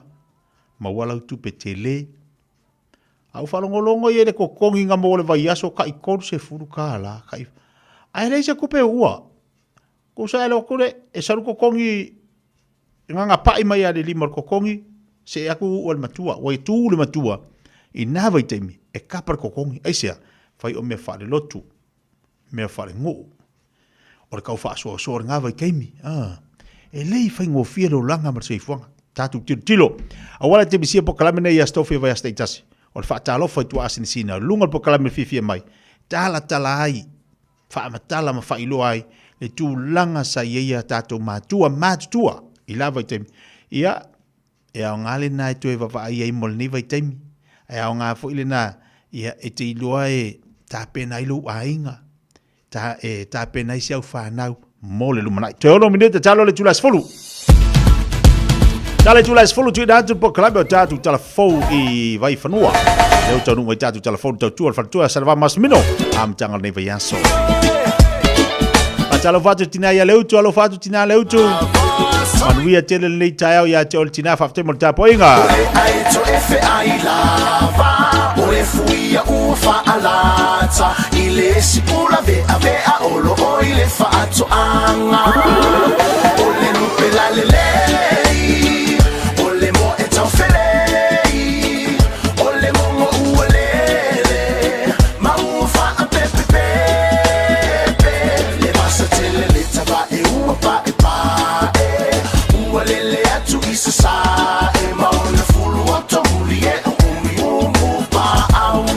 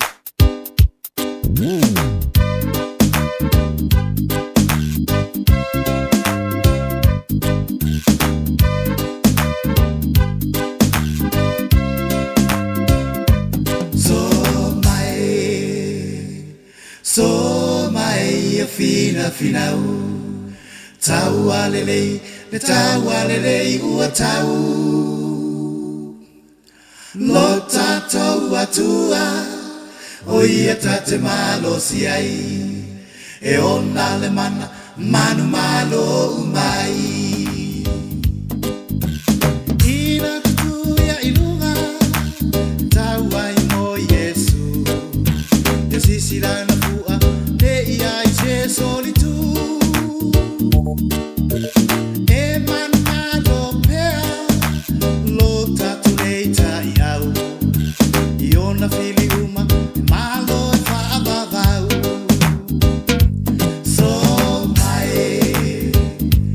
so finau Tau alelei ua tau O tātou atua O ia tate malo si ai E ona le mana manu malo mai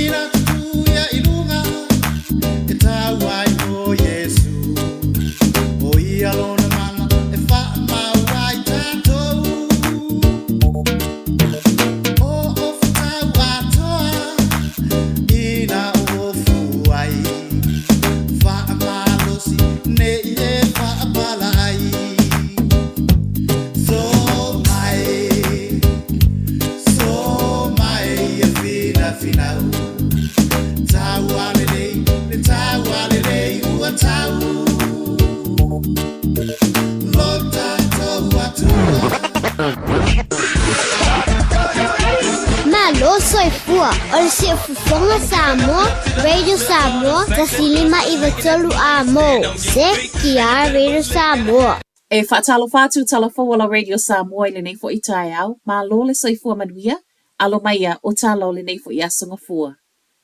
O le au whaafai ngō fie na inivesi mai tangata mai atunu i whafo i to tonu o New Zealand. O se tasile nei o wa aiwa mao le malo ma le Overseas Investment Act lea ua whai mai le minister lango tupe David Seymour o lea ua mali liele malo e sui. Whaatu sai le minister lango o tu la fono a New Zealand o loo iai nei. E matua i whai lava si mau a lalo i to tonu o le lio o atu nu e le leita mau a inga laulangi. O le moli mau fo i lea mai tangata inivesi whaavau malo e whai o le tele o le tupe e to tongi o loo whaatu wai ma le mau tinoa. O ne swinga wata utino ai Seymour e le o fesoa soani le tamau a inga malona o te lenga e au fia i tutongi. E le ta tawana popole tangata kiwi i investi sau mai fafo e tusa ma sau noanga le minister lango a wa o le mea moni o lo o aia ia uma i lalo le tula fono. O le naunau ta ingo le malo ia pasia teu ungo le tula fono e alo i ai swinga nei ai ele i uma le lua afe lua lima. To atele tangata ngā lulue ale soifua malolo ina o lewa whaatonuina ia ave le tolu vai aso livi taimil kerisimasi. Tu sa lava pele o lava ni o aso livi. Ripotia le teo whaavau maloa ni usilo le aso luas funma le tolu o te sema a nga ile aso se fulu o Januari. O le tausanga a sau le olo o sau le emaili e tatau na ave malo longa nei. Ma e tu sa le se fulu tasi aso fai ngā aluenga ma le wha aso malolo.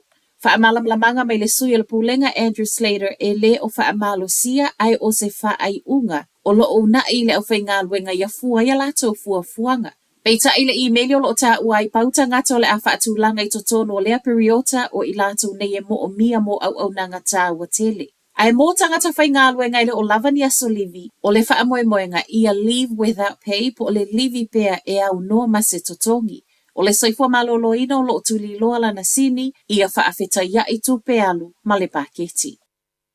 E tusa ma le lua sa lau wafe lita o le tiso liki mai le vaa le mana wanu i lea wa maa ngoto i Samoa.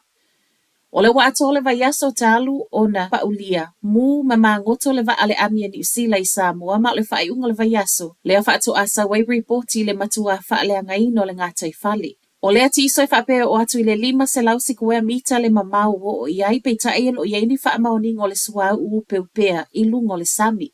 Reporti sau i tua le aso to na e tu sama le tolu sfulma le 5 mita le maua lalo o maa ngoto i nei le vaa. Ma o lo o whaau au pea ngā luenga whaamamai tau fia i le liki o lo o whaau wau. Ai tali mai ini usila nei, o le wafai mai le ami o le tiso lo o liki e le o iai ni whaamaoninga a me o lo o sau mai le tangi au tu o le vaa peita ai. Fōlinga mai o lo o sau mai o ngā paipa. Wa sawai ma le tala lo o ave le wha mua mua i le vave ave ese mai o tange mai le vaa ua mangoto. Ma o lo o yeile tusa ma le ono se fulu sui o le ami o lo o ngālu lue i Samoa. O lo o talo sanga mai leo leo i tangata lau tele fesoa soani atu i sa ili ilinga. A o wha asolo aiso esu enga i le tamale ana maua maona manu angatu ngāna po i lunga le awalai waikato. O le awalai Hampton Downs leo lo o ta ua mai e leo leo na mawai, ma o lo o ta oto ti ngā ina nei i le whale mai au kilani. Reporti nei sa mai le ofisa o leo la talata i le tu lai fitu i le tau nei ma e tu whaatasia talo le tai au. Wa tāpuni ai malea awala whaapea awala tua oi a o whaia su inga.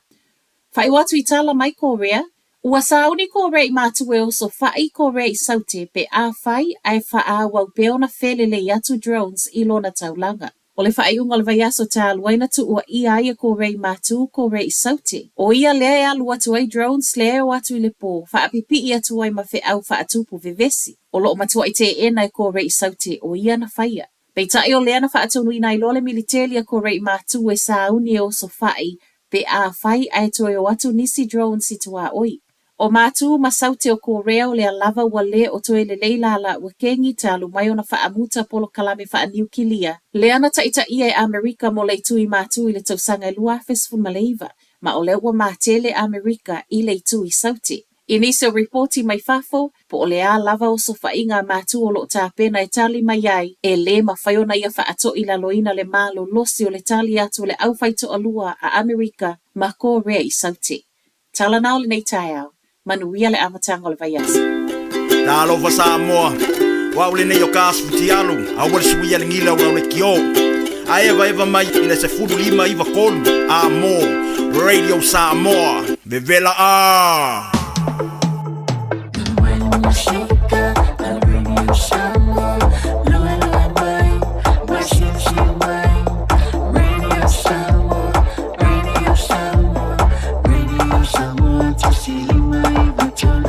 Radio Samoa.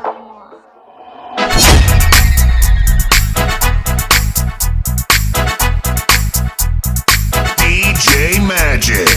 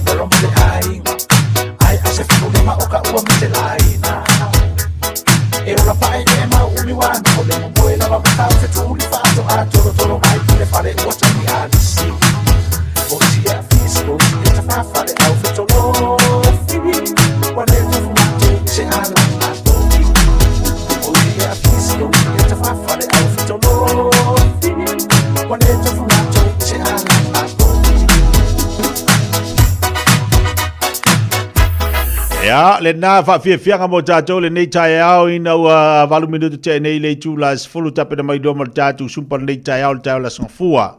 O a mai o le nei tai au ia le mai atu mo tato fa fianga le na mai a misi lu kisua. Ya si o se mai lava si o fatalo fatu ni si tato pa anga to te le lungo tato Facebook nei tai au tape na mai tato sumpa. Tau mai le sao le sunga whawhenga ia pasta o pau ia wali tatu whamastino nei tai au. Fesurua i sa buenu malo se fumani nei tai au fau. Pabalo ati le taiao mikayo. Mikayo tuai fa talo fatu. Palo alfayo. Yo so si alfayo vai swai. Kama ki fale a rupo oi. Talo fatu so manuel le taiao. Tai for sana faftel mafto mai maserina brown malo si fumanuia fa talo fatu le taiao ya pona. Ole se ingoso ole tio se na folava ni fo malo se fo mo ni taiao fa tu irata malo se fo mo ria tel fa tua aso pesio malo faftel mafto mai le taiao fo kisa sol fai fa talo fatu hala Jamie hala malo se fo mo ria fa talo fatu fo ya miu amosa palongolongo mai le taiao ina ili tatu proclame Fatalo vati a Livingstone e fia va ai tuivasa malo se fo la de lei le ngat fo ile fa malo TV officer malua Backlash fatalo fatu nei taiao fa malo atu i se a Daisy brother alo fatu manuia nei taiao le mtanga le vai se tuto manga luenga fa vale le fua semi fatalo fatu fo nei taiao hethe leota waiteka malo fatu mafto mai farosa ayang avea malo se fo manuia e pulea i Elizabeth Firo fatalo fatu fo nei taiao fo peta te simale setu mwava fatalo fatu nei taiao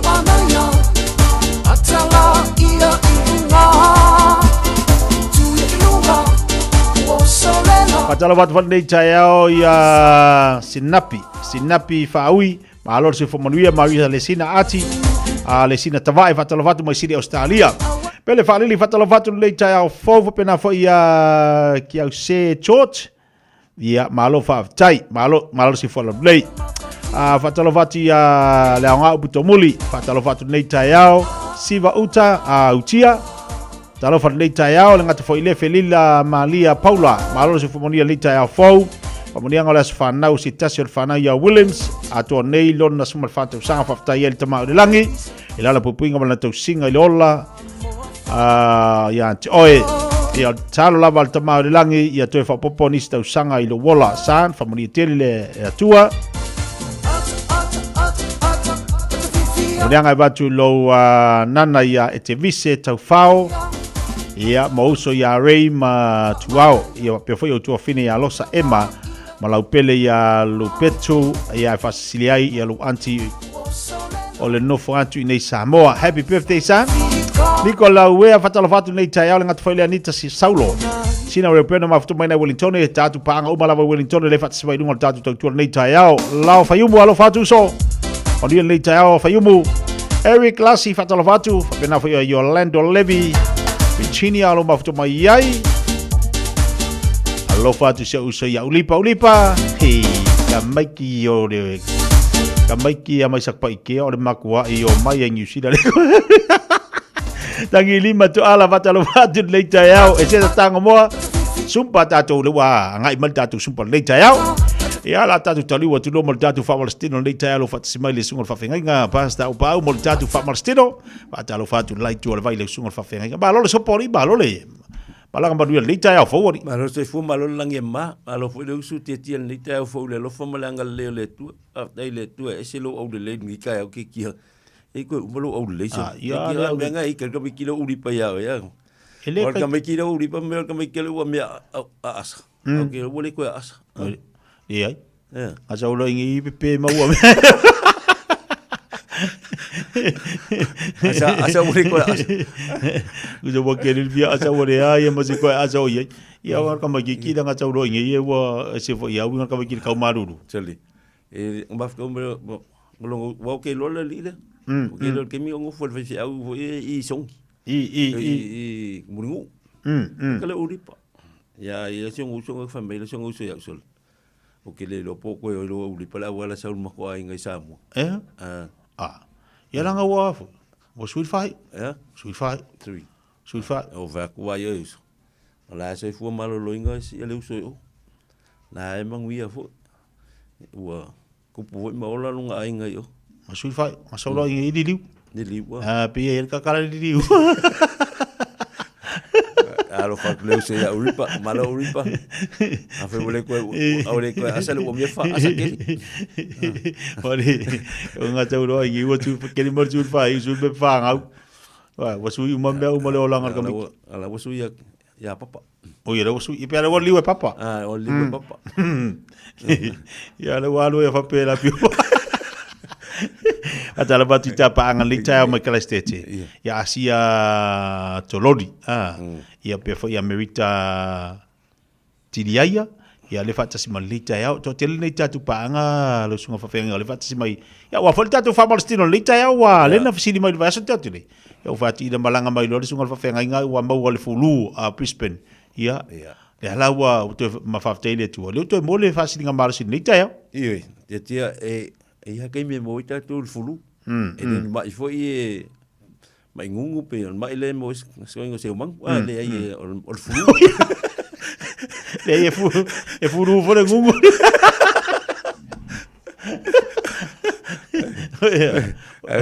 Ole a foi.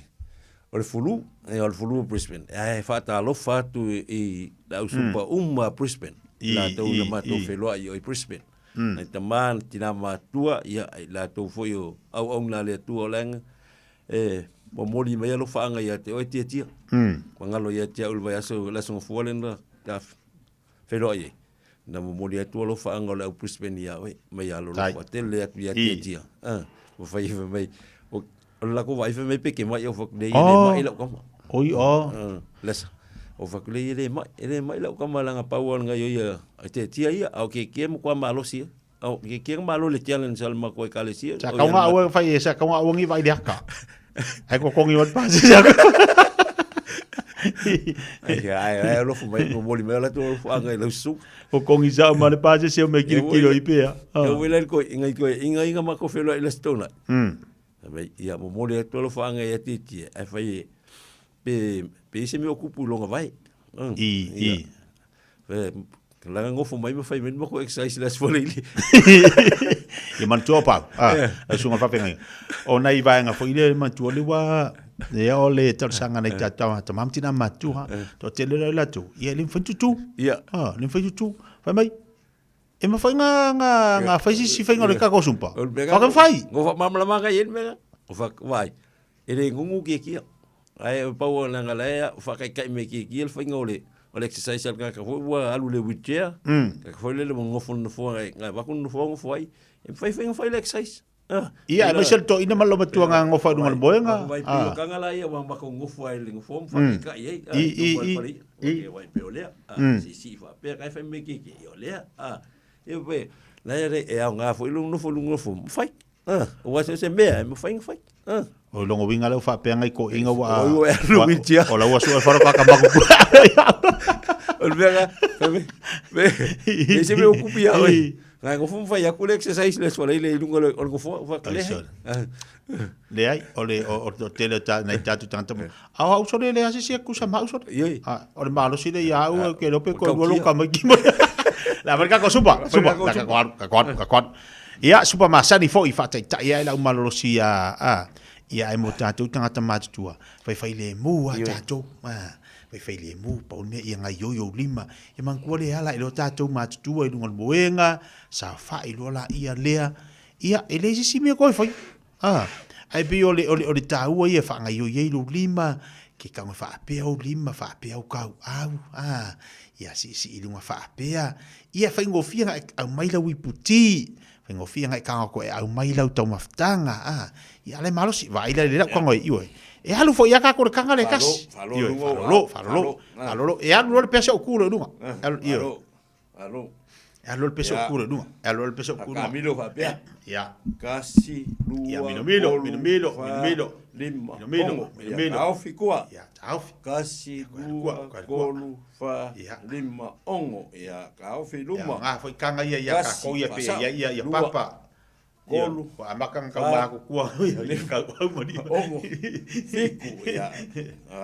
Aya, alefa, gol kuah, gas, lua, kolu, lima, gas, lua, kolu, fa, lima, ya fa sa olunga, gasi, lua, kolu, fa, lima, wa, ama lusi meio kau, fai fa malosi,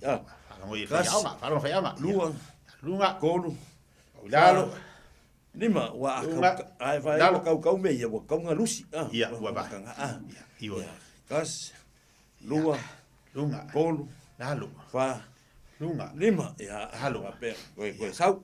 Kuya kafa. Kas. Lua. Kolu. Fa. Lima. Kua. Kas. Lua. Kolu. Fa. Lima. Luma.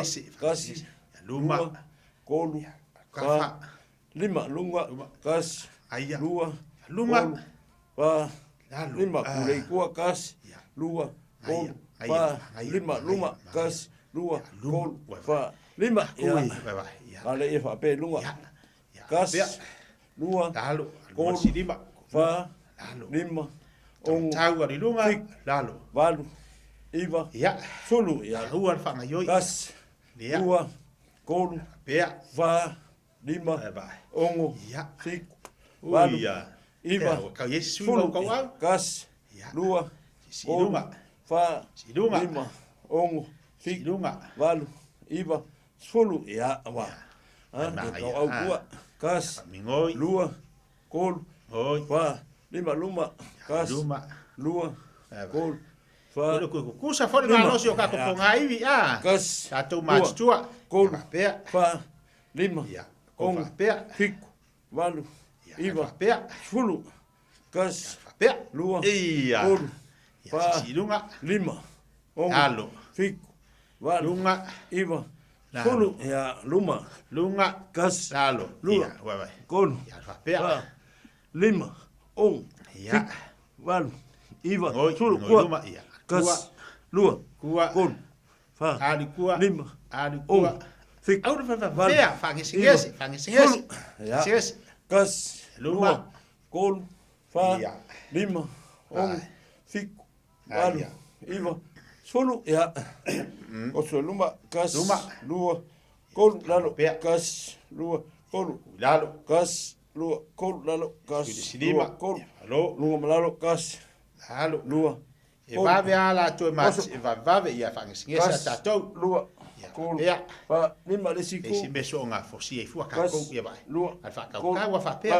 Lima. Ia. Oso Ia. kua. Ma losi po ngai via. Kas. Ia. Lua. Ia. Kolu. Fa. Lima. Kua. Alus ko fa pea. Kas. Lua. Kolu. Fa. Lima. Kusao. Ia. Kas. Pea. Lua. Tis fa pea. Kolu. Fa. Lima. Tis fa pea. Ongo. Fiku. Valu. Iva. I. Sulu. Ya. Ele fa pea nga ka ko nga o tata mat tua Kas. ma ka kala poa. Lua. Ya si lunga. Kolu. Lima. Luma. Falo luma. Lua. Kolu. Eh. Lima. Kua. Kas. Tua. Lua. Kolu. Pea. Fa. Lima. Ya. Kua kasi o vai. Ka phrase. Ya. Ke Ya. kulunga. Ya ngal Kas. si ha pe ka ko vai. Ah. Lua. Mangkua ngai kia la kai Kolu. awi. Ingai fa Va. ka ka ko Ioi. boy ngai ngai. Ya. Ah. Mga yoi vai wo wo vai. Me umol vai. Alo luma vai. Ya. Swal vali. Kas. Fa lo luma. Lua. Kolu. Luma ka ko Fa. vai. Lima. Kiki luma. Kas. Lua. Kiki luma. Kolu. Ya. Fa. Pe ya Lima. me fa fa Kua. kai yo vai. Ya Kas. fa lo fa Lua. pe. Kolu. Fa lo fa Fa. pe. Ah. Lima. Kafa. Kas. Ko vai. Lua. Tangai. Kolu. Fa. Lima. Lunga. Kas. Lunga. Lua. Memang kau fai kau vai. Ya. Ya. Fa. Vai. Lima. Ya ka ko vai. Eh. Ya. Ese ka ko ma ko ka lo Ya. vai. Falo luma le kaf maso. Falo mari vai lai kua. Ulei luma. Vai den fa lo ka ko vai. Lua. Kas. Lua. Kolu. Ya. Koso i kua. Kas. Lua. Kolu. Lesi vai. Luma. Vai vai. Kaf maso. Luma. Kas. Lua. Kolu. Kua. Kas. Lua. Kolu. Ka ko lima. Au kafa. Kas. Lua. Ai ata to malolosi e silsilane ya. Kas. Lua. Kolu. Au pau. Ulei luma. Ya. Kas. Lua. Au luma. Kolu. Gano lalo. Ya.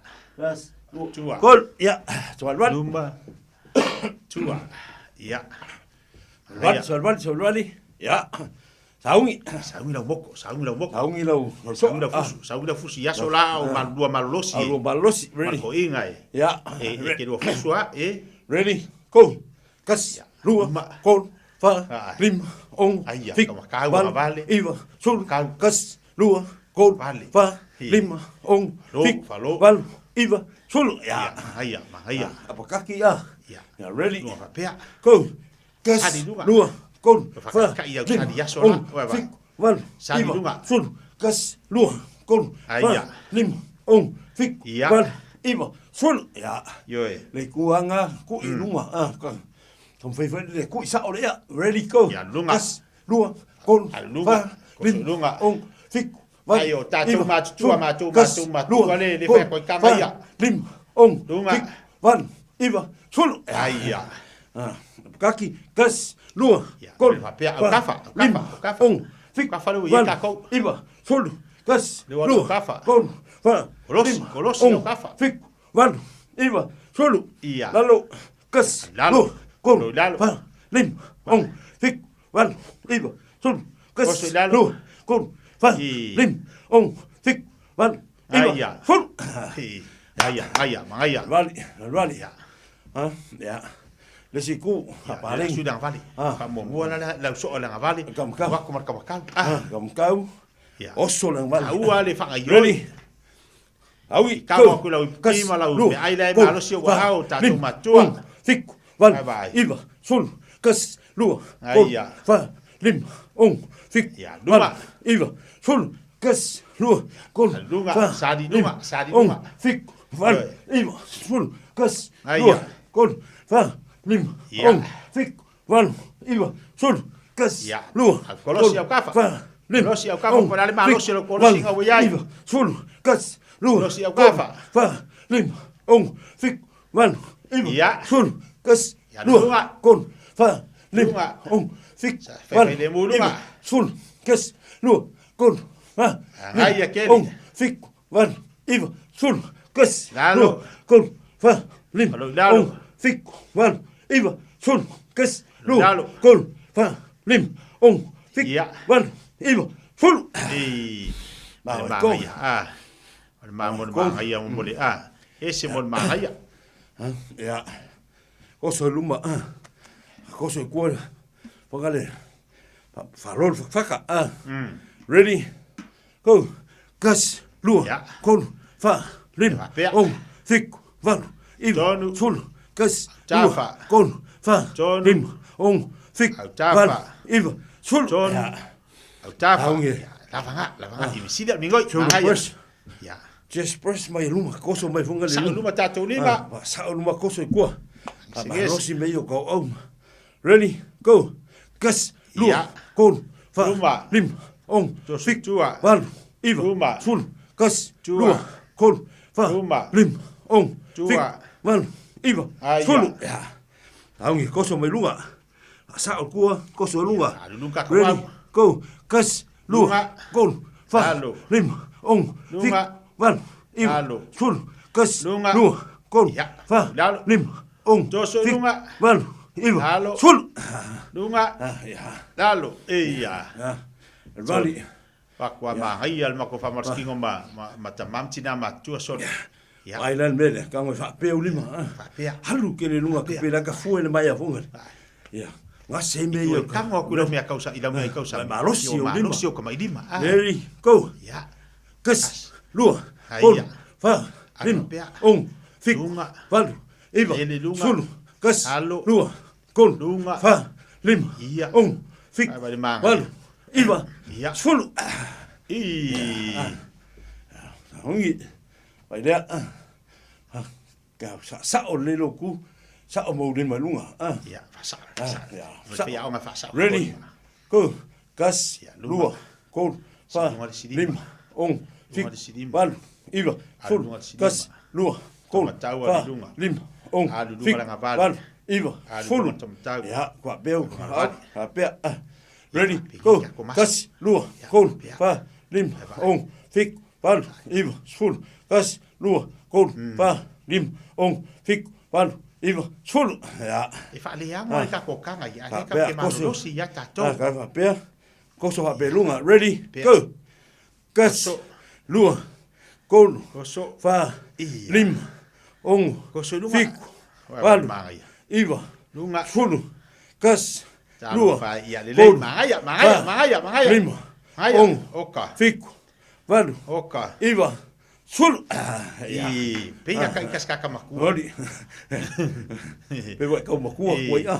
Pea wa kai on fa ka maku. Ya. Uva pea. Ya. Ha pea. Ya le asu ka. Le. Ka ku fa pea. Pekelele, Kas. pekelele. Lua. Pea. Kol.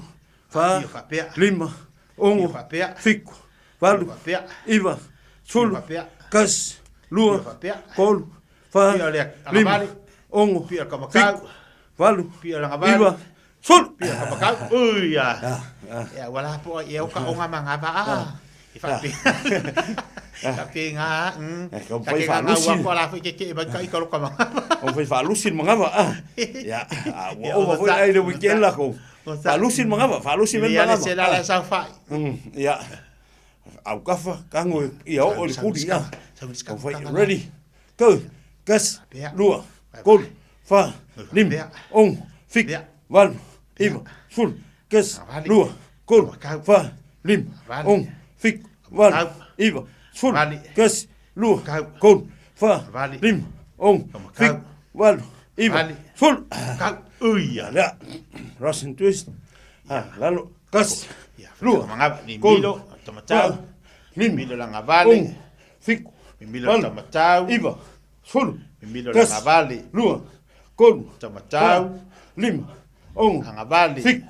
Wal. Tomatao. Sul. Ang avali. Lua. Kol. Tomatao. Fa. Lim. Ang avali. Ong. Fik. Tomatao. Wal. Iba. Ang avali. Sul. Eri sau pes. Mangaya. Ya, la lakka pes. Lakka ko pes. Palong wa ka ko fa yawa. Along wa ka ko fa yawa. Ya, la lakka pes. La lakka ko pes. Ya. Lungan kamu fa pes. Ya yo oba ko ma ko ko le sa fa. Marca ko pes. Ko pes. Au ba bea.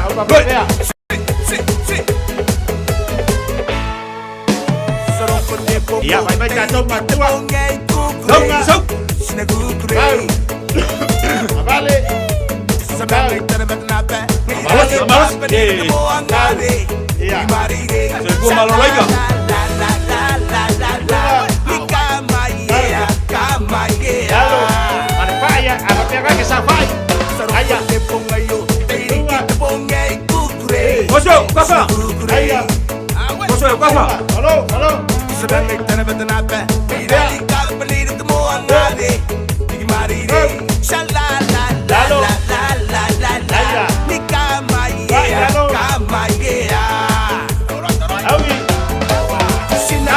Koso lunga. Koso o lunga. Koso lunga.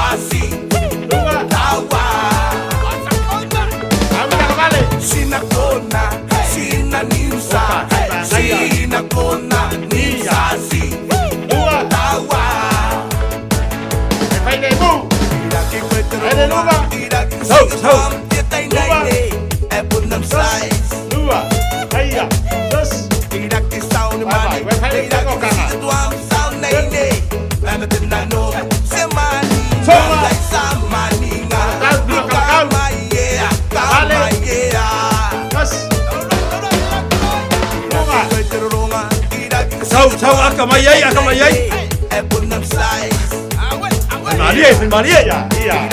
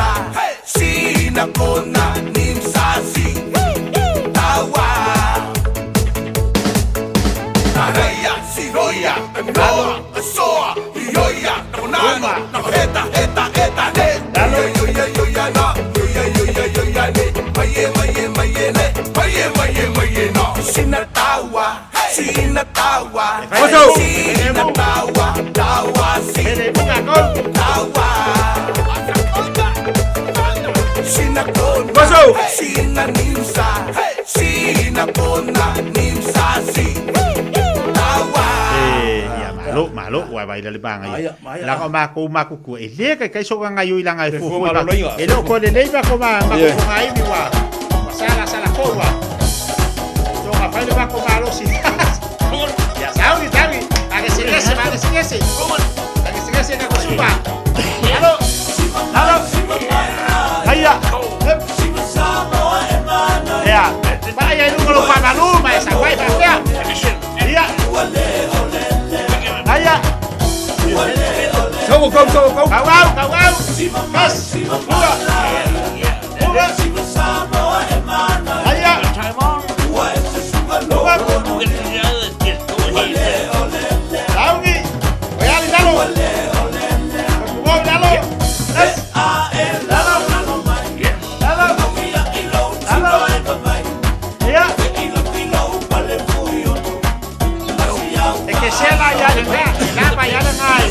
Va a ver como malos.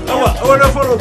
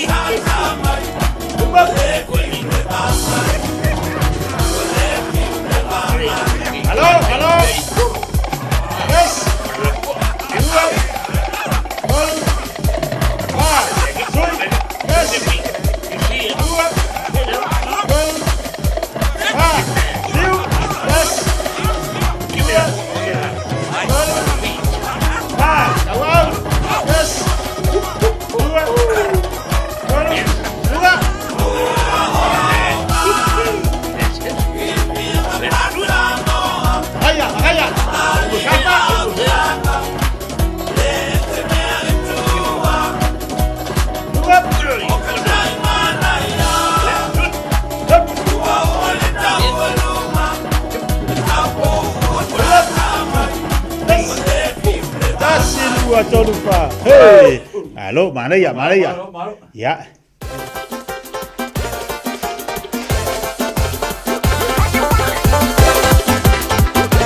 Awan babia kakon batua.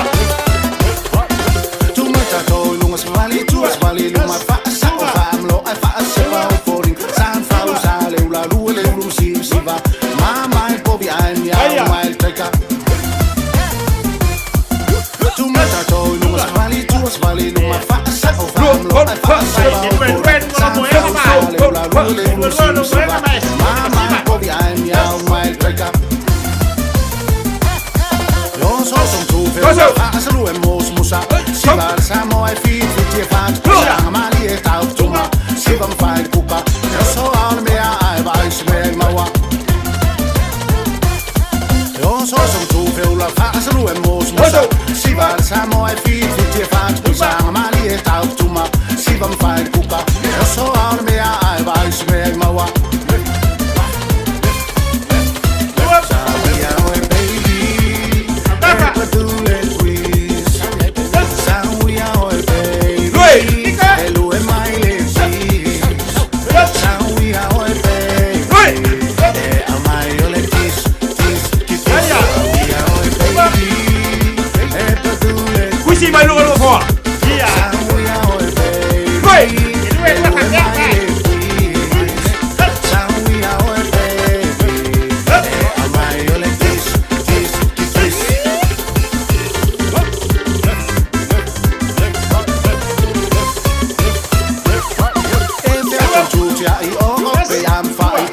tuna ya li ai mo la vai ta mai ta e to vi o ta fea pa si vale anga happy hour me ai sa mai ma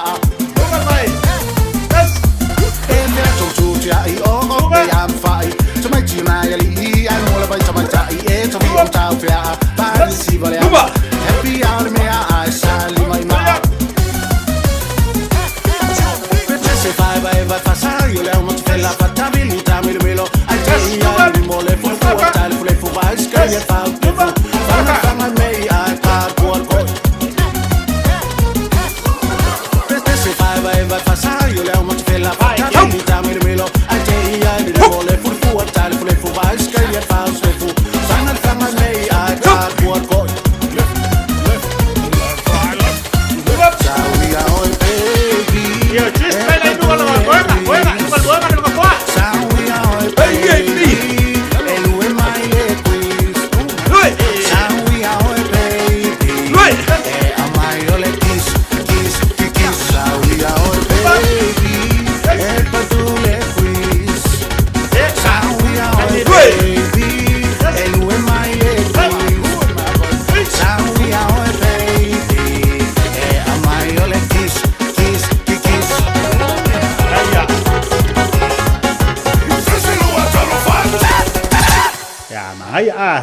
io ia agua ke po e kalo fa ngai ko inga mai do ba ko le ko le le ko kuisi io go sai ya sai ai ka go kanga ka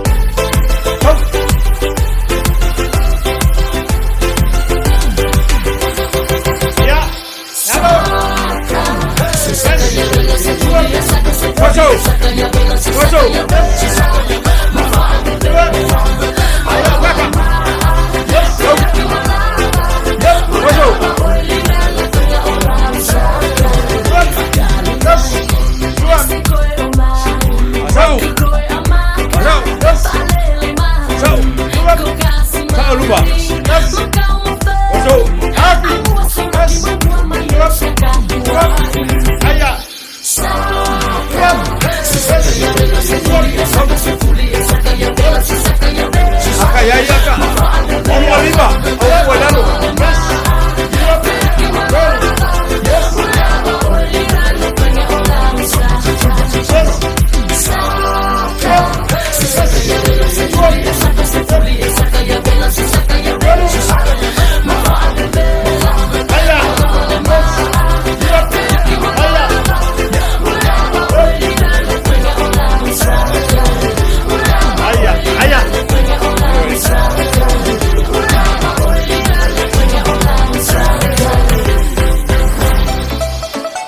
tau le ska ko pesela.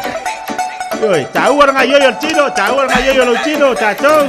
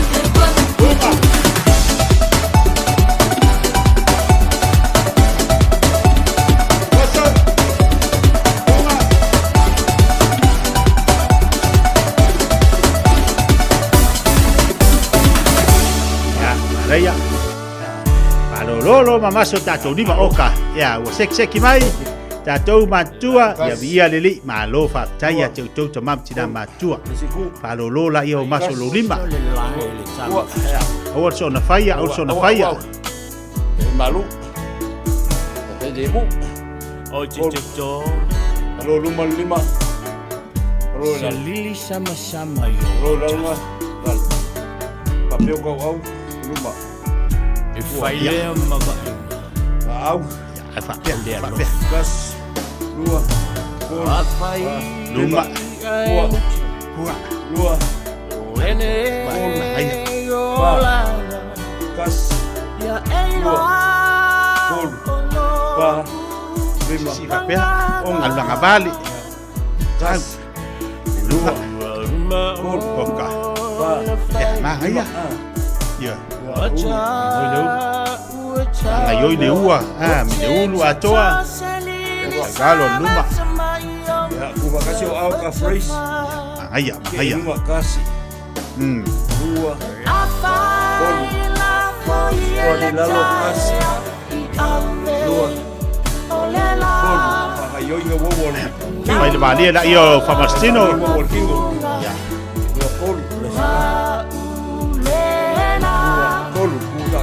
Au ang lalo.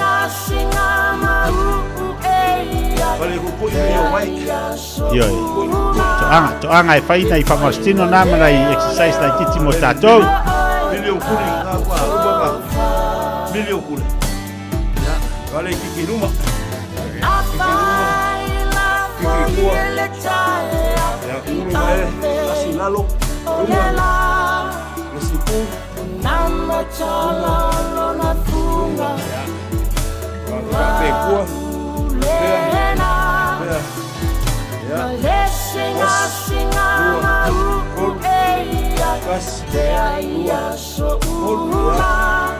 Wia le tua ke whelai le whalaire. Ya. Le na mana ya yo mai le statu pati le taiao. Tatu fa Palestino ma tango fiel tatu fa Palestino le taiao. Te loa. Tau te le mo tatu u malava mese nei tamama nei tina. Lungo tatu pokalame ya nei la tu o mo le malosi. Ia o le pokalame tu natu mo tatu uma le nga fu na vave tatu tanga ia o lo tau pu mane ia tatu tu ama tua ni lava pokalame lo tau fai tau longo pe ma fa natu ma so sania tu mo ia o tau fu ile mo lo so fu malo lo ina la sunga fa fenga inga lita ya io te tia ile ia be sili lo fie lo mo lo so fu malo lo ina ele fulu le no mo e se a un gol fulu ai ke lo o to ale mo so fie le weekend funga le ese foi wa mo lo na ifu fuanga mfata ngo sai wo sofia fulu ngo ole malosi ole o suia ingole me se foi tau ale look after in the leila tino ia mela lakila ta ia ila tsa o lo ke ingule hepo wa kala fo ba ke mingo la ko fa sitinga ingol fulu le ngo mo wai ai u fa met fo ma ia te lo le doctor ma ko family doctor so le walaki oi en ole laki o lo exau ole memonia oi ole si parle o covid le pisine ol fulu le fam tala kut kala fo ma infamia te o le le asfalei la stofi ole laki oi o lo failo exercise ma hingu o mo meu herbals mo meu meio o fruits ma meio tele meio greens mo ginger meio fam tala o fa me apola o fa o fulu o fa me laki ona o lo tino o na o yu toka feli exercise ma wale kinga inga o bonwe ke ena i le falma ai le tinga inga o so no va ngala fa ula verso no le sunga fa fenga sel ta wala ngalo ta til la lungo fa mer covid til time nei mo ma ia le unga fu i falma i le aso me le aso tua o toya nga ia ilunga wa tele ia lolo winga e taua la le fel fa marstina mo tantou me se ala ta mama tina matua me ia malosi lo system e fa afta ia i fulule sa keni o mo kwa malosia o tala las fo ma ia o laki o le laki o ona o te fa malostino mo to anga hingu o ka ui lo ke ingu he por life mai keep on going ngai mana ia ingu pea langa o nai mo wailo so fu malorina le ma o ku o lo exercise langa o wo kelet fa ma isau e attack ngo fia pe fa pe mo ma i tino fa penga ia yo le la o fa ta o ile exercise me ngo fa malo si meti sa o fa pe o ile ai le mang malo me le anga ia cha le swa fo yesu wo umman fa malo lo o yesu ala o lo ka ule a tu fa wa ulinga luenga tala ta wala ta tu o ta talo le li lan fa malo longa ma fa sta tu ngal luenga ta tu ngal luenga pe ona sa no lo sungal fa fenga ya le ta wo fo de bo ta to ava pena ta talo ta to ma ta sami ai le se ngal luenga fa ya ele fa nga yo mai le lan fa malo longa lono ta wo yo fe ta tu vaenga fa le pata ta to fa le pata le tu ya wala mil fa malo longa ta tu tino ya ole ta tu fa Palestino na le taiao ma lo fa te tele atu lava nei tamam tina ma tua tatu a inga le nei taiao mo le tatu fa Palestino mo le tatu fa Palestino pe ona yai ia io wona tatu fa vai fa ma los le wona fa longo foi kala kaka ka ko makua wala o tatu le le ai na mai le tu le poto mo le tamai ia ka ko e fa ti noi tiu te ma fai vanga mai le tu tatu tofia i funga ele nei tatu te no foi o kango ku se vai le tala foi le ya Yosua Kalepo man tu foi tala ga Yosua fai Kalepo pe wa an estimate Yosua Kalepo ile eicho Kalepo fa me wa ile to ya ngana e lungo le munga lam fai mo o langa wa matua wa kango ngo foi la lo ima langa ma lo silvan la wa naki le ko nga mo o me Yosua o le tu le ka au ngel fa li malin ka o o le unga fonga le wo walu lima o le kuanga le mel malosi au fa fo wina lo malosi e le tai lo tausanga ia uputa tala no le afionga le e le kai lo kausanga e le kai langa kanga ka o se a ko fa o le ko ya se lo kusi e le kai mala makausanga kalu fo yanga o ngaso sa e le iloa ai le fai kausa yo langa kanga kai ri ko anga sa ngaso sa ke lo ri ko anga se lo ka mo maululu sa lo ka mo maululu maululu mai o karsanga ala ku le loko e le loko ale ka fa oi ku sa ga le loko le vai fai fale ai ku ai ma le ala sa pi fai fale e le po kale por ka pa malo pa tele tatu what to do awone ngalo tatu fa palestino le vas fo le songa fo ya las falele nei las falele ele komisi woni tatu longo pu eli pel tatu po kala be mo le va yaso ya i le mafto le tatu what to do ai fa malo fa temo tatu fa martino le fa nani tatu fa martino masani ya pa yo te o ka fa martino masani ngai le fa finga ngai le tu la ono le fa fi va yesi nai fa tau fa le fo post ngango when we were sharing memories o le 2020 ngai ke was se pa bon le fa tanga lo ka ko wafo ako exercise o lua fe dos fulunga ile memory nga na kulunga ka ko Facebook ga telling se mail tatu o vai tan sweet ai vai tau fa le ale mamla mal fa palangi ngai lumo kilo le songa i vai sa o le aso kilo le aso ngai le yo le aso o le luo o ngai le aso no vinga as a memory so nga le o me sa tupu le aso luo full luo ai vai o ka ko tan sweet e fai i le tatu fa i masang i Pantry Road e te oso mai tu Pantry Road pe ke saulu ma ti Rangi Drive te maua le mele ma na rangi fa il polifesa tamitia onga ile tu la ono ile fiafi ile fitu le fiafi mankua sa le sika ko shop nga tala i ba yasoleng la sung fuelen ke onga sama ko away uma le la ko kala antale le solulu ya le ko kala ngi le sung fu ma le ura solulu ya tatu shop fu nga le he po life pe umana afa pe fu ite la tu e fie mo so energy malosi malos fa fo wina ele me ka ole tipo amole keki la man nga ke kango ingu mo fo nga ling fa afala vai nga la kula ke siwa ke lola oi pole alo la ko ke vai pe la ko ka mo ele se la umika ho nga le kwa fo i malos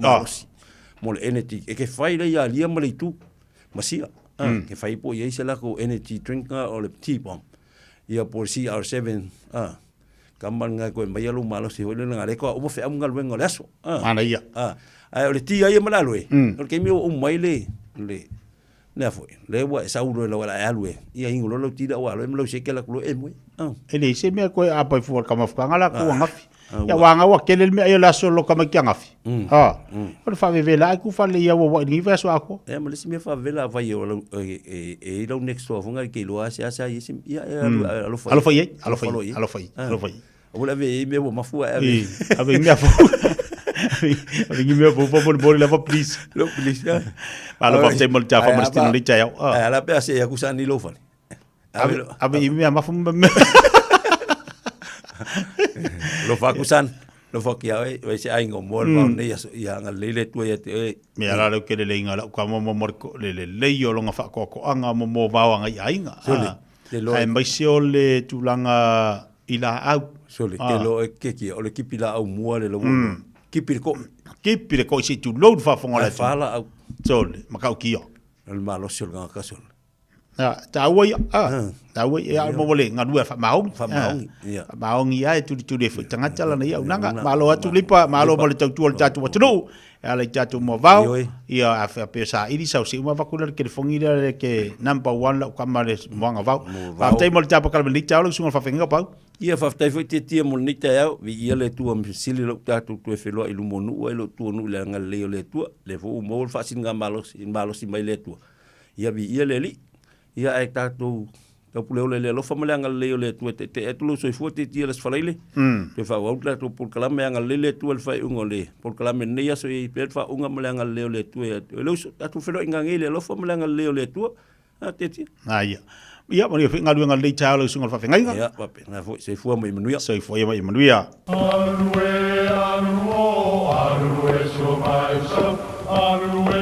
o Samoa o le atunu ua mai au na tofi o le la au ua mai au nga tātulanga e le to e tau au whangaina. O le vai fo i ua malili ua maea o na saiki. A o lau polo kalame o le vau filifili. Ua na o se toi wha manatu. Ua na o se toi whangu ia ua nganu Samoa. Mau upu ta oto, mau upu tu.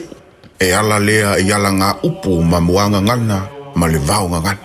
A wane i emisia le tātou polo kalame. Iafi o aso lua ta itasi le itu la e valu i lunga o le Radio Samoa. Ia manu ia tele, lau mai muanga, ma lau whaasaunga Samoa. Tala falava Samoa o foi nei o eni ma le tatou whale tā vale lau iloa o le Car for You. A whai lava ta sa ilisa tā vale, le aise lai sene pe maua le lai sene a o e whaingaluenga tū mau, ma le leilo suafa. Whaingo fia lava le Car for You na fsoswani mo oe, maua tatou cashback pe a mana mia le fsoswani. Talofa lava Samoa o afoile nei o lofa, awa nei ngalo le tatou Facebook page le Car for You, pe te su mai le mato tuatu si tolu se lao Craysel Frontman Rewa, pe faso tai mai le mato telefoni, over te lau rolo a fitu whaiva na walu, pa fisili mo en po alofa. So fase fua. Mga umia se maa mga kosyo kingalay sa Samoa. Sisi, le Lifestone Headstone Life whaile lako whaapikoa mo maa e lalo mai le 5 awhirekau. Mawhai fo inga lafo i Samoa. Vili le ongu se lau kasi valo 5 po o le website o le lifestone.co.nz. Whailoi le Lifestone Headstone o le Radio Samoa na e maua aile nei whaasalaunga o na lafo lea o le maa whaamanatu i Samoa e au noa ma se tongi. Lifestone Headstone le au nanga a le Pasifika. Radio Samoa. Taslima iwatolu amo. Radio Samoa. Taslima iwatolu amo. Radio Samoa. Taslima iwatolu amo.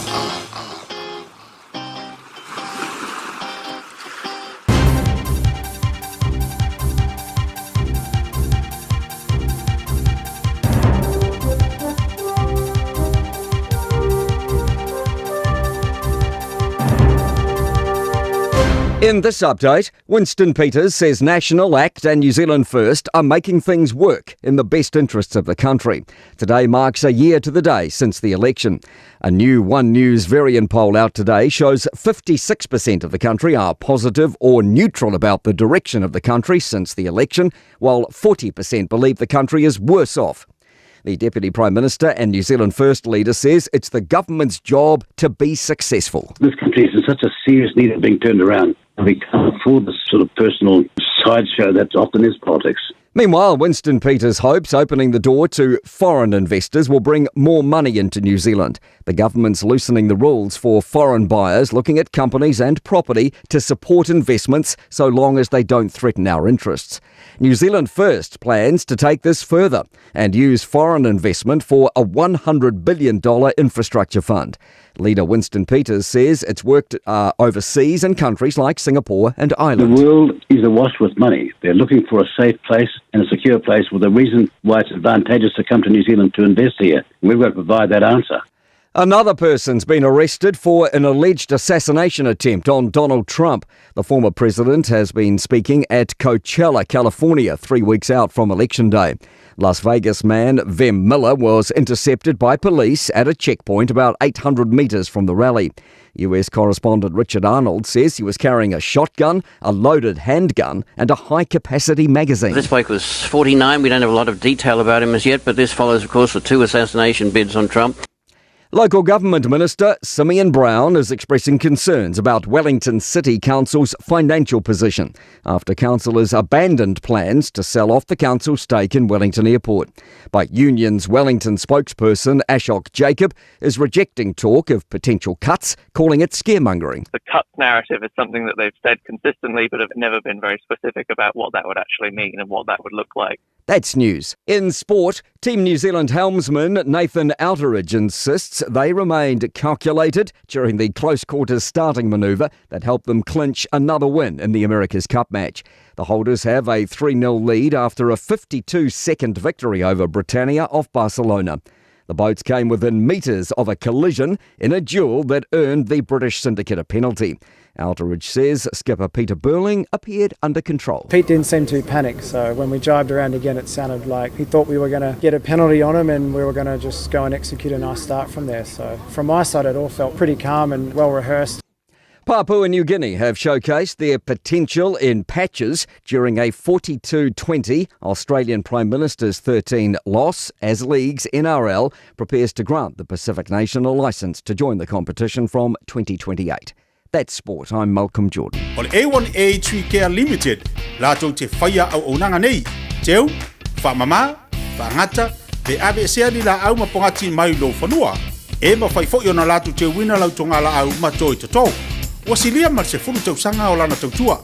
Wala au lua le A1A Tree Care Limited, le olua tasi olua o tolu ono o. Olua tasi olua o tolu ono o. E tolu sfula whetala le tino i tupe wa ta pena le Digicel mo lana whaapitoa. E whesoso ni ai le tonga tāle sui whanga wai nei. E tolu whailonga tupe ta i 5 se lau tāla cash. O le ase ina i aso whaweile ta tasi mo New Zealand ma au se talia. Whatau so top up luas futala pe sili atu mai whale olo masani. Pe lafo foi online i le Digicel Pacific. O le maua le olo wawanoa i le sei. E te anga wa foi pe a lafo so se leni le My Cash a le Digicel i Samoa. E whaunga ai le ClickX Pacific. Morisi whaamtalanga wala au le ovol se lau tolu wha lua tolu. Sekia Digicel. Talofa, we're the Katinas, and you're listening to Radio Samoa on 1593 AM.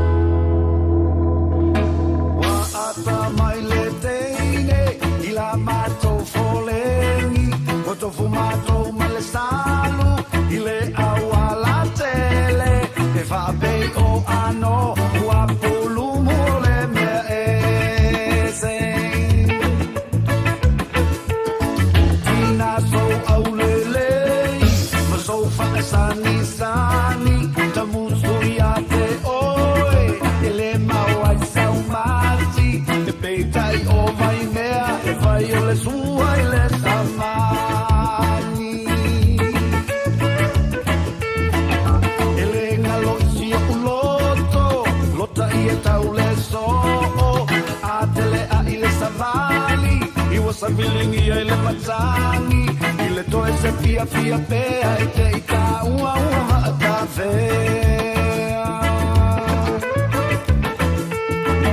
E tatele fia manatua Le kalone na muleanga Tumua tau mazuzua E tafe foi le fatavata Le kalone tau fase e vapi O se manongi o se mea e ze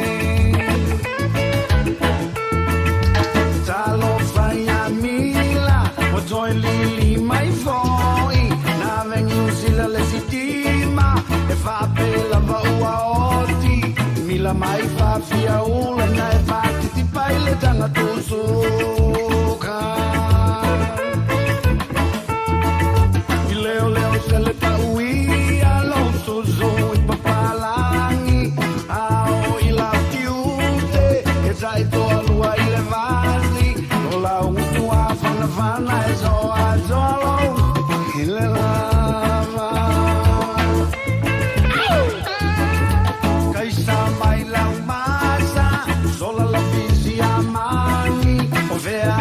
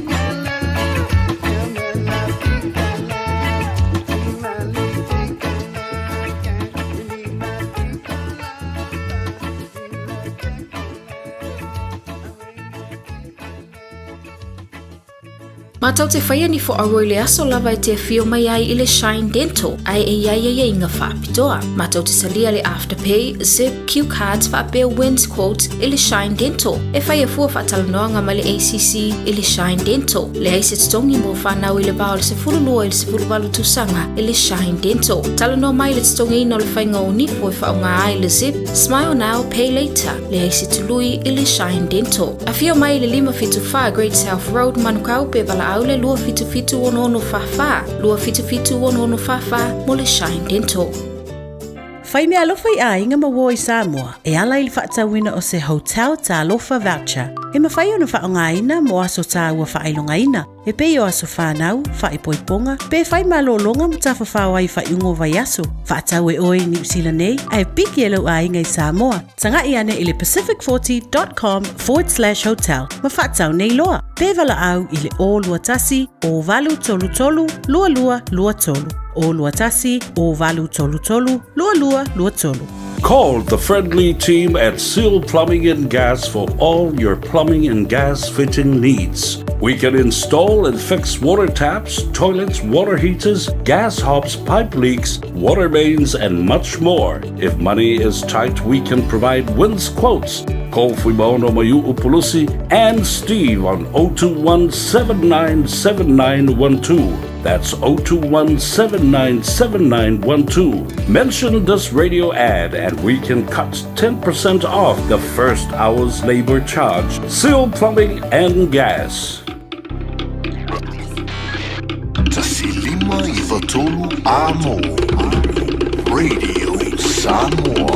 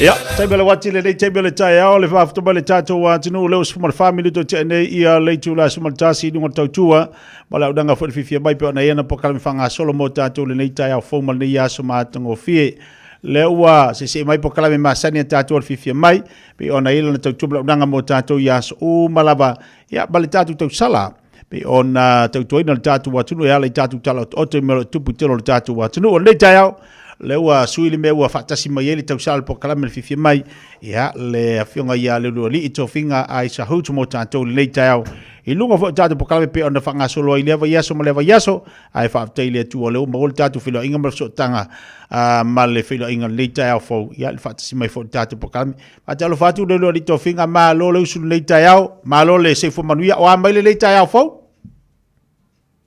ya langi mata fira fetalainga tia le neta ao fo ma lo lava se shua maua ia olea peona e fasiringia tia ia olo o ma swa mata mo fia lava ne aso le neta ao ia olo sulu mata mo fia fole la ine le tato tui ine Samoa le wa ngai toile tato a fasalonga ia inei tuala le friendship park ia rona sila pia poita le ko atele ia wala le lo ai ma sila pia tatu tata o yo ngai ke ngai o fea o falangi pak po fe o Samoa o yo Samoa oka fa pia wai o falangi ia tole tatu ia pe anga ia lain ka ko peka ke o falangi ai malo lava se fo mo tia wa mari tau nei atatu matango fia lava tia ele ifa pe nao na wale na tau no mele stofi ele ilonga ele ifa pe nao na to mai ni timunga ko ni wanga ko ia na ole sulu malo si lava le la pai lava sina bebele le telo taimi ia o lo matango fia lava ia winga le tau nei se tatu wa no tia ai le ole tapo kalamelita ola sau tilo wa lewa e fai sa tu ina le sa ta mai tile sa nafi ola sau va ai fo ile le sa na ta mai tile sa nafi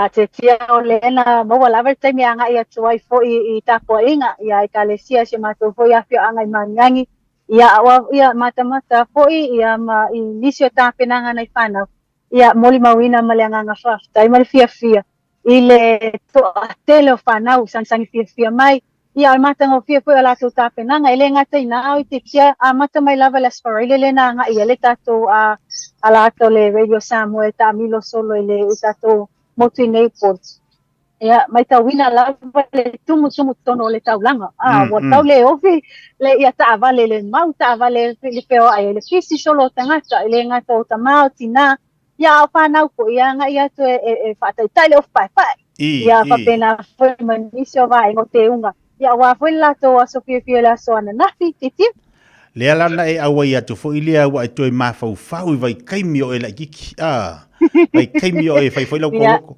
ola se la onda ia to ina wa to va ia ngai o ki la iki e awa ko fia fai so ko loko o tu langa na tia na papena ona yai lava le angango le pastai ona o ma wala va no e paita po inga faita se po ia male masemato e kalesia me se po yo ainga ia movo ia o semato nu ne manyangi ia ai pela na e taua io no yai lava le temi bona le o mai lava loto pape fia to tu ai lunga le stage ma fai mai la sa tau loto ia po le tu po sa pese si va ho te mata ngo fio ta penanga na fana wele nga tele tai au I tau loto ata mai ti mai lava le senga amata se yo o lava I patinonga le senga ma ia o le ta penanga fo ia le au talavo ia ila ia fititi so wa e koe ma fau vai kai me ia maluia to ma tu ai ola aisha la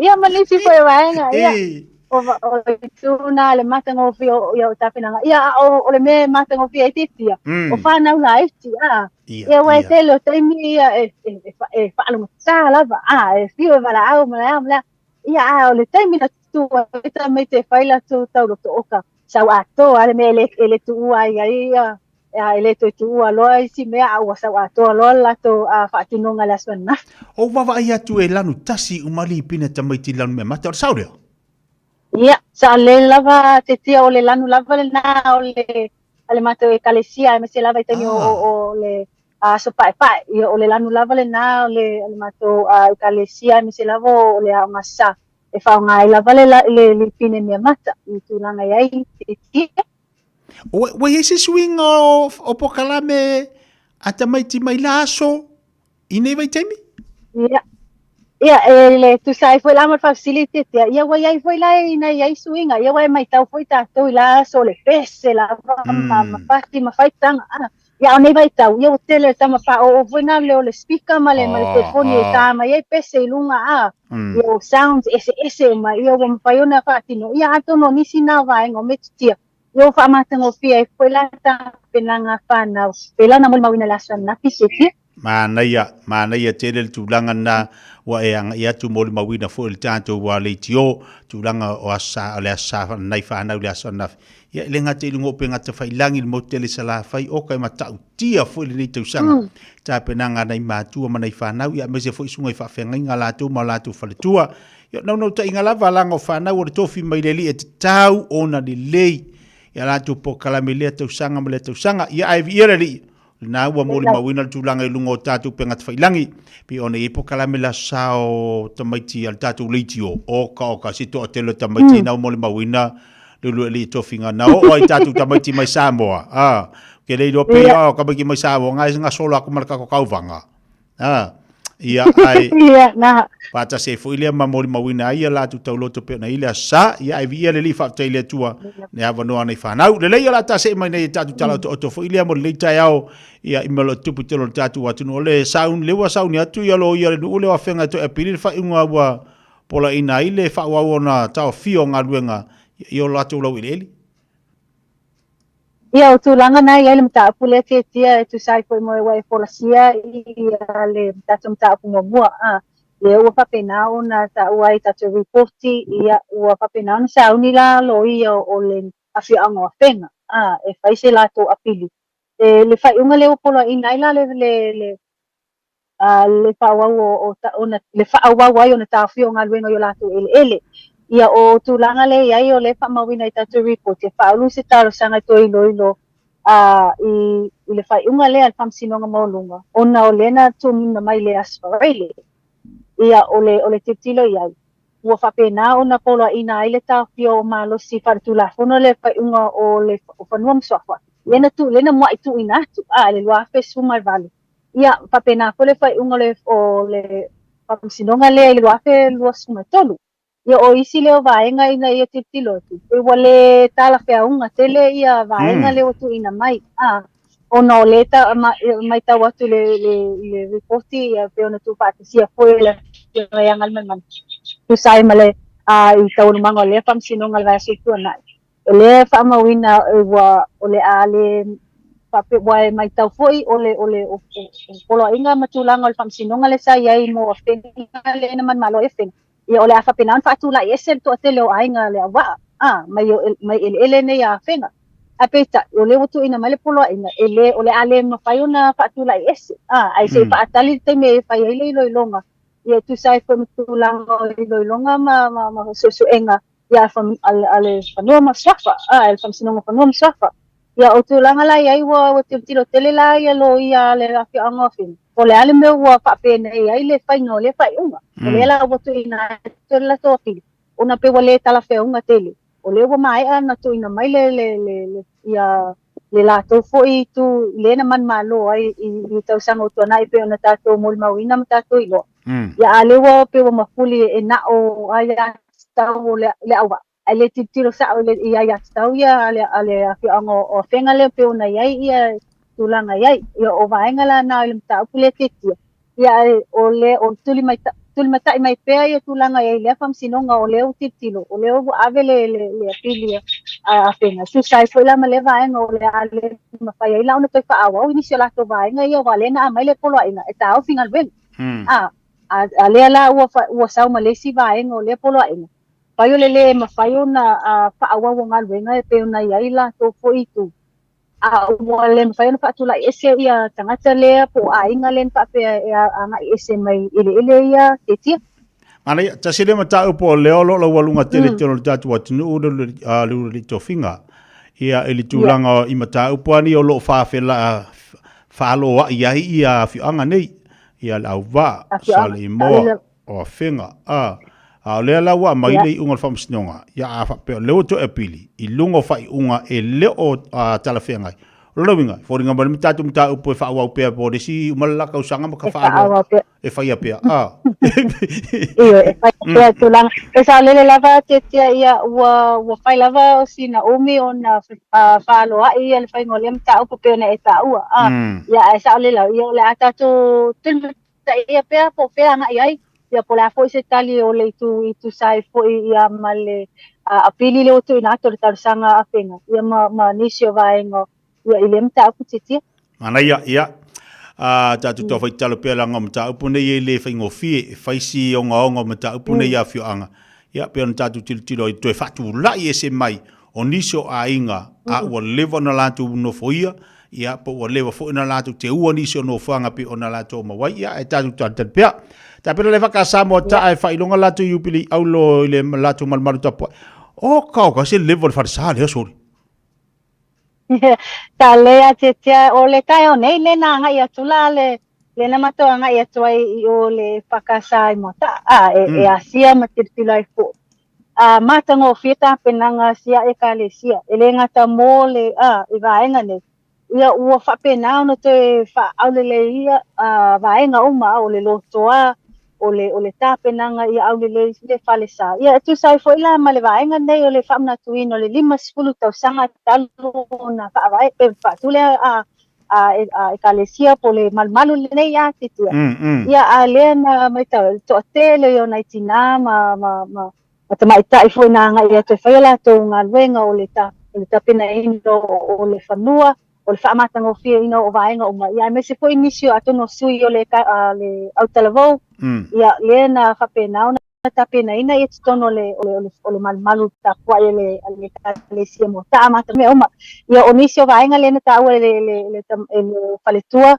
Ia inisio o leo o le aso se 5 lava o te sema. Wa o te sema le po e whaatino ai le sami ai. Ia pe patipati ai po le auli o le yupeli auro le 5 tau sanga o le malmalu o le kalesia mota. Ia o le taimi nei o lo elenga to le whaanga solo I le tapenanga le na. Au le leifo I lato vaenga ono o tulanga ia le tanga malo le malo rau tau kulenga le anga I mai le masina. O le masina nei to e tasil vai aso to e pau nei vai aso le anga I tuai ia ona whaatanu ina la I o le fontanga le te tia atono ia inisio vaenga atono e asi ai ia le isi tu o mota ia lea fia I foila ma le kalesia. Ia o nisi na vaenga o le ota pena ia le kalesia o le io o atu le teime e patipati ai la le ipili au le nei o I te tia. Malmaru tonu a le leilunga le sami le pionga saanga Ta o lele lava te tia matanga o fia o mo foi ona to e whaafouina nisi o vaenga o le to e vali au le lei o le palesa. Ia matanga o fia vaenga o mam tāpenanga sia e kalesia te tia. Te lo foi la tasila le fo fuanga po tasile fa mo nga o le atumutumo fusi tatu atu lu samo pe nei e o atu fa ngol tau sanga lo oka ia sa le ia yo le atumutumo tanga wai mai tau po ia to tele tama fa nau ia inai I mai atunu mau I New Zealand Australia ia manisi foi o atunu le lalan atono la fa pena ona ngai mamai ia I le afio anga mota ia patipatia ia masami foi le vaenga ia matatia ia ua fai ona usia le kalesia mota o itia. Ana ia le ua fai lo male tulanga o la ia ia tatu fale fata de pasi.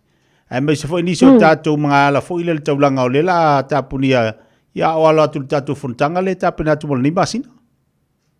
Ia tale te tia ia mai tau foi ia o tato poli mawina foi ia masila fia foi tato le memori se tato wa tunu tapenanga Samoa mai lava le malo tato whainga malo e le ngate leo o tanga luenga SS ia o lea la ua whamawina ai foi la inisio vaenga o le tapenanga I o le tulanga o fontanga le neo malo tau pule lea ua whapena ona ia inisio tuunga ia tāpenanga I tūlanga o le I awala nei e whio ai atu ai tāwale ia o nisi lau vaenga leo whapena ona alo ia tu ina mai fo I o whaamamonga ia ma whamtelanga ia o le ale ma whai ona to e whaonga ina ia le pasi le sa valalo anga ia tu po I funga lei e pasi lau pasese ai me se foi taxis po tāwale la iti lau pasese la iti ia o le ma whai o le a whapena ona iai le aso o le amata tu se taime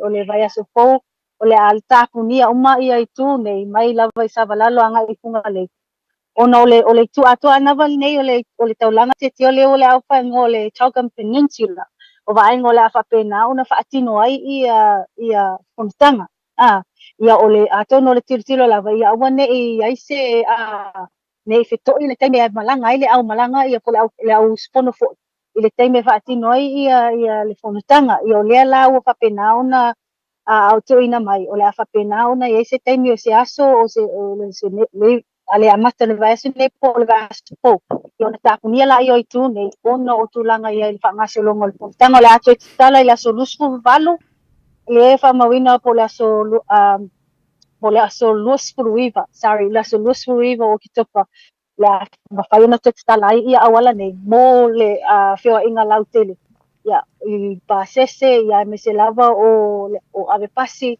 ia o kapena foi ia taxi tia Lo winga la le saunga ingai sa valalo I funga lei.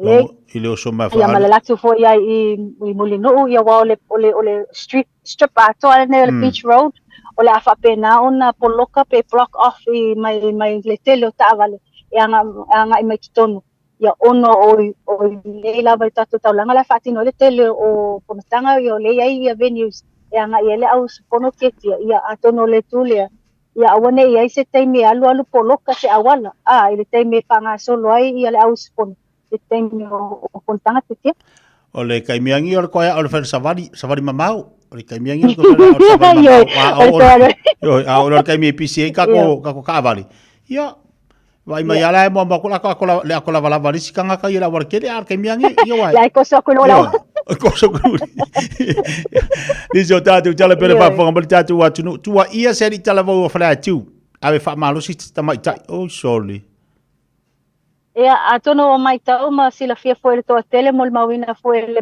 balo se tatu wa tunu se tasio wata na fasala la watu lungo pe fai langi ala tu le mtanga luengo leo e tu sai foi le tau sa ilio se tasio tamai tai sulfit tau sanga mai le afio ango fale atu ia ono se tulanga ia ile tau sa ilia leo maua ia o lea na fapena ona ave famalo se ali ilusu tas tau sanga ia o fale atu ia o lea la o fapena ona mo lia leo lea ali ia male ia ile si fuafuanga ile ngato o le molianga leo le ave famalo o se tamaita ia o le mai taue ia ini si o molianga e fuafue ono ono fapena ona faapopo ia molianga ia o lea la ua fapena ona patino suesuenga ale mtanga luengo leo ia itulanga ia ile mtau pule nei ia ai me se ole vaenga ole wa fiel te supito sanga titi ta sile mata po lenda tilo ia ile nei va yaso mal fa mal va yaso ama tu po ia le tanga le vas tatu nei le na tilo fo ia ilungo penga tfai langi o fa so yo ia wa vai fo mal fa no ndo a o le nga o so mo ia ilo la le to le vai atu le nga o le ta ua si tatu wa fiong ia o ta ua mai ai ia o ia a me mane le wili mo le le wili mo le ta po ta no ma va ai fo ia le tanga luenga la to ia tu ai nga vai nga fa pe langa o le nangi ngo ilungo pokala ilungo penga tfai langi ia o le o atu vai si vai nga le talfia ngai ia o langono le tinga o langono le tinga ile va ai le tunu mal va ai ainga ia I me sa tupu mai I nei me o te mai tai ta tu tilo hoila mana ia leo ave le mtanga luenga leo se va ai po fia tonu al sa ia wa le fo ia sauling o wilo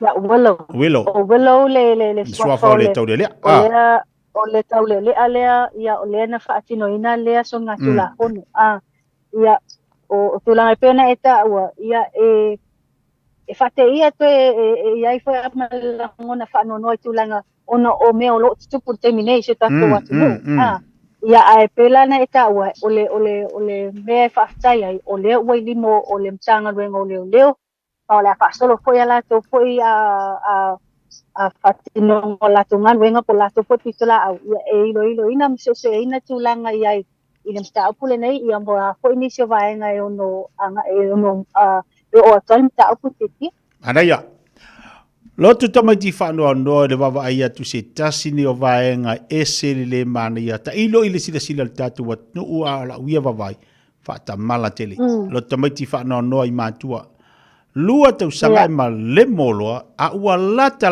le aso nai whanau talo whai soli. Tale lea te tia o le mta opulea i ena whate i ai whonto o tele i e lea ki onga leo whale na tulai mai mta opulea. Ia ina ua whapenau na malemo sia alo toto. so na foi vai aso to nai ia o lea la ua whapena una pena e ta ule utala ia o se aso sa whanua noa ono o le vai aso o le aso le ua celebrate ia pupatikatia e foi ia o tātou whanau ia e pena ia le aso sa o le aso nafi ia a lea ua whapena una a mau le soifua sialo toto ia ono o le malemo ia matulanga iai ele o maua le lei po le ase mafuaanga ia po le afole tulanga na iai am ta upu ia lena ua o ai lava ina o malusia ta mai titi ia a o le tulanga na ia whaali ai fuila ia to tele o lato a me se foi longo pen Thailand mai tau atu ia to tele o lato whaali o lato a lotu whau ia whanono fo i le tala ua o mai ia ina maliwa sia tama titi ia Io sa le ia e le tai ia le watu arua tausanga lua tausanga si mea a o leua lua tausanga pe fa tausanga te lua tausanga ole mai tau atu ole fa tausanga o tama titi a titia ia o nisina vaenga ia wo matua le tama titi pa e fa foto ia wo loa mea wa lo matanga tolo na ainga yo vai na papena ya ai o se ole fa no nga lava le na ole au dia mai ele ia ta mai kiki ele asu sa fa pito moria ya e se foi na uso ya po to ngane fo ya o yo vai ngole ainga ya yene fa ole ala to paspatia le sana fi tia ya ai pita ya wa leo fa pena una maliu no wa malen lo tamaiti whanau noa le ato atoa le lista penanga o asol whanau tato le whatamala ia ai o nisi o tātou tala pe ona iai ai whamalo whaftai tere lawa le tō whinga mō tātou tala oto me lo tupu tero le tātou atunu Samoa ia mana ia o leua silisili atu le tātou atunu ia o lo e whatasimba ina i le pakana i tu o le whalo le malo le sao lea ia le me whaika kau milo milo kula ulau kamera i ngale le peke lu aku pe ya on tai mai lela apa ya tu le tato ya pena sila mai ya tia wala ya o tua ia o le Friendship Park ya o le tula ya pena mai tawa to ya o lo ya inisio pa na o lo patinola to talong o soka ya ata amila malisi tu ya lo ya le mai fale na le vai ngole tourism o le STA yang fa solo toile lungo le tato talingalu pena eta sila mai el pito tu ya o lo pai la matango fie tu o le tato le no fanga nei ya ai me se foi ole me anga e foi mai fana we e fi ai foi ola to foi lo to ma fo ni associação ya me se le nei aso iti o nei ole asmalo lo nei ole ya ole mole asao tamai ya o vaenga le na ya o to tele o te mai tawina foi ya o to tele nisi wa nga itu wa mo tafonga o nisi foi e kalesia ai me se foi o ainga nga e fai se la to picnic la to picnic i tua ya po fia lava le beach pale ya po se mtafanga ya wa nga e foi to tele ne aso kitia mana ya malo fa tai ta o foi fa fonga tatu atu le fu sina mai mole tu langa lo yel tatu tala tau nei Samoa mana ya le sulma le la ya le foi o lo manuia o mal tu langa lo yel tatu tu mal langa lo Samoa le tatu atu Samoa te lo mo le va no ai fa solo nei vai aso ya wa la fa ngaso lo mai la ta po kala minal tatu atu ya te lo te wa uma wa e o kai o makauku ya wa e o fa ke sainga ngai la kala ka ge fe me ya ba ke ya vai ala wa o ya pingaki ya ole atam fai atu pe ila ufanonga dia tu sai foi ya ai ole atam fai atu ya wa e sa ole la va ina ese foi ya location te masin te matango fie tira foi malo se tato watu no ya i folinga wa ya se tato watu no le nei taimi ya ai me se lavo ta penanga ya o se tato watu no ile itanga malole pape le a papenao na fatono ina le va so asau yo tu langa lava ia tape nanga tia i le famai no luma fale o awalam tu langa matango fie ele o anta mala lava se afio anga o se nu o tu langa ia le fa aule no la o ala tele ia wala vale le a tanga malo nei tia Malo whaftai. Ma tango fia fa so mal ta po kala beli ta ya sui fo si si mo mai mo ta tu wat no ya tu langa pe ona yelo tu tu langa ni ta ya il manatu la tu mo le si ta po kala me so ta lo fo le ya mo le to lo fa angal ta tu wala leo mo ta tu po kala ya tu o tu sala fia mai ya au fia ngai tu manga lu ngai tu ta tu watu ni Samoa ya banu ya ver ya fo fuanga le ya so ya me si ai fo ila ya ke ai di fa inga pingaki ya Ja, så alle vej på mig som McPeanuts. Alo batu mo tu afine manu ya ngalu ngai ta ya o le to finga Pasta la vachetia, ponia ne yaso. ya so ifo ya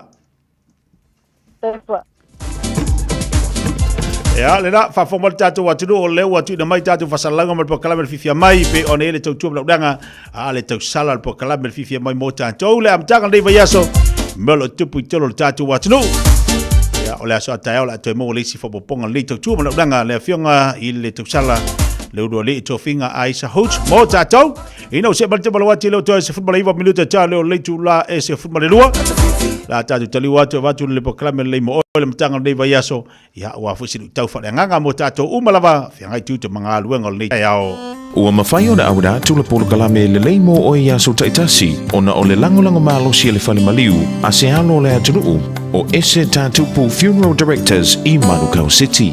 Polo kalame le leimo oe ta alofa lava o saunia whaapitoa nei polo kalame mo le whaelunga ina o le aso maliu o le tātou whaola o si mai alau whaafafonga. Wa o Pilato le ko vana Roma i le tu malo i utaia i le tausanga luas fumaleono i le tausanga tos fumaleono tausanga o leli.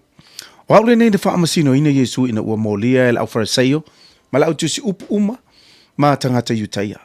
Na o fasili ia Yesu o oe e o le tupu o tangata i utaia.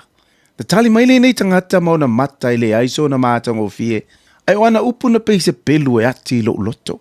Sa tali mai ia o le alava. O fa yatu i tangata i utaia au te tau tino atu. O te rei loa se me salai le nei tangata. Na vava awa mai tangata i utaia sa ofu i ofu tu pao papae. Ma o lato ulo i fusia i whawhau tua mātanga o fie. E iloa atu wai o lato tu langa maua i le lotu i utaia. Aina o iloa atu i o lato faulinga ma upu o wha ai longa o le fasi o ti tangata. Na ufa i atu. Ua o tau au maile nei tangata i ate au. Peisa i e wha se sei se nuu. Wha auta mai foi. Ua usu sua i ate ia i o tau luma. O te rei loa se me sala ile nei tangata. I mea uma ua o tau molia mai ia i ate ia. Na ufa i atu ia Yesu. Ua e le whaalong e i le telo me ua la tau moli mau mai ia i ate oe. Sa matua i o wofo le ai se tali Yesu. Na ono pula mai. Mauna mata o lo tafe tutoi. Mlana ava ua na o le a ano. Aina sa sae ma a ano e fita fita. O lona tino sa pei o se tino se manu ua sa sae saina. Lona pao. I lona sasaina. Ai tu mai lava matadi mai ma le whaalo alo ia ofisili. Sa au mai ale tangata mi o le anga fasio tangata o parapa. A tau ne su iai le mawhawhawa i utai ai peta. Na sili ai la tau le no nofa whaatasi ma le ami o le anga. Na i lole tangata ami o tonu. Pilato, nei e maole nei tangata ami o tonu, a wana oti ngā ina na le la i le miti i a te ia, o le nei tangata o le tangata ami o tonu. Ono whai atu le tangata i utaia. O te tale na atu parapa. Ai se ale mea o te whaia i a Yesu, o le wengoa i a keriso. O lea ngā upu, o lea na whawhano ai o lima, i o lato luma. O tali mai lato. I oe, i lunga i a i mātou ma mātou whanau lo na toto. Ta lofa i au ngā tupulanga o nei tangata. Ma le tautonga na lato whaia i le aso, o na utalaina le o parapa. Ai sasaina wha sa tauroina Yesu. O le nei whai unga sa le mawhai, o na iai so file mu mai le alavaso. Ai ina ua maua elo to ulua le tusi al profeta Isaia limas fu mal tolu. A ua manua o ia o na o atatou so le tula fono, ua momomo o ia o na o atatou ami o leanga, o na wha lava lava foi ua malo lo ai tangata. O le pule sa ia te nei, Pilato le ko vana, e ngata i Roma. Ai o fo lingo le ami o tonu, sa o muli mawina i fo fonga va aia o le keriso e moni lava lea. O le tupu e tu mau e whaavavau. Manatua, e le leimo oe. o le ese tatupu funeral directors o se fale maliu Samoa o le tali foilea o taimi whengata o na o le malanga al maliu maleoti e mawhai foi o na latu awina atu ma awina mai tino maliu o e pene mai so o se atu nuo lalolangi mala auno le ese tatupu funeral directors i le lua no lua toru fitu lua no lua toru fitu pea fiuane ele se fulu malebalu Norman Spencer Drive in Manuka City.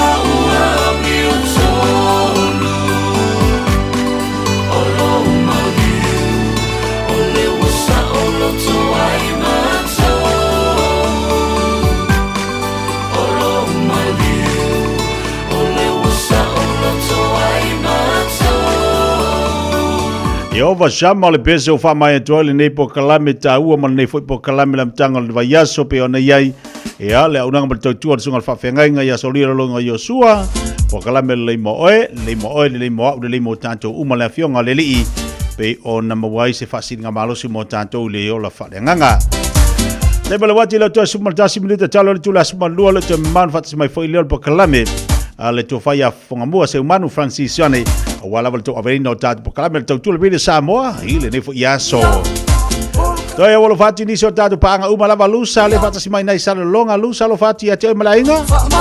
E se tanga mo fa fata mafta mai. Yo e se le fa no le loto le nita ya. Ia ile va vai fo inai fa na ta lo fai. O le lava pisa la val tatu wa pokala militero te tatu fa na. Le fo ila o mali tau ma fana. A o fa fonga mai tatu fa na la iti te lo. So si te mi te ala va fa na pe avele e fata fao a fata ele swimming pool.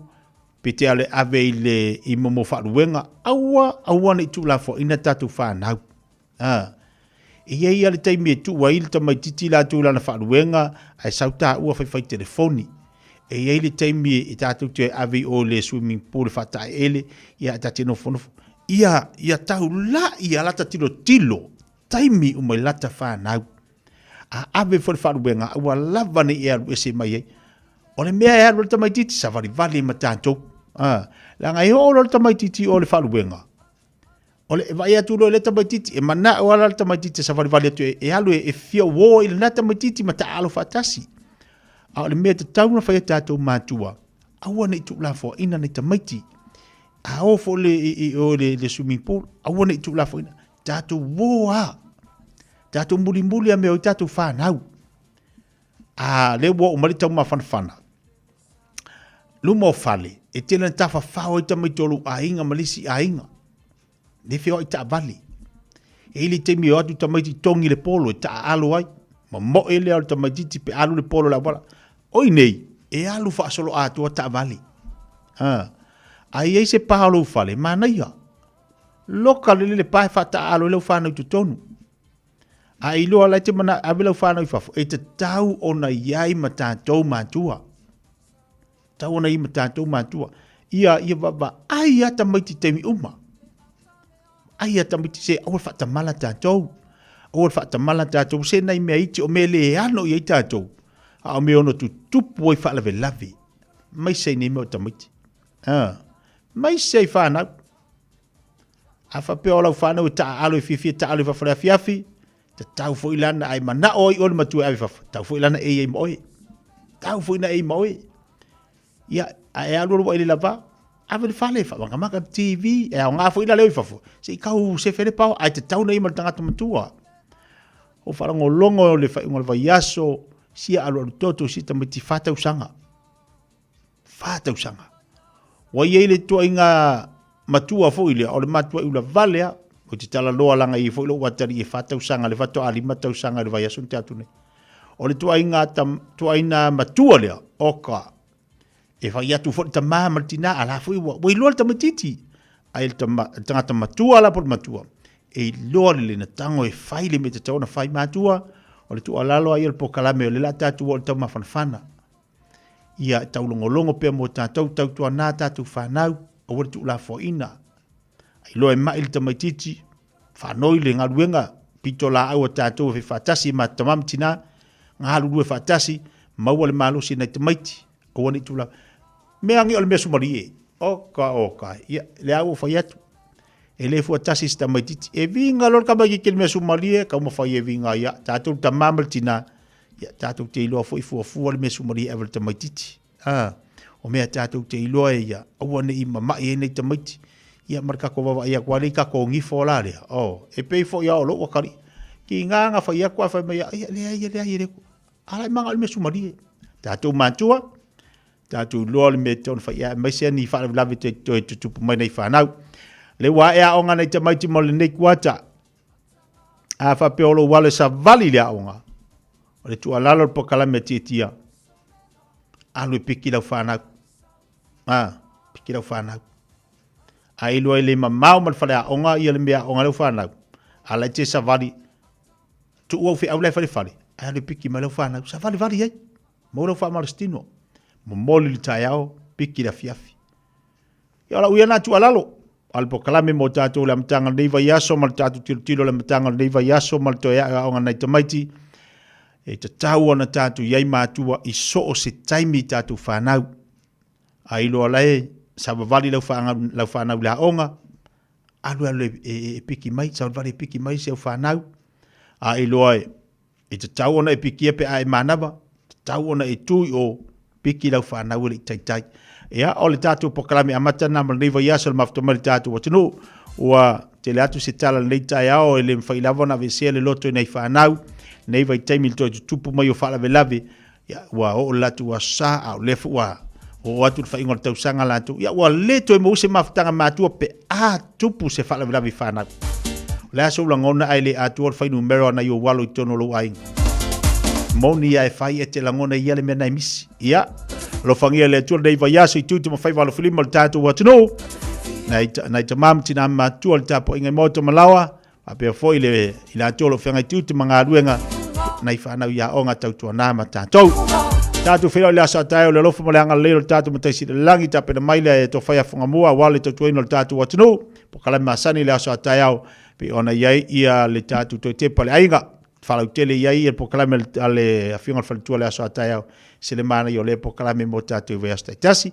whanga solo foi leo le po kalami le fifia mai mo le mamalo le tātou watino ma tātou umalawa i le asa tae au manuia tele le tae au ia whamangalo foi si leo te tia le amtanga le tātou maftanga leiva yaso se ngana o le tautu mari lau whaafonga ia malu avi whare lo whingalo se tautua masa unanga amata pi ona yele nei a songa fua alofa tele atu se fua mai manuia